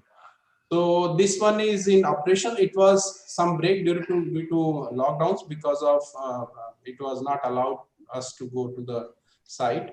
So if you see the site, basically the air masses. So during winter, pre-monsoon, monsoon, and post-monsoon. So basically the winter and then post-monsoon time, the site basically looks the Indian continent. So we get a lot of signature from the continental part of India, from the central India and these things. However, during the monsoon time, most of the air masses basically they come from the oceanic area. So this is very peculiar site. It has a seasonal reversal of wind pattern, and then we find two signatures, monsoon and then winter time. So that we see in the observation also. So this is the long-term observation. This is carbon dioxide started almost 2009 and then it is running still. So this is, you can see, this is just the rough picture. And this is the methane observations started 2009 and it is going on. So this is seasonal cycle of methane. And then we have seen sub-seasonal variability in methane over India. So you can see that basically we used observation sites Srinagar and Cape Rama, and then we tried to see the intra-seasonal oscillation in this. So there is a 27, 89, and 116 day periodicity. This is the power spectrum actually. And then we used 3 different models to understand this. So we used LMDG, ACTM, and CAM-CAM model. And we tried to understand to see the intra-seasonal, sub-seasonal variability over India. And then also we have studied the active break composite evolution of atmospheric methane anomalies in India. And then what we have done, we have taken atmospheric methane from model simulation from different models.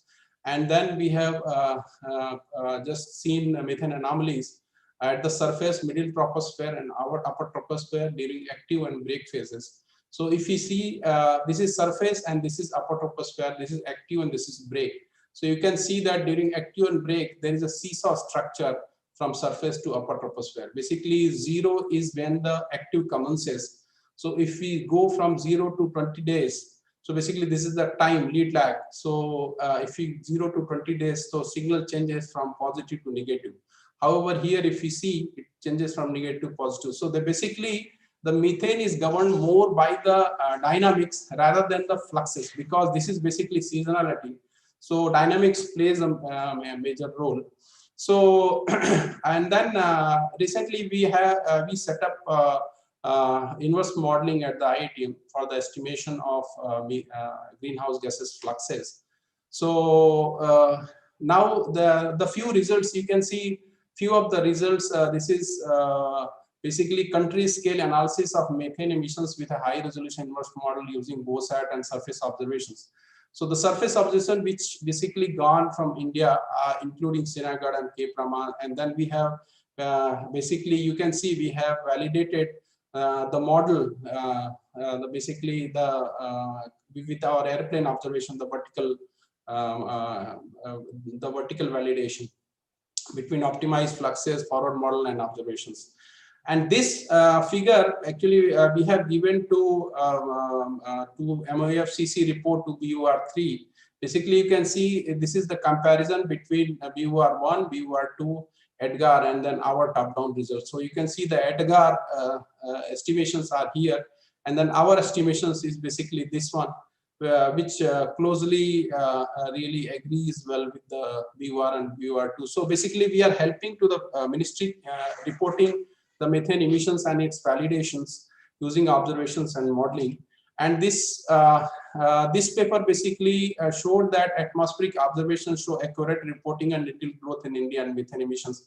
So we have utilized observation and then inverse modeling, and we have showed that basically the estimations which we have done with our model is close to what government reports to the UNFCCC in their BUR reports. However, the EDGAR reports almost 30% higher than what BUR and then observations are there. So this was very important landmark result.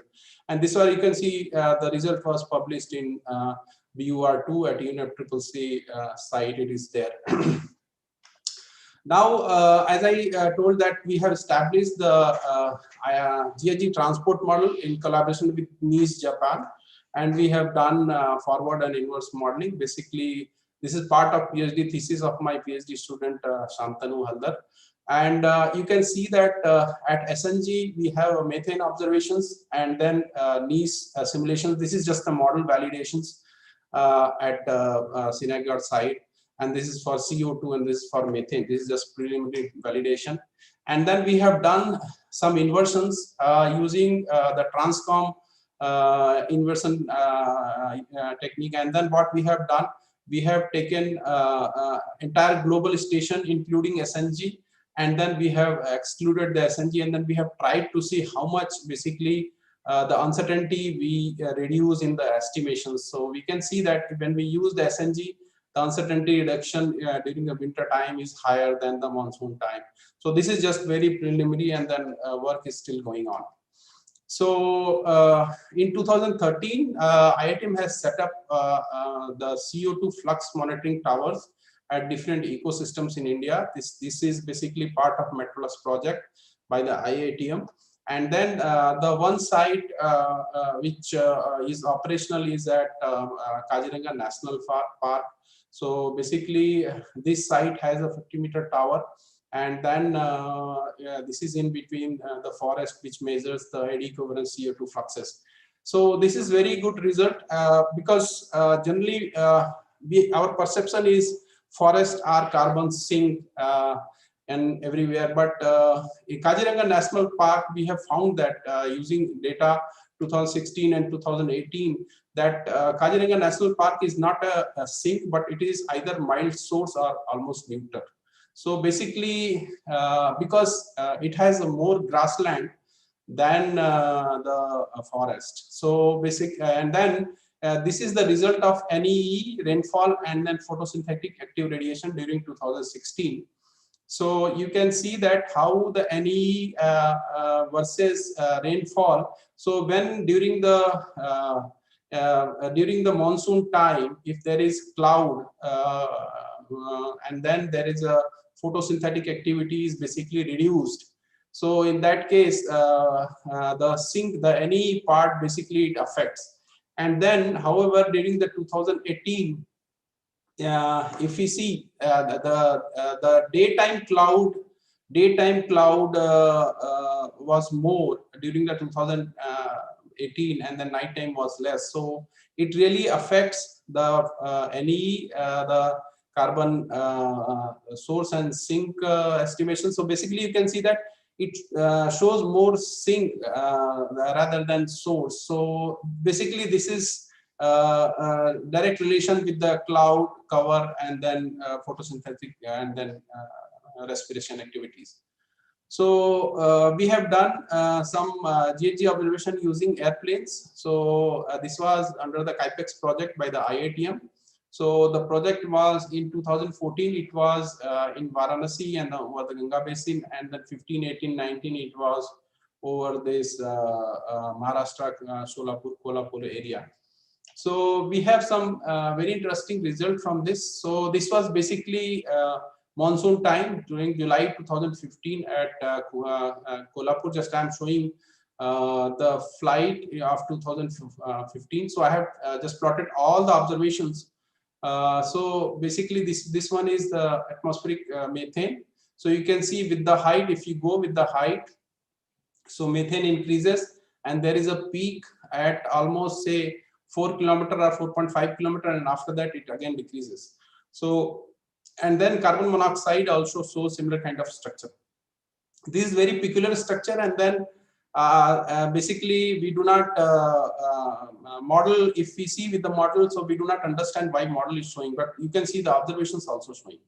So we have tried to understand the methane, basically the transport, and then why this high it is there.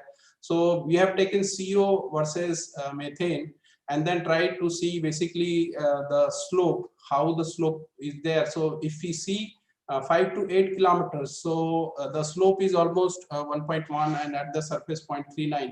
So this gives information about how the carbon monoxide and methane couple. So because carbon monoxide basically comes from the anthropogenic, and then this is almost constant during the monsoon time. However, the methane changes. So if we see at the 5 to 8 kilometers, so between looking the slope, we can say that the carbon monoxide and methane are decoupled. They do not have much relation. However, at the surface they have. So if we see same thing over the Ganga basin in September 2014 over the Varanasi. So the methane with the height, basically it decreases. At the surface, it is 2100, then it decreases. And then carbon monoxide also has the same. And then we have tried to understand the image, so the sources. But if you see the model validations, so I have taken the two models. One is LMDZ model, this is French model, and another is the ACTM, this is Japanese model.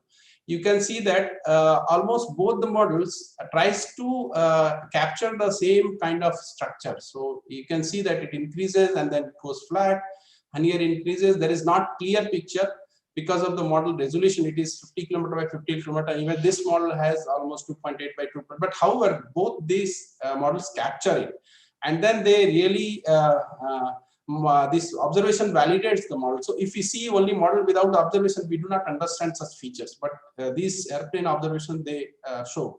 And if you see over Ganga Basin in 2014, see you can see the structure, how the structure is there. So and then one more during the over the Mahabaleshwar, if you see, so the similar kind of structure we see, both the model they take it.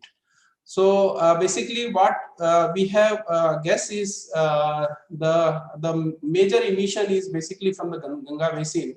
So during the monsoon time, if there is a high convection and the signal comes up, and then in the Stirling flow, just it moves towards the west, and then again it makes the anticyclonic circulation, and then we see this around 3 to 4 kilometers. This is just our guess. And then if we see the back trajectories, it looks like that at 2 kilometers, basically it comes basically from the oceanic part. But if you see at the 5 kilometer where we are getting more signal over this Kolhapur area, so basically signal travels from this area.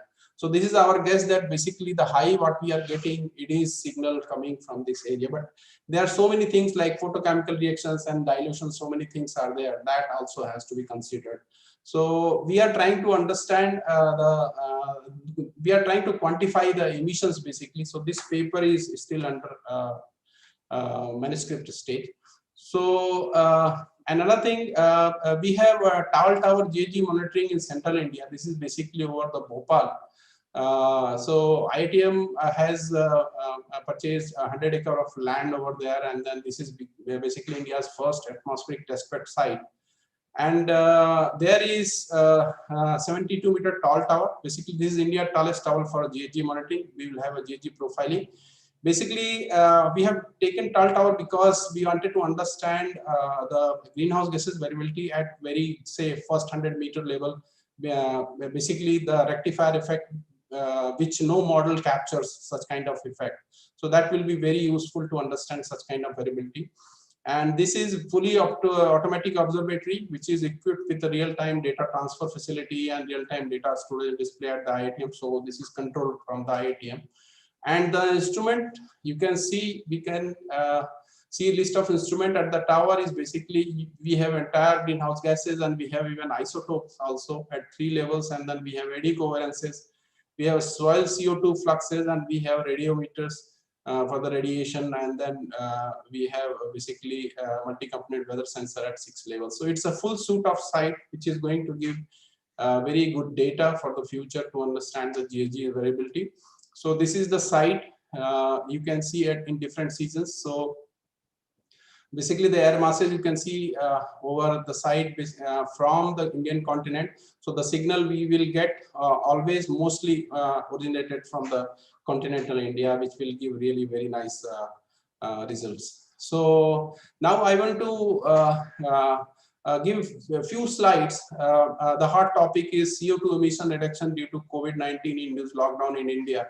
So people were talking about CO2 emission reductions during the lockdown. So what happens? What does it mean? Whether it is shown in the observation or not. So basically you can see over India, this is till June. So because there was a huge lockdown during April and May, so you can say the emissions over India basically fell by 15.4% from March to April and May basically. And over the global, if you see, it was almost 8.8%. So I am talking till 2020 till 30 June.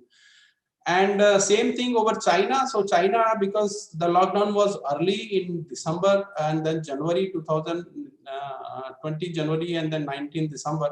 So this is seen lockdown. So this is basically the emissions we are talking about entire. So over the US, Italy and Spain. So basically it is reflected in the observations.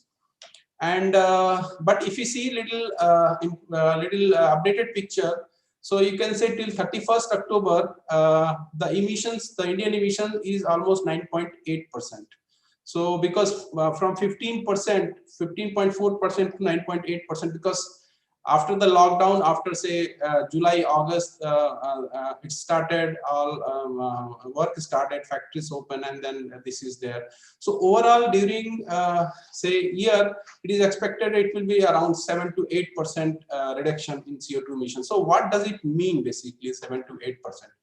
Okay, so one more thing, if you see, though this is basically power generation using coal in India. So this is mega unit. So during 2019 and 20, you can see the coal used to generate a power was really reduced. Number of units reduced due to coal in the lockdown period. So basically, I showed the picture before. It resembles in the government record also, because this record is from Power System Operation Corporation Limited, Government of India. So it showed that there was a reduced emission due to coal. And then after that, you can see even after July, August, again it's same. It became same. So only this much reduction gave us almost 7 to 8%. It will give 7 to 8% reduction annually.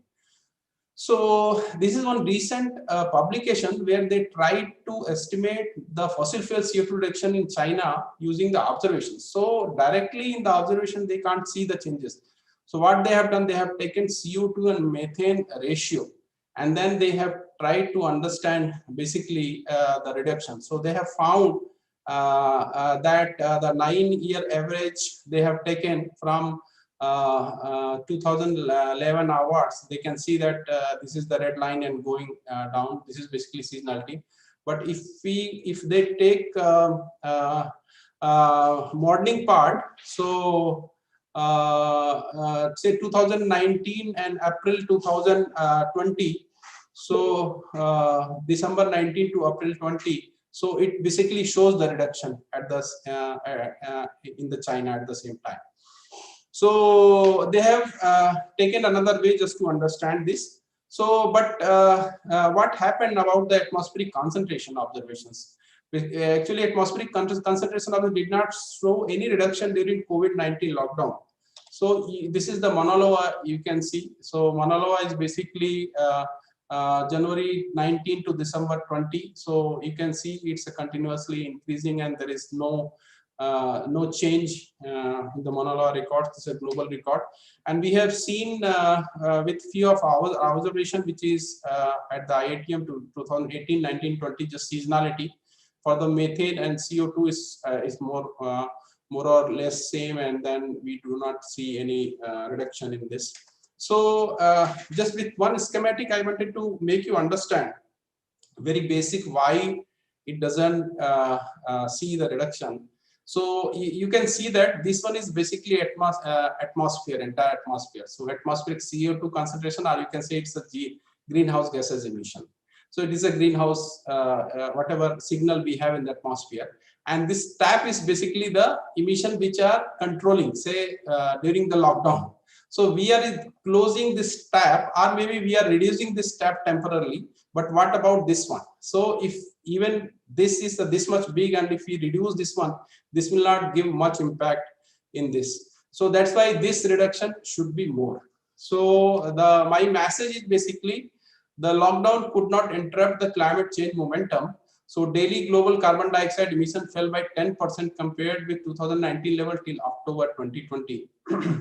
And average annual emission may decline by 7% from the last year, basically till December I'm talking. And in fact, this was the largest cut in emissions since World War II. So emission may be down, but carbon dioxide concentration still piles up relentlessly in the atmosphere. Considering the present level of the fossil fuel CO2 emissions, about 10 petagram, a 10% reduction of the global emissions, so it is talking about the entire globe, in a decrease of about 0.5 ppm in global mean CO2 growth rate. So the global mean CO2 growth rate is about 2 ppm. So per year, with a large interval variability up to 70% due to the biosphere climate feedback, because we say that natural variability itself is more than 1 ppm. So we will not see any changes of this one. So this situation poses a different challenge for the satellite and surface measurements to detect the COVID-19 effect on CO2 concentration. So this is my entire message, and thank you very much. Thank you, Yogesh. Yeah. So any question?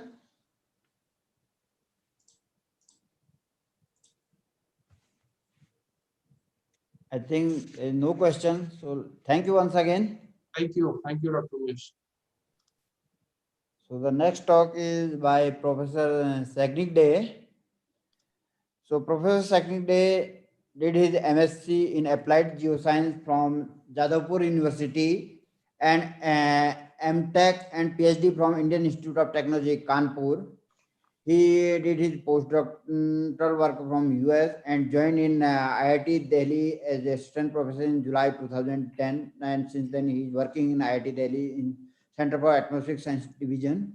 His research interest is mainly air quality, climate change, health impact of air pollution, and the remote sensing of the Earth's climate system. He has published around 100 publications in well-renowned journals and with very high H index and etc. So he received INSA Young Scientist Medal in 2008 and NASA Scopius Young Scientist Award in 2012. So, and he is he's a young faculty fellow. Is Sudhanshu Banerjee MOES Outstanding Young Faculty Fellowship for the period of 2011 to 2013 and Teaching Excellence Award from IIT Delhi in 2016. He has a very good international collaborator and science team member from NASA and upcoming MAIA satellite mission and serve as an expert member in WHO Global Platform on Air Quality and Health Aspect. So I invite Professor Sagnik Day for the presentation. Yeah, thank you, Dr. Dumka, for kind introduction. I hope my screen is visible. Yeah, it's visible. Yeah, so with a tribute to Professor Pant, let me start my talk on air pollution and climate change in India. Mostly today I will first give a background and then talk about what are the challenges in understanding the aerosol impact on the climate change. And also at the same time, I will try to discuss the opportunities and what are the new frontiers, followed by a way forward.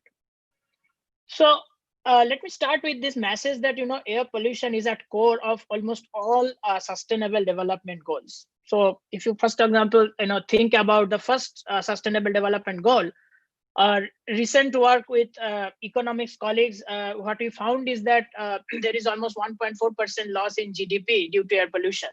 So clearly there is a massive impact on the Indian economy. Then there are a lot of studies which have shown that air pollution leads to crop productivity loss. particularly one example like where we have found that one sigma rise in aerosol optical depth in the last 25 years led to almost 5% loss in wheat yield. Then obviously, there are multiple studies to show air pollution has a big health impact. Recent studies have emerged which have clearly shown that high exposure to air pollution severely impairs the cognitive performance of the children. And again, that means that it has some linkage with the SDG 4. Women are clearly more exposed to household air pollutions, thereby, restricting gender equality. And obviously, we need clean energy for better or cleaner air. But at the same time, I will show a quick example that in India now we have some estimates that how much solar power is lost due to aerosols or air pollutions.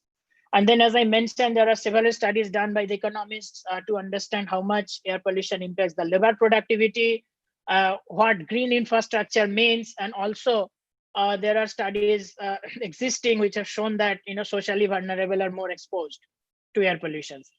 Clearly, we cannot continue unsustainable growth, particularly in the cities, in view of the rising urban air pollution, as well as our economic growth has to be accelerated with cleaner air. And finally, air pollution has strong linkage with climate, which is the focus of today's talk. So one thing is very clear now that air pollution is a regional scale problem. Recently, we have mapped the air pollution level in India at very high resolution, 1 kilometer by 1 kilometer. And what has been found is that not a single district in India meets WHO standard. Everywhere it is more than WHO air quality guideline at annual scale. Although high altitude places in Jammu and Kashmir or probably Sikkim and Arunachal Pradesh, it's relatively cleaner, but nonetheless, they are above the WHO standard. There is a strong seasonality in air pollutions. For example, if you see the seasonal anomaly with respect to the annual concentrations over 20 years of data, we can see that clearly, except this high altitude regions and the desert, everywhere else pollution level increases by at least 25 to 40 microgram per meter cube during October to February, which is the meteorological impact. In summer, there is enhanced dust emissions from the arid regions and also from outside India. However, with the Gangetic Plain, because of the meteorology, again, there is a reduction in the surface level air pollution, but that does not mean that aerosols actually are removed from the atmosphere. In fact, in summer, what happens is that a lot of aerosols are present above the boundary layer, which has very important climate implications. Only respite is in the monsoon, when most of the aerosols are washed out. But still, what we have found is that in the cleanest condition in India, our particulate matter level never goes below 20-25 microgram per meter cube, which is already 2 times the WHO standard. So with this kind of aerosol loading seasonality, what might happen actually to the climate? So we all know that aerosols influence climate directly and indirectly by modifying the cloud properties. However, what is more important is to understand that once the cloud properties are changed, or once there is a forcing, how that in turn changes the cloud and aerosols, or in other words, what is the feedback mechanism? So when you talk about aerosol direct impact in India, at least hundreds of publications I know exist, which have estimated aerosol radiative forcing based on the ground-based measurements, either in the campaign or from fixed stations. And almost all of them have concluded that there is a large cooling at the surface, at the top of the atmosphere, depending on the season, aerosol characteristics, there is either cooling or warming. However, that is enough to provide a kind of atmospheric heating with varying degree. As I mentioned, like aerosol characteristics mostly in India are measured either by ground-based observations or satellite. However, this is just the first step, because once based on the measurements, we calculate the aerosol radiative forcing. This is the instantaneous radiative forcing. We need to understand that how does the climate respond to such kind of forcing and try to adjust it. And that cannot be done using any observations or satellite data. We need models to do that. Now, the challenge with the models is that, again, from the literature, what has been found is most climate models, they struggle to mimic the observed aerosol distribution over the Indian region. Mainly because of two reasons. One is that emission inventory is always a problem. In a sense, like they are not periodically updated. So many models are still using a very outdated inventory. For example, we are in 2020, and the best possible inventory for the entire country, which is available, particularly I'm talking in terms of air pollution, emissions, both primary particles as well as secondary precursor gases, they are of 2015, prepared by IIT Bombay. Now there has been an effort to update that for 2018 and 19. But again, that may take a year or two, and by that time we'll be in 2021 or 22. So we are, in terms of inventory, we are always lagging probably 4 or 5 years behind. And the other important point is that all models, represent aerosol life cycle in different way. We need to really improve this aerosol life cycle representation in each of the models, and then try to understand how much that actually impacts. Dr. Krishnan has given a very excellent talk where with the IITM model, what they have observed. So let me show you one example, like by changing inventory, how much actually the changes are occurring. So we did the simulations with the two global inventory, one is EDGAR and one is Eclipse for 2010. So you can see that the difference between these two inventories are quite pronounced. For the 4 major sectors, I'm showing here the residential sector, industry, transportation, and energy. And you can see that in one inventory, you see these urban hotspots are popping up, while in the other inventory, it's more sort of homogeneous. So when we implement this in the same model and simulate, what we notice here is that this is for PM 2.5. There is a large difference, first of all, in all India average value. Like with Eclipse, we got around 58 microgram per meter cube, almost 12 microgram per meter cube more than the EDGAR inventory.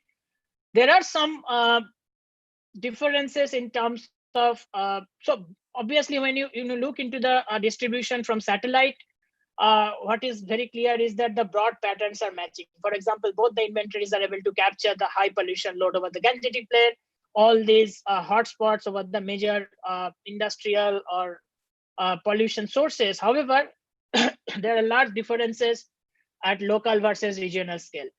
Even if you look into black carbon and organic carbon simulations, still there are a lot of differences which are compared against MERA2. By the way, MERA2 is also not in an observations. So we are not really sure how accurate is MERA2, but at least this gets a sense whether the spatial distribution is captured adequately or not. We also did some comparison with available ground-based measurements, which are although very few in 2010. Now there are many more sites, so such kind of a comparison will be possible. So this is one example of the emission inventory. The other thing is that if we go ahead with the best possible inventory and try to understand now in a modeling setup how aerosol forcing and feedback works. So we did this with the regional climate model REC-CM. And first we only looked into the impact of dust. So in the model, we only have dust, no anthropogenic aerosols. And what we found is that this is the dust AOD simulated by the model over 10-year period, compared against the MODIS derived aerosol optical depth. Yeah, I mean, broadly, the patterns are matching. And you can see that obviously where you have high aerosol optical depth, your surface cooling is quite pronounced. Top of the atmospheric forcing also shows a range of cooling to warming depending on the conditions. Now what we notice here is that, so we had two simulations, one with aerosol feedback and one without aerosol feedback. So this right panel here shows the difference. And what we notice here is that without dust aerosol, two important observations. One is that mostly over the Indian region, there is a cooling at the 2-meter temperature and the precipitation has increased. And this is mainly due to the fact that the monsoon, and this, by the way, this simulation is only done over the monsoon period. So this is actually JJAS. So you can see actually the monsoon wind is strengthened when you include the dust feedback. And this is mainly happening because of this convergence over the Arabian Peninsula created by the low surface pressure. However, this is just one model simulation, so you should not jump into conclusions that this will happen with every model, because each model has its own characteristics. And what we found is that REXCM is particularly sensitive to the aerosol optical property, the way it simulates the feedback processes. So we did another experiment where we tried to understand the sensitivity to such results to the dust absorption. What we have noticed, what we have noticed here is, so what we did is that we made dust more absorbing. So we have the standard simulation, which I told earlier. And now we made dust more absorbing and more scattering in nature. And clearly what happened is that you can see that absorbing dust produces more warming at the top of the atmosphere, or at least the cooling has reduced. And cooling has increased in case of scattering aerosols. So this figure here shows the precipitation bias in these two simulations, absorbing dust and scattering dust, and particularly focus in these two regions, 1 and 2. The reason of choosing these two regions is that the Indo-Gangetic Plain or the desert region is where actually the dust is transported during monsoon. And this South Indian region is actually where there is no dust transport, because Western Ghat protects the dust from the Middle East to enter actually the peninsular India. And what we notice here is that particularly in this figure, if you talk about region 2, that even if you include dust feedback or you sort of change dust absorption characteristics, the bias actually increases. So these are the regions where there is least impact of dust. And if you try to sort of bring dust into the picture, you are making it worse. However, over the Gangetic Plain, where dust is a major component in the aerosol loading, clearly compared to the control simulations, when you include dust feedback, the bias reduces. It further reduces when you make dust more absorbing. And slightly increases again when the dust is scattering, which indicates that over the Gangetic Plain, dust is actually absorbing, more absorbing than what many models are actually suggesting. And then, these observations are also supported by the fact that with absorbing dust, the monsoon strength is increasing. We also did the same experiment with anthropogenic aerosols, and already Dr. Krishnan mentioned it. We also found that there is slight reduction in the precipitation. However, in REXCM, the critical point here is that REXCM severely underestimates the anthropogenic aerosol optical depth. And that is why when you look into the total aerosol impact, it's always dominated by dust. So what we then did is we tried to understand that how better to improve this simulation of the anthropogenic aerosols in the REXCM model. As I mentioned, there are two reasons. One, emission inventory. So we then implemented a regional emission inventory in the model from IIT Bombay. And then also what we did is that not only just REXCM, but I think almost all models by default use a fixed edging scheme of carbonaceous aerosols. In REXCM, what happens is that once carbonaceous aerosols are emitted, they are emitted in form of hydrophobic. And then in 27.6 hours, they convert into hygroscopic. And this, we are calling it as edging. And as I mentioned that this is a fixed scheme. So what we make is that we change this scheme into a dynamic scheme based on parameterization developed by Illinois group. So this parameterization of the dynamic edging scheme was developed based on worldwide observations.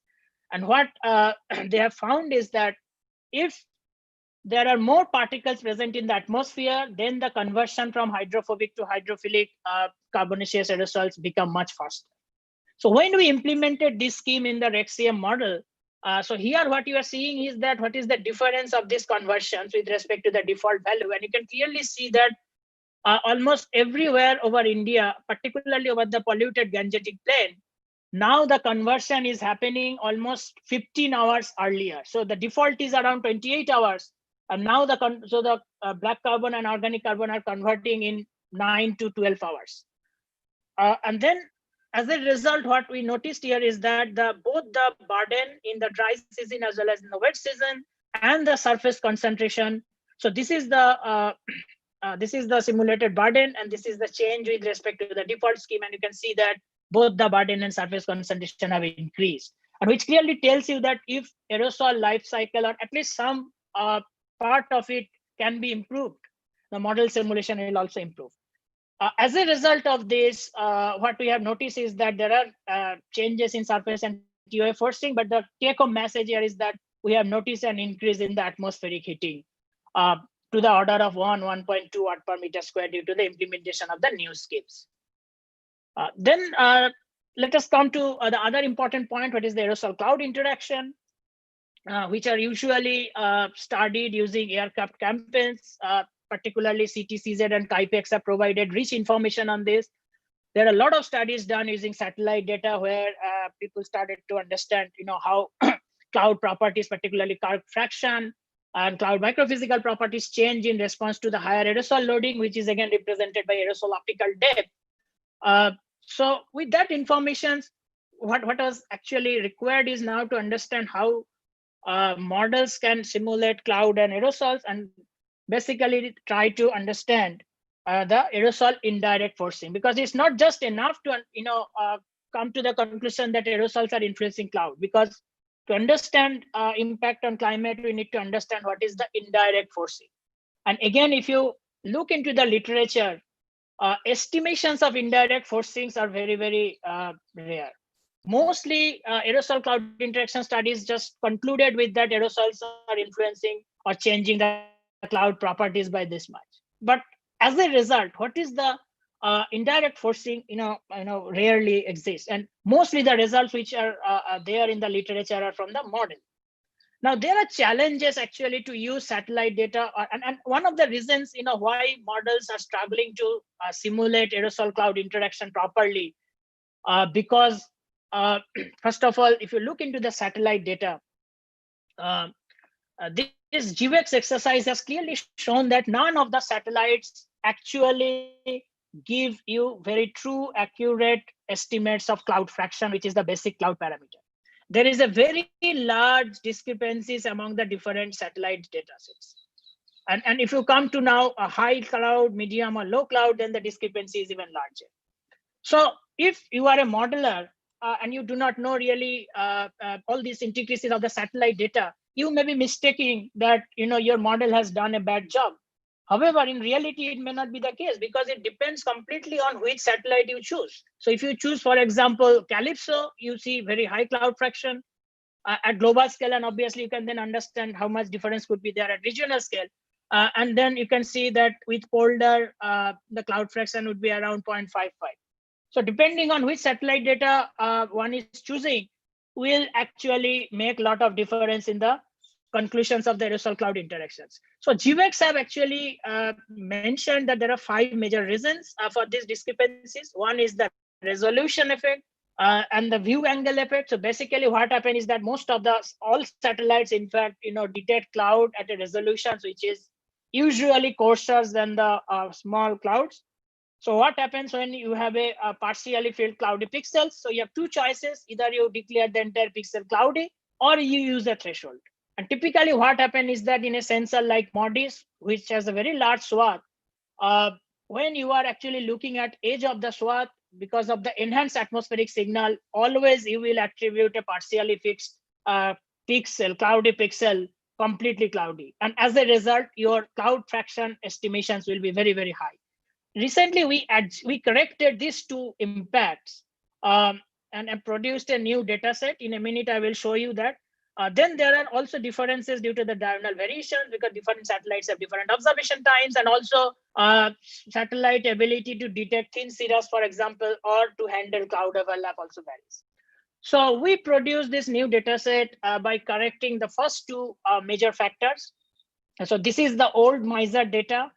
And this is actually correcting the MODIS data sets for the view angle effect, and only analyze the MODIS data which lie over the narrow MISR swath. And you can clearly see that when you do that, cloud fraction slightly reduces. Broadly, the patterns are similar. For example, you can see this high cloud around the ITCZ, and there are stratocumulus zone, for example, here and here. But look at the numbers, it actually varies. And what we have found is that when you correct these biases, the global cloud cover reduces from 0.69 to 0.55. And that's a massive reduction in cloud cover. Particularly if you look into the tropics dominated by cumulus clouds, in the older data sets, the cloud fractions here were around 0.5 to 0.7, which decreased by almost 0.3 to 0.4. That's a massive reduction. Now, if you ask, like, how do we know that this is more accurate? So what we did is that we analyzed hundreds of Aster scenes, which is very high resolution data sets, mostly over these 6 regions where there are large changes observed.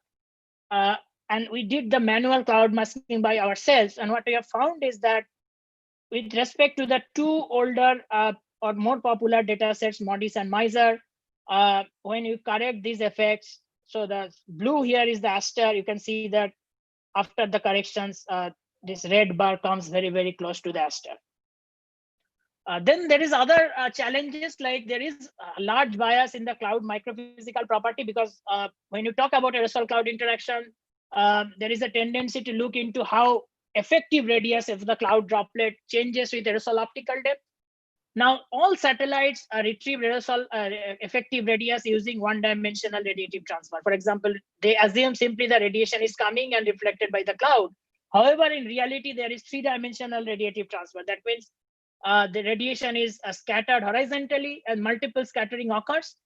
And if we do not consider this 3-dimensional radiation, what happens is that large biases come in the retrieved microphysical parameters. For example, if you look into the effective radius, the studies have shown that MODIS effective radius of the black line is the default value which the science team is producing and people are using. This is highly overestimating. So the green range is actually the corrected effective radius. So the MODIS effective radius of the cloud droplet is having a high bias of almost 5 to 10 micron. So the question is that with such kind of thing, and also when the models are struggling, how do we calculate aerosol indirect radiative forcing? So we are working on a theoretical framework to use observations to calculate this. So we have 2 effects, albedo effect and lifetime effect, which is basically due to the changes in cloud albedo due to aerosols. And then for the lifetime effect is basically the changes in the cloud fraction due to aerosols. So what we did is that we use the basic equations like cloud albedo related to cloud optical depth, which in turn depends on liquid water path, effective droplet size. And then if you take a derivative of DRC with aerosol optical depth and solve the equation, you get something like this. Now this allows us to further generate lookup table to calculate separately the albedo and lifetime effect. And not only that, particularly if you think about the albedo effect, there are 2 ways to increase cloud albedo. One is by increasing the liquid water path, and second is by decreasing the effective radius. So in this equation, if you consider dou L by dou tau 0, it means that the cloud albedo is only enhanced due to the microphysical pathway. That means only due to the reduction in effective radius. And we are working on this using 15 years of satellite data. And these are preliminary results, but what you found over the Indian Ocean, Arabian Sea, Bay of Bengal, and South Indian Ocean, you can see that the albedo effect is coming at an annual scale, something like -4 or -7, and the lifetime effect. And basically what we are getting is that albedo effect is larger than the lifetime effect. The other question is that, how aerosols might change in the warming climate. We looked into several model outputs in this work where we have projected how the aerosol or air pollution load is projected to change over India. So basically what you are seeing here is a relative scale from the pre-industrial time. And you can see that, and this is only the anthropogenic aerosol loading. So in India, what we have noticed is that anthropogenic aerosol loading started increasing only in 1970s era, when basically India started strong economic growth. And under the 2 different scenarios, so red is the RCP 8.5 and blue is the RCP 4.5, you can see that this is how aerosol loading is projected to change in the future. So in future, what I believe is that from total aerosols, that's why it's very important to understand the composition of the aerosols. And for that, I am working with this new NASA mission called Maya. The Maya will be launched in 2 years' time and will provide aerosol composition information, both columnar as well as surface. And our focus will be on these particular regions to understand both the climate and health impacts. The other important point here is to understand the source specific feedback, because when talked about aerosol feedback, we need to understand that which sources need to be controlled to get the maximum benefit. We have shown recently that in India, household contribution by far is the single largest contributions to the outdoor air pollution, much larger than the contribution from transport, power plant, and industries.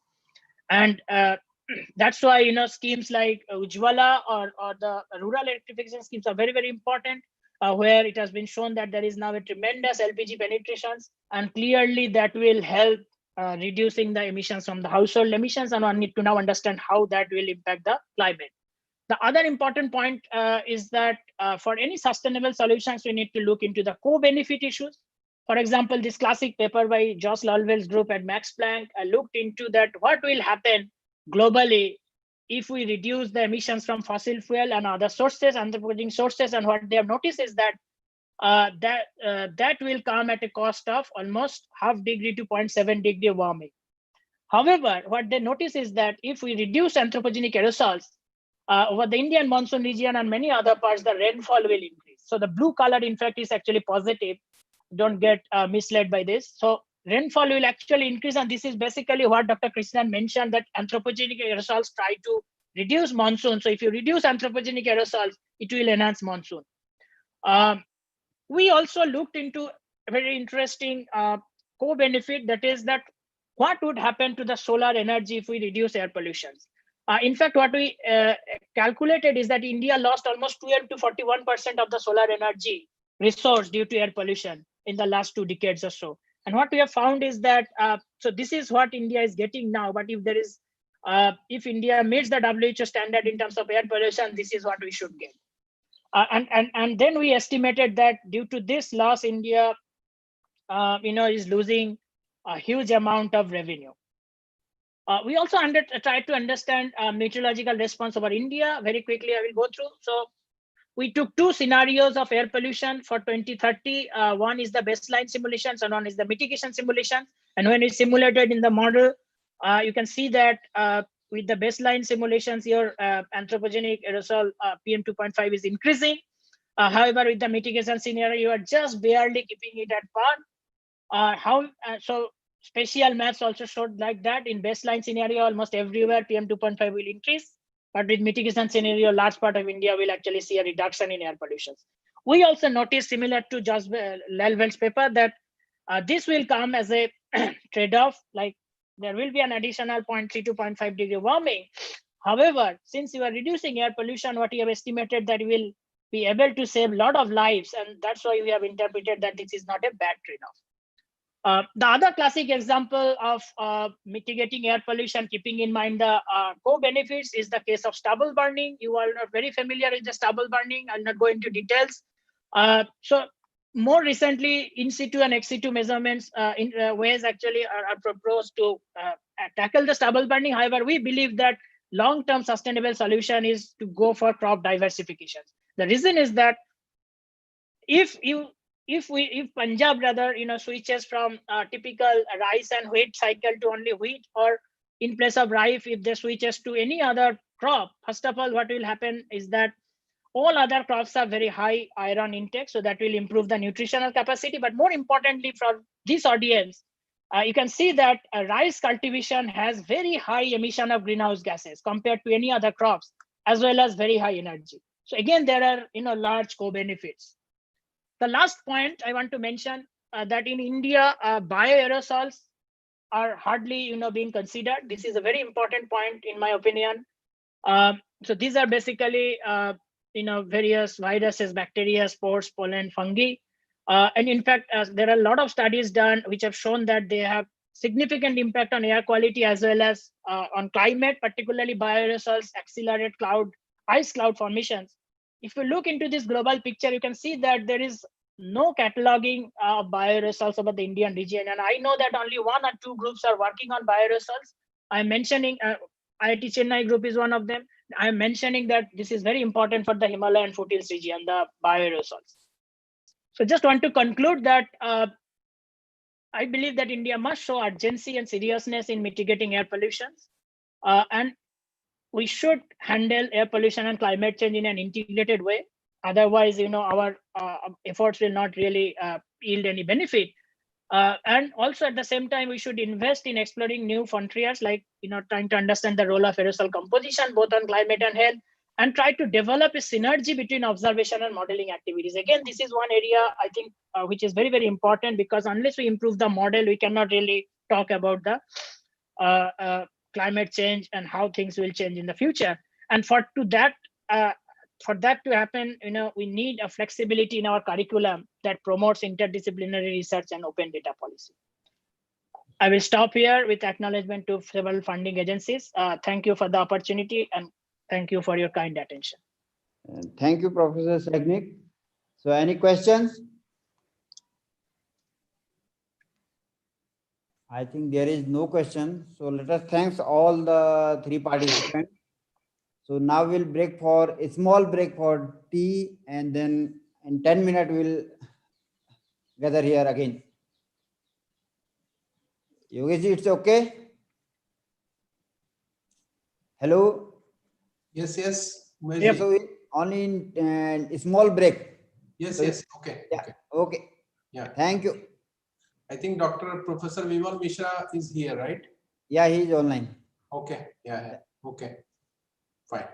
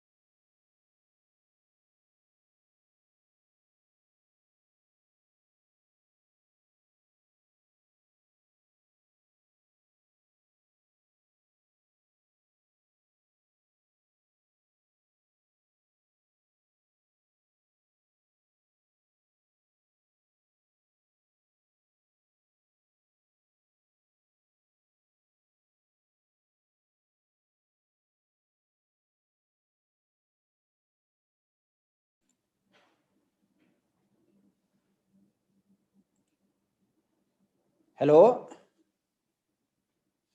Hello? Hello? Umesh ji. Yes, I think we can start now. Yes, yes. So this is the last session for today's conference. So Hello, in sir. this, hello. So we have only one presentation now, and then concluding remarks by Dr. Sri Krishnan. So now the talk is by Professor Bimal. So let me introduce him, Professor Bimal. Professor Bimal is working in Civil Engineering Department at IIT Gandhinagar. He completed his PhD from Pune University and master degree from IIT Kharagpur. His main research interest in the climate variability, climate change, large-scale hydrological modeling, analysis of extreme event, remote sensing, and GIS techniques. He has published several papers, received several awards, and he is the editorial member in Scientific Report Nature Publication Group. And I invite Professor Bimal for the presentation. Professor Bimal.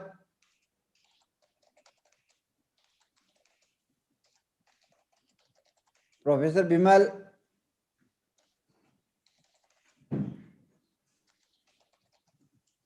He is online. एक बार call कर लीजिए उनको. Just 1 minute. He is online. He is here only. Sorry, I was away for a while. No problem. I just came back. So online doesn't mean everybody is here, right? So online is very misleading. Yeah. Anyway, So should let I me start? introduce once again. Huh? Let me introduce once again. Oh, you have introduced. No need. No need. That's fine. Okay. Sorry. So can you see my screen? Yeah, I'll see. I thought you are online. That's fine. I mean, introduction. All our colleagues, they know me, probably everybody, and I know them. So Bimal ji, we can't see you. You can't, so maybe I need to put my video on. Is that mandatory? Yeah, we can take photograph. All right, so now you should be able to see me, I guess. Yeah, now we are Now it's complete, Bimal bhai. Okay, so thank you so much for inviting me for this today's webinar, which is dedicated to Dr. Pant. You know, I never met Dr. Pant, but he was my Facebook friend, and we had a we both did PhD from Purdue University. So we both are alumni of Purdue. So we used to exchange some information being, through Facebook. So today's talk is dedicated to Dr. Pant and excellent, service he provided to the nation, being director of IITM and putting his efforts to develop the capacity and training different manpower in the area of climate science. So what I am going to do today is I will be talking about one of our papers that was published early this year in NPJ Climate and Atmospheric Sciences. And that was about hot and dry extremes during the summer monsoon in India. So, I mean, most often when we think about summer monsoon, we think about weak monsoon in terms of drought. Weak monsoon results in drought, and if monsoon is surplus, we get flooding across in many parts of the country. So in this work, what we were interested in to sort of understand that how the co-occurrence of extreme dry and extreme hot summer monsoon season will change in future, and how it has been happening in the past, and what could be the implications of that. So in a way, you can say that we are going to study compound extremes of drought and hot extremes during the summer monsoon, or you can also say that these are concurrent events because they occur together, and they both have very different impacts, and they both occurring together may also lead to some compound impacts that might not happen otherwise if these are occurring in one by one or one after another. So, I mean, why studying hot and dry extremes during the summer monsoon is important, because we all know that monsoon is sort of lifeline in terms of water availability, and not only water availability, also for agriculture.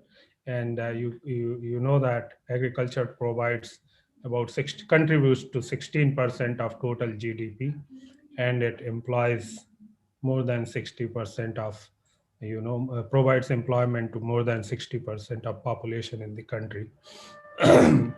So summer monsoon variability sort of is directly linked with the agricultural production, especially for the crops that are being grown during the Kharif season.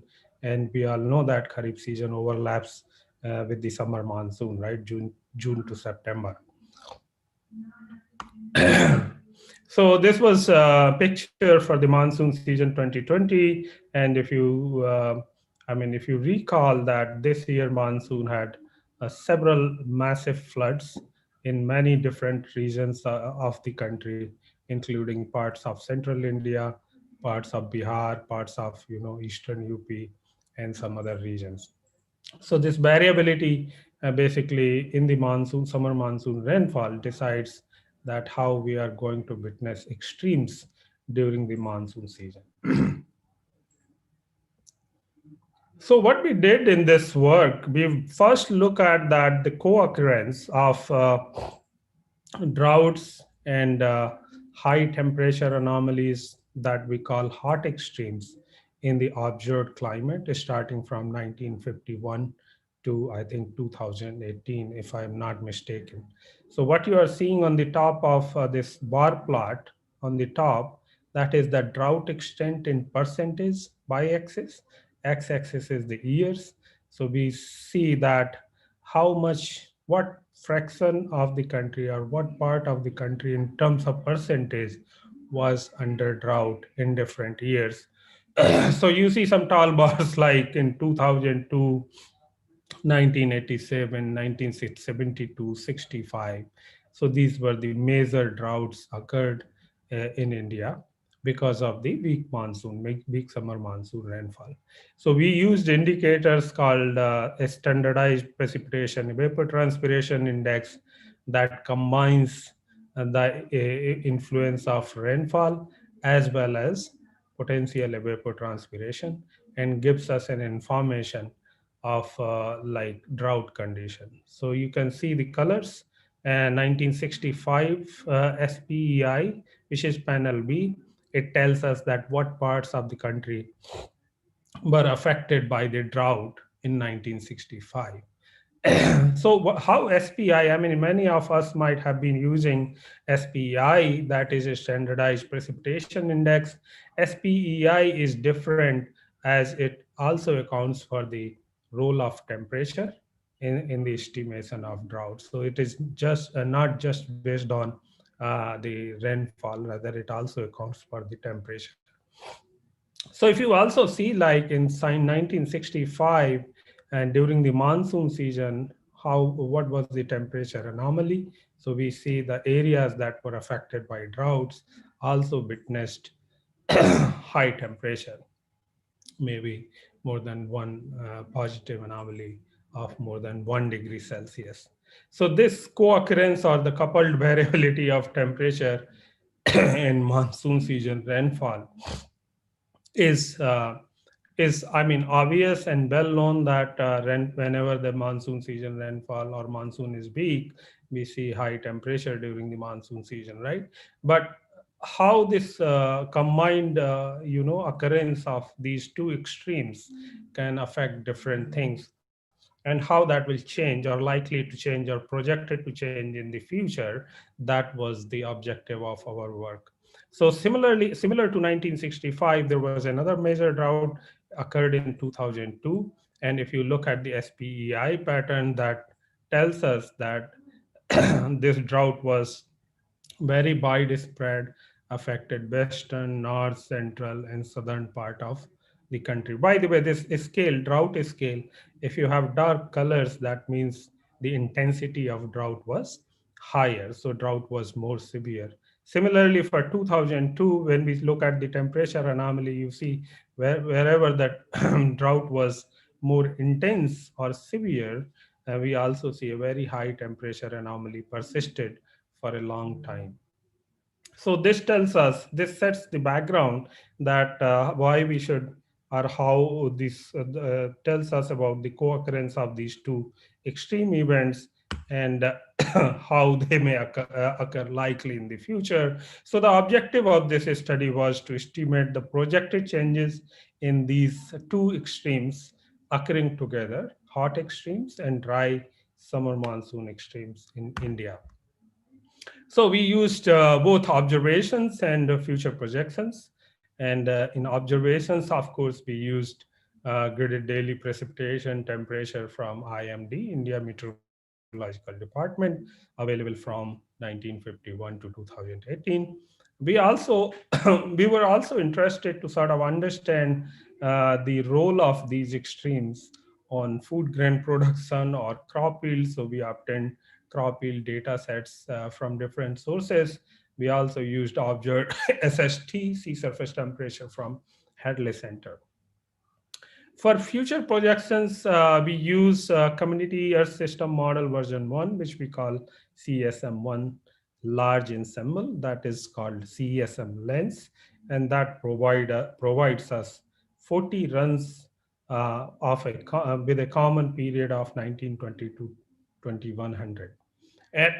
And typical problem with GCMs is that they provide very short length of record, and it becomes extremely difficult to sort of understand or robust estimation of the probability of occurrence of extreme events, because some events you may not see at all in the 100-year length of record. So we wanted to use this very large ensemble. In fact, the first ensemble member starts from 1850 and goes up to 2100. So here we have almost 180 times 40, so more than more than 7,000 or 6,000 years of data. And these 40 ensemble members are generated with slight perturbation in the model's initial condition, atmospheric initial conditions. And this data set is available freely for use. We also use sea surface temperature and precipitation and surface temperature data sets from CSM lens. And we estimated the hot and dry extremes in the monsoon season. And how we did that, I'm going to explain here. So we used, as I mentioned earlier, standardized precipitation evapotranspiration index. That is an index to identify drought. And it accounts for the effect of temperature using the PET, which is nothing but potential evapotranspiration, which was estimated using modified Penman-Montieth method. So, I mean, Penman-Montieth method is considered sort of very efficient for future drought period because it accounts for multiple variables, not just temperature, but modified Penman-Montieth is it also accounts for the role of CO2 concentration or the changes in CO2 concentration in the atmosphere. So based on that, we estimated PET, we have rainfall. So now we can estimate SPEI, and based on SPEI, we can estimate monsoon season drought condition in both observations as well as in future using the data from CSM lens for 40 different ensemble members. So we identify dry extremes or dry monsoons when 4-month SPEI at the end of September. That means it accounts for June, July, August, September is less than -1. So negative values basically gives us dry conditions. Positive values tells us about the surplus conditions.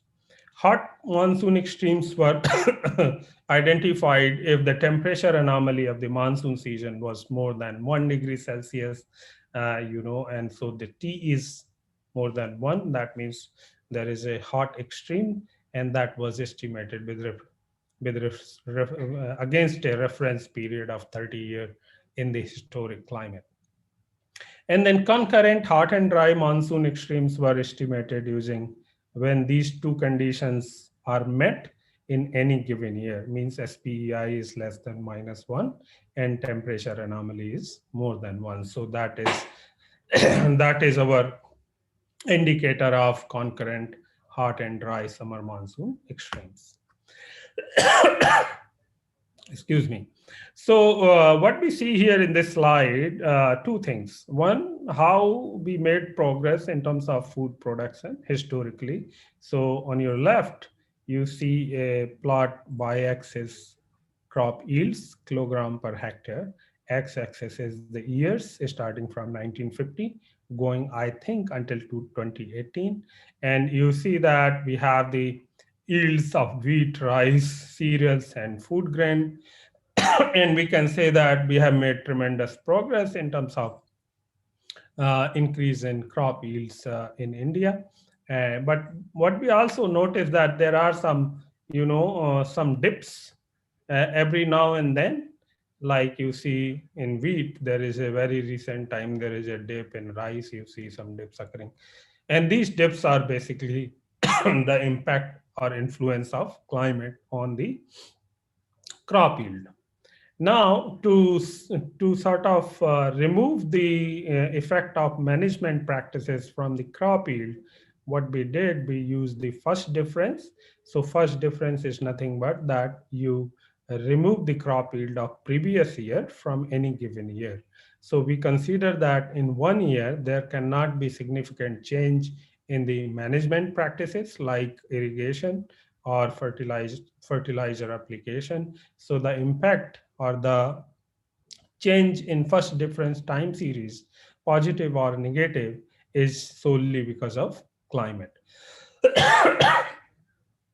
So on your right, you see bunch of these anomalies. So we have precipitation anomaly at the top, then temperature anomaly. And remember, this is all India average for the monsoon season, June to September. Positive numbers are positive anomalies. Of course, negative numbers are saying negative anomalies. In terms of precipitation, those years indicate deficit. For temperature, those years indicate hot extremes. And then we also have, we also have food grain first different time series for food grain, rice, wheat, and cereals. And if you see that, there are hot and dry extremes identified, if you see the gray lines, vertical gray lines, and that tells us that, I don't know whether it's a timer or something, and that tells us that there is a direct impact of these extremes on crop production and total food grain production in India, with a very significant correlation coefficient with both precipitation and temperature anomalies during the monsoon season. Next, we looked at that whether these co-occurrence of hot and dry extremes are linked with the ENSO. And so we also used SPEI and temperature anomaly. Again, you see the vertical lines, and on the C panel bottom, you see that Nino 3.4 monsoon season SST anomaly. So we see that most of these hot and dry extremes during the monsoon occur during the El Nino years. To further confirm, we identify all the such events or all such extremes that occurred during the 1951 to 2018 period that you see in the figure on your right. In 1951, 72, 79, 87, 2009, 2014, and 2015, corresponding temperature anomalies, and then also SST anomalies. And that further confirms that these extreme during the summer monsoon occur mostly when we witness the warmer than normal sea surface temperature over the Pacific Ocean. So far, I mean, we know that what are the implications of these events by looking at the crop yields and food grain production. We also know that how they are linked with large scale climate variability.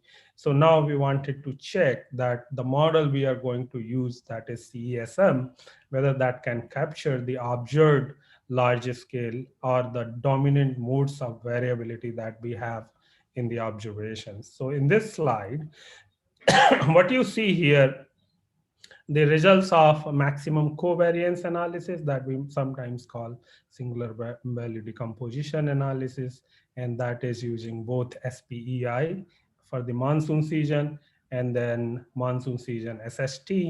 And you see that very nicely for the observations on the top row, panel A and B, we can clearly see that whenever there is a countrywide drought, so this is the first mode of variability obtained from the maximum covariance analysis that is linked with the sea surface temperature over the Pacific.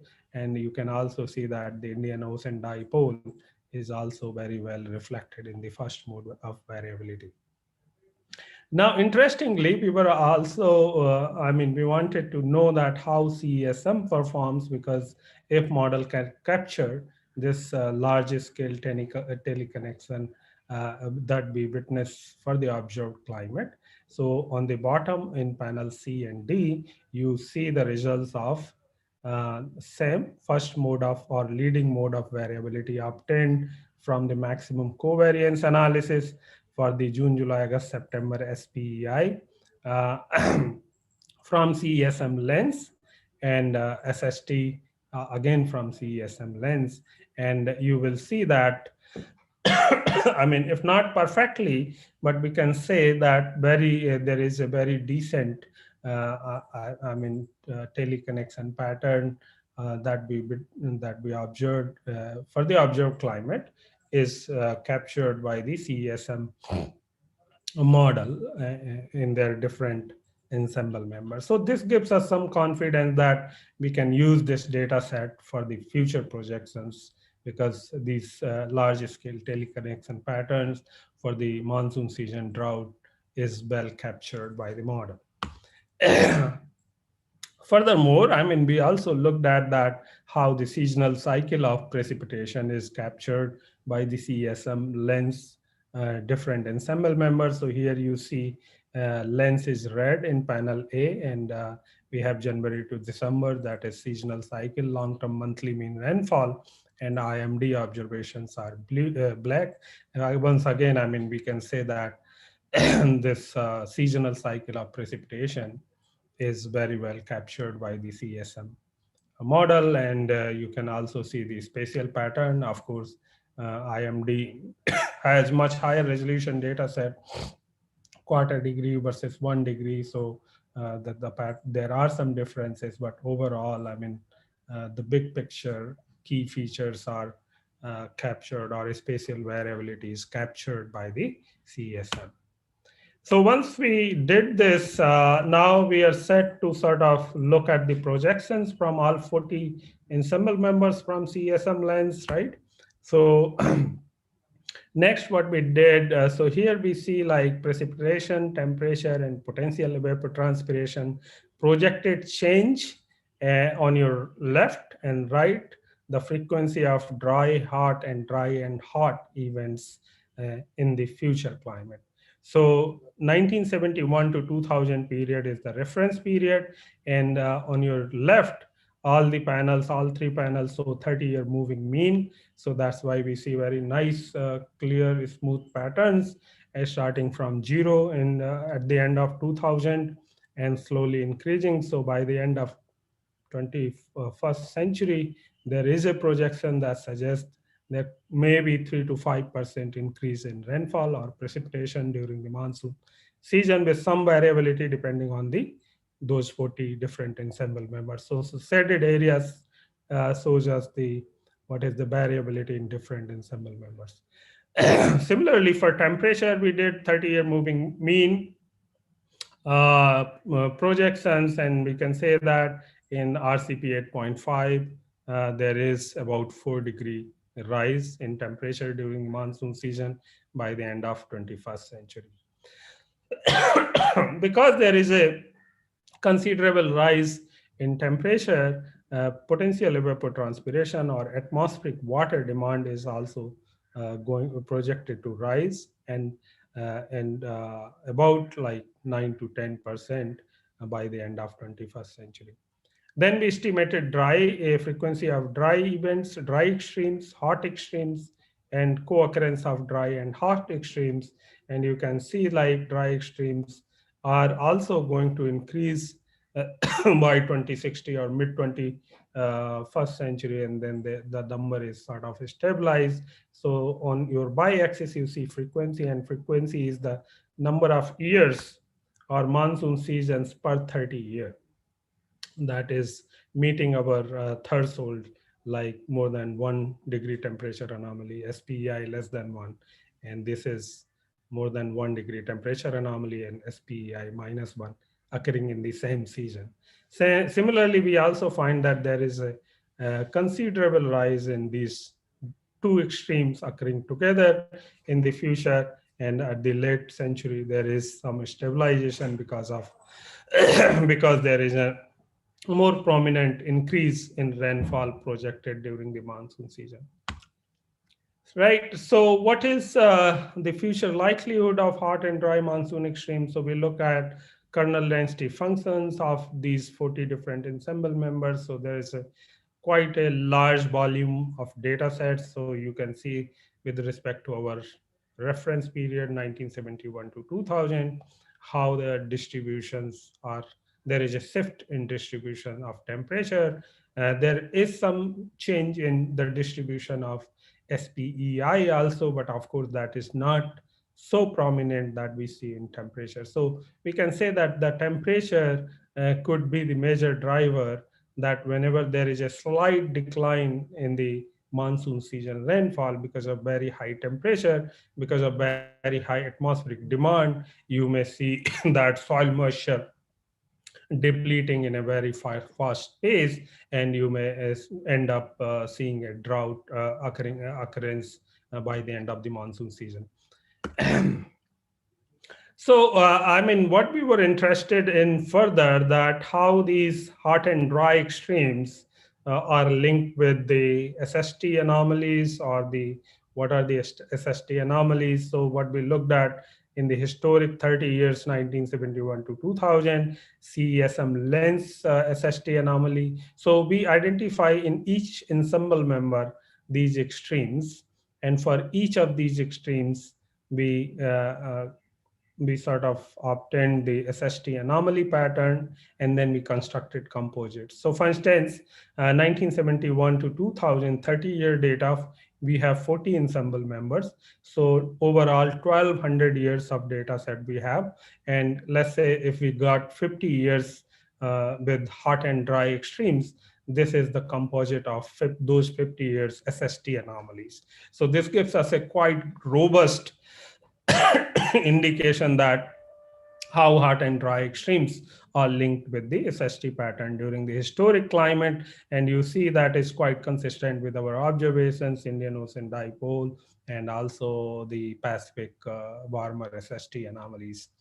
And in B panel, we did that for future last 30 years of 21st century. So 2071 to 2100, again, 30 years multiplied by 40 ensemble members, 1200 years of data, all hot and dry extremes, and then the composite of that. And again, we see that there is a very strong linkage, at least with the SST anomalies over the Pacific.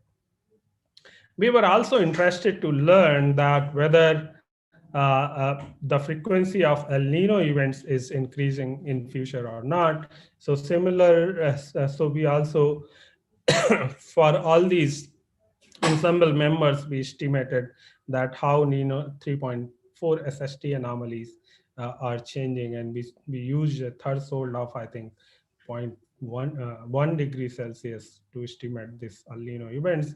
Again, this is the 30-year moving mean, and that tells us that there is a projected rise in the El Nino events in future. And then finally, we estimated the contribution of El Nino events these hot and dry extremes. So what does it mean? It means that if we have n number of hot and dry extremes, how many of them were linked to the El Nino events. So for the historic periods, we see roughly about 1/3 or 30% of the overall these extremes are linked with El Nino. But for future, this number is rising to 50% or slightly higher than 50%. And that is possibly because the frequency of El Nino events is also rising. So in conclusions, we see that there have been a number of hot and dry extremes already occurred. If we look at the records from 1951 to 2018, and those have had considerable impacts on food grain production and crop yields, especially for crops those are being grown during the Kharif season. The frequency of concurrent hot and dry extremes during the summer monsoon is projected to rise based on the CESM lens 40 ensemble members. And these are linked with the El Nino events for both observations, historic climate, and also for the future climate. Now, of course, these may have further challenges given that the intensity of these hot and dry extremes for the water availability and of food security in the region. And one thing we did not do in this, like CESM is just a single climate model, or GCM, you can say. So we did not use other different GCM. So we did not basically estimate the uncertainty that could arise because of different climate models. And the reason for that was two, basically. One, that the skill of most of the climate models to simulate the summer monsoon, capturing the seasonal cycle, and also capturing the large scale TENI connection is very, very limited. The other reason was that we were more interested to look at in a robust sense that how this frequency is going to change. And so from each model, not many ensemble members or different initial conditions are available to give us a meaningful length of record to look at the occurrence or co-occurrence of these extreme events during the monsoon season. Thank you very much. Thank you, Professor Bimal. Any questions? I think there is no question. That has been the history, right? Yeah. So now people are well trained not to ask questions. Yeah. Because it's the end of day. So now we have to move for the concluding remarks. Very nice. Yeah. Thank you. Thank you for inviting. And I'm really glad that I was able to participate in this along with many eminent speakers. Dr. Krishnan is there, Dr. Roop Kumar, I think he had the first lecture, Roxy, Sagnik, Yogesh, everybody, Anup, all my friends. So thank you. Thank you once again. So Yogesh ji? Yes, yes. Shall we move for concluding remarks now? Yes, yes. Krishnan sir hai, unse kara dijiye. So now I would like to request Dr. Krishnan sir for the concluding remarks. Sir, Krishnan sir. है क्या मैं call करूं उनको? हाँ बात कीजिए जरा. एक minute. I'm able. Okay, sir. I was there. Yeah, I'm listening. Sir. Okay. So now you have to say some concluding remarks. Okay. Thank you. Thank you. Umesh ji, you have become director. You look like a director. No, sir. No, I don't want that.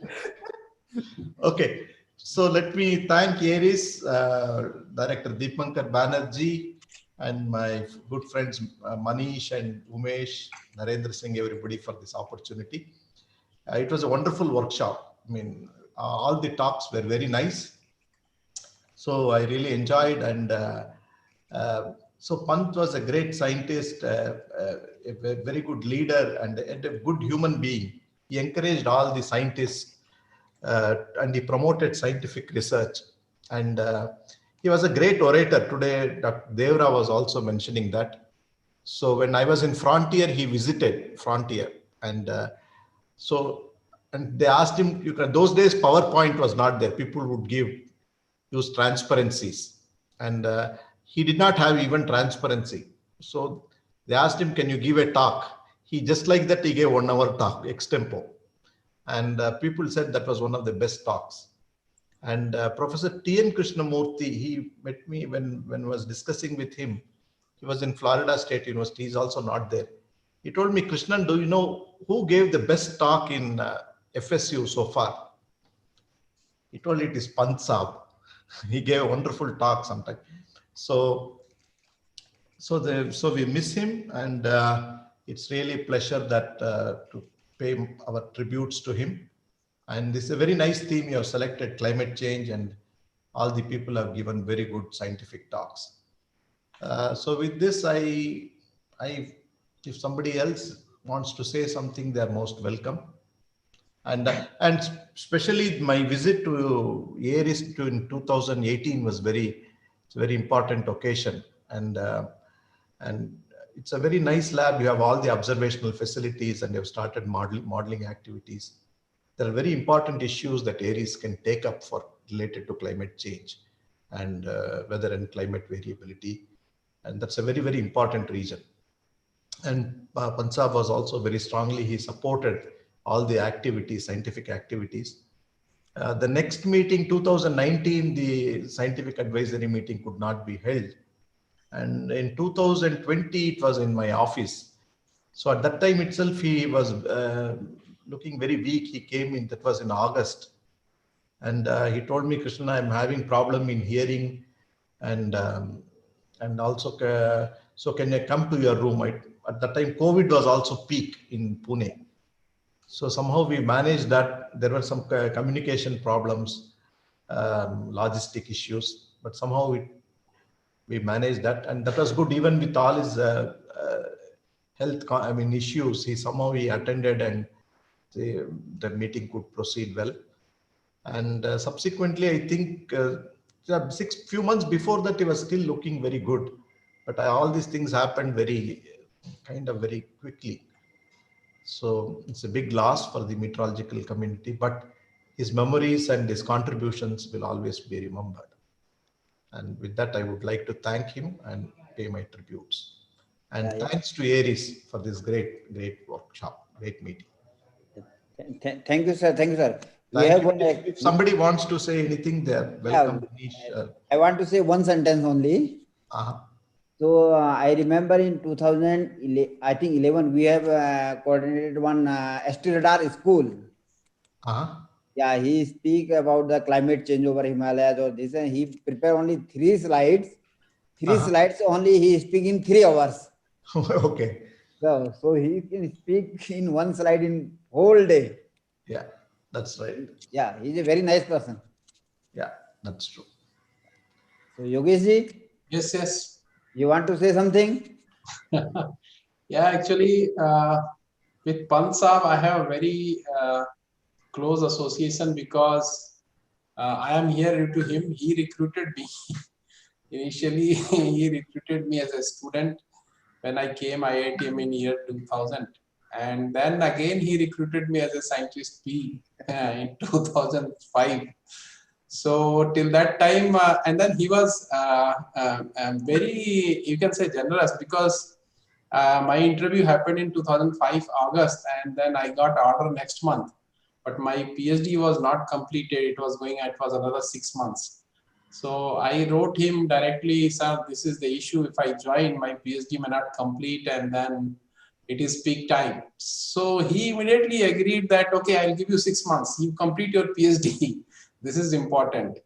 So he was so generous, and then he just gave me 6 months extension for the joining. So I joined after the 6 months after completing my PhD, and he was very supportive. And then as a student also, I feel that whenever we go to him for any problems, issues, or these things.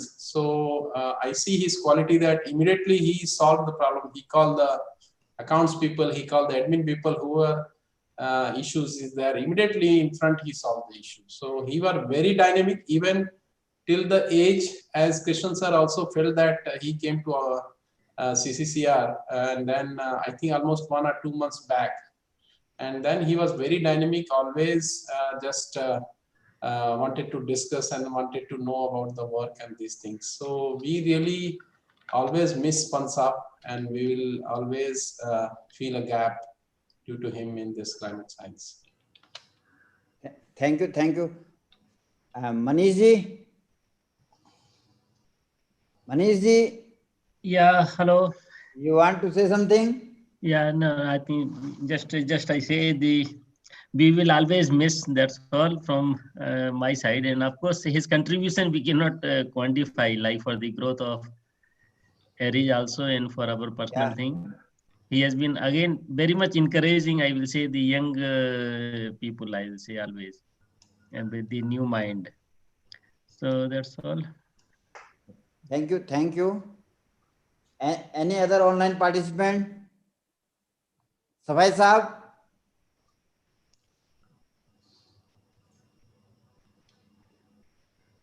I think so. Nobody. Yes. So we can finish it. Yeah. Okay. Thank you, everyone. Yeah. Anup want to say something? Anup? No, as I said earlier, I just wish I had more interactions with Pansab, because I joined after he had left IITM, but very few times that I met him, it was a pleasure. But thank you for organizing this, and it's been really nice to listen to all these wonderful stories, and I'm glad to see that he's left a lasting impression on the whole community. Okay, thank you. Thank you all invited speaker, all participants and everybody. And, thank you. Yeah, thank you, Dumka ji, that you have taken this much effort and then brought the speakers on board and then just organized this. This is a great job, actually. Actually, Thank you, Yogesh and Dumka. Earlier we plan is a national level, but now it becomes the international level. We got participants from 8 countries. Oh. Yeah, some Brazil, United Kingdom, USA, Kenya, China, Greece, Iran. Okay. So from 8 countries we got the participants, and more than 110 participants. Wow. Registered participants, but I don't know how much attended. Great. Okay, thank you all. Okay, thank you all. Thank you very much. Okay, then. Thank you all. Bye-bye. Bye-bye. Bye-bye. Take care. Yeah.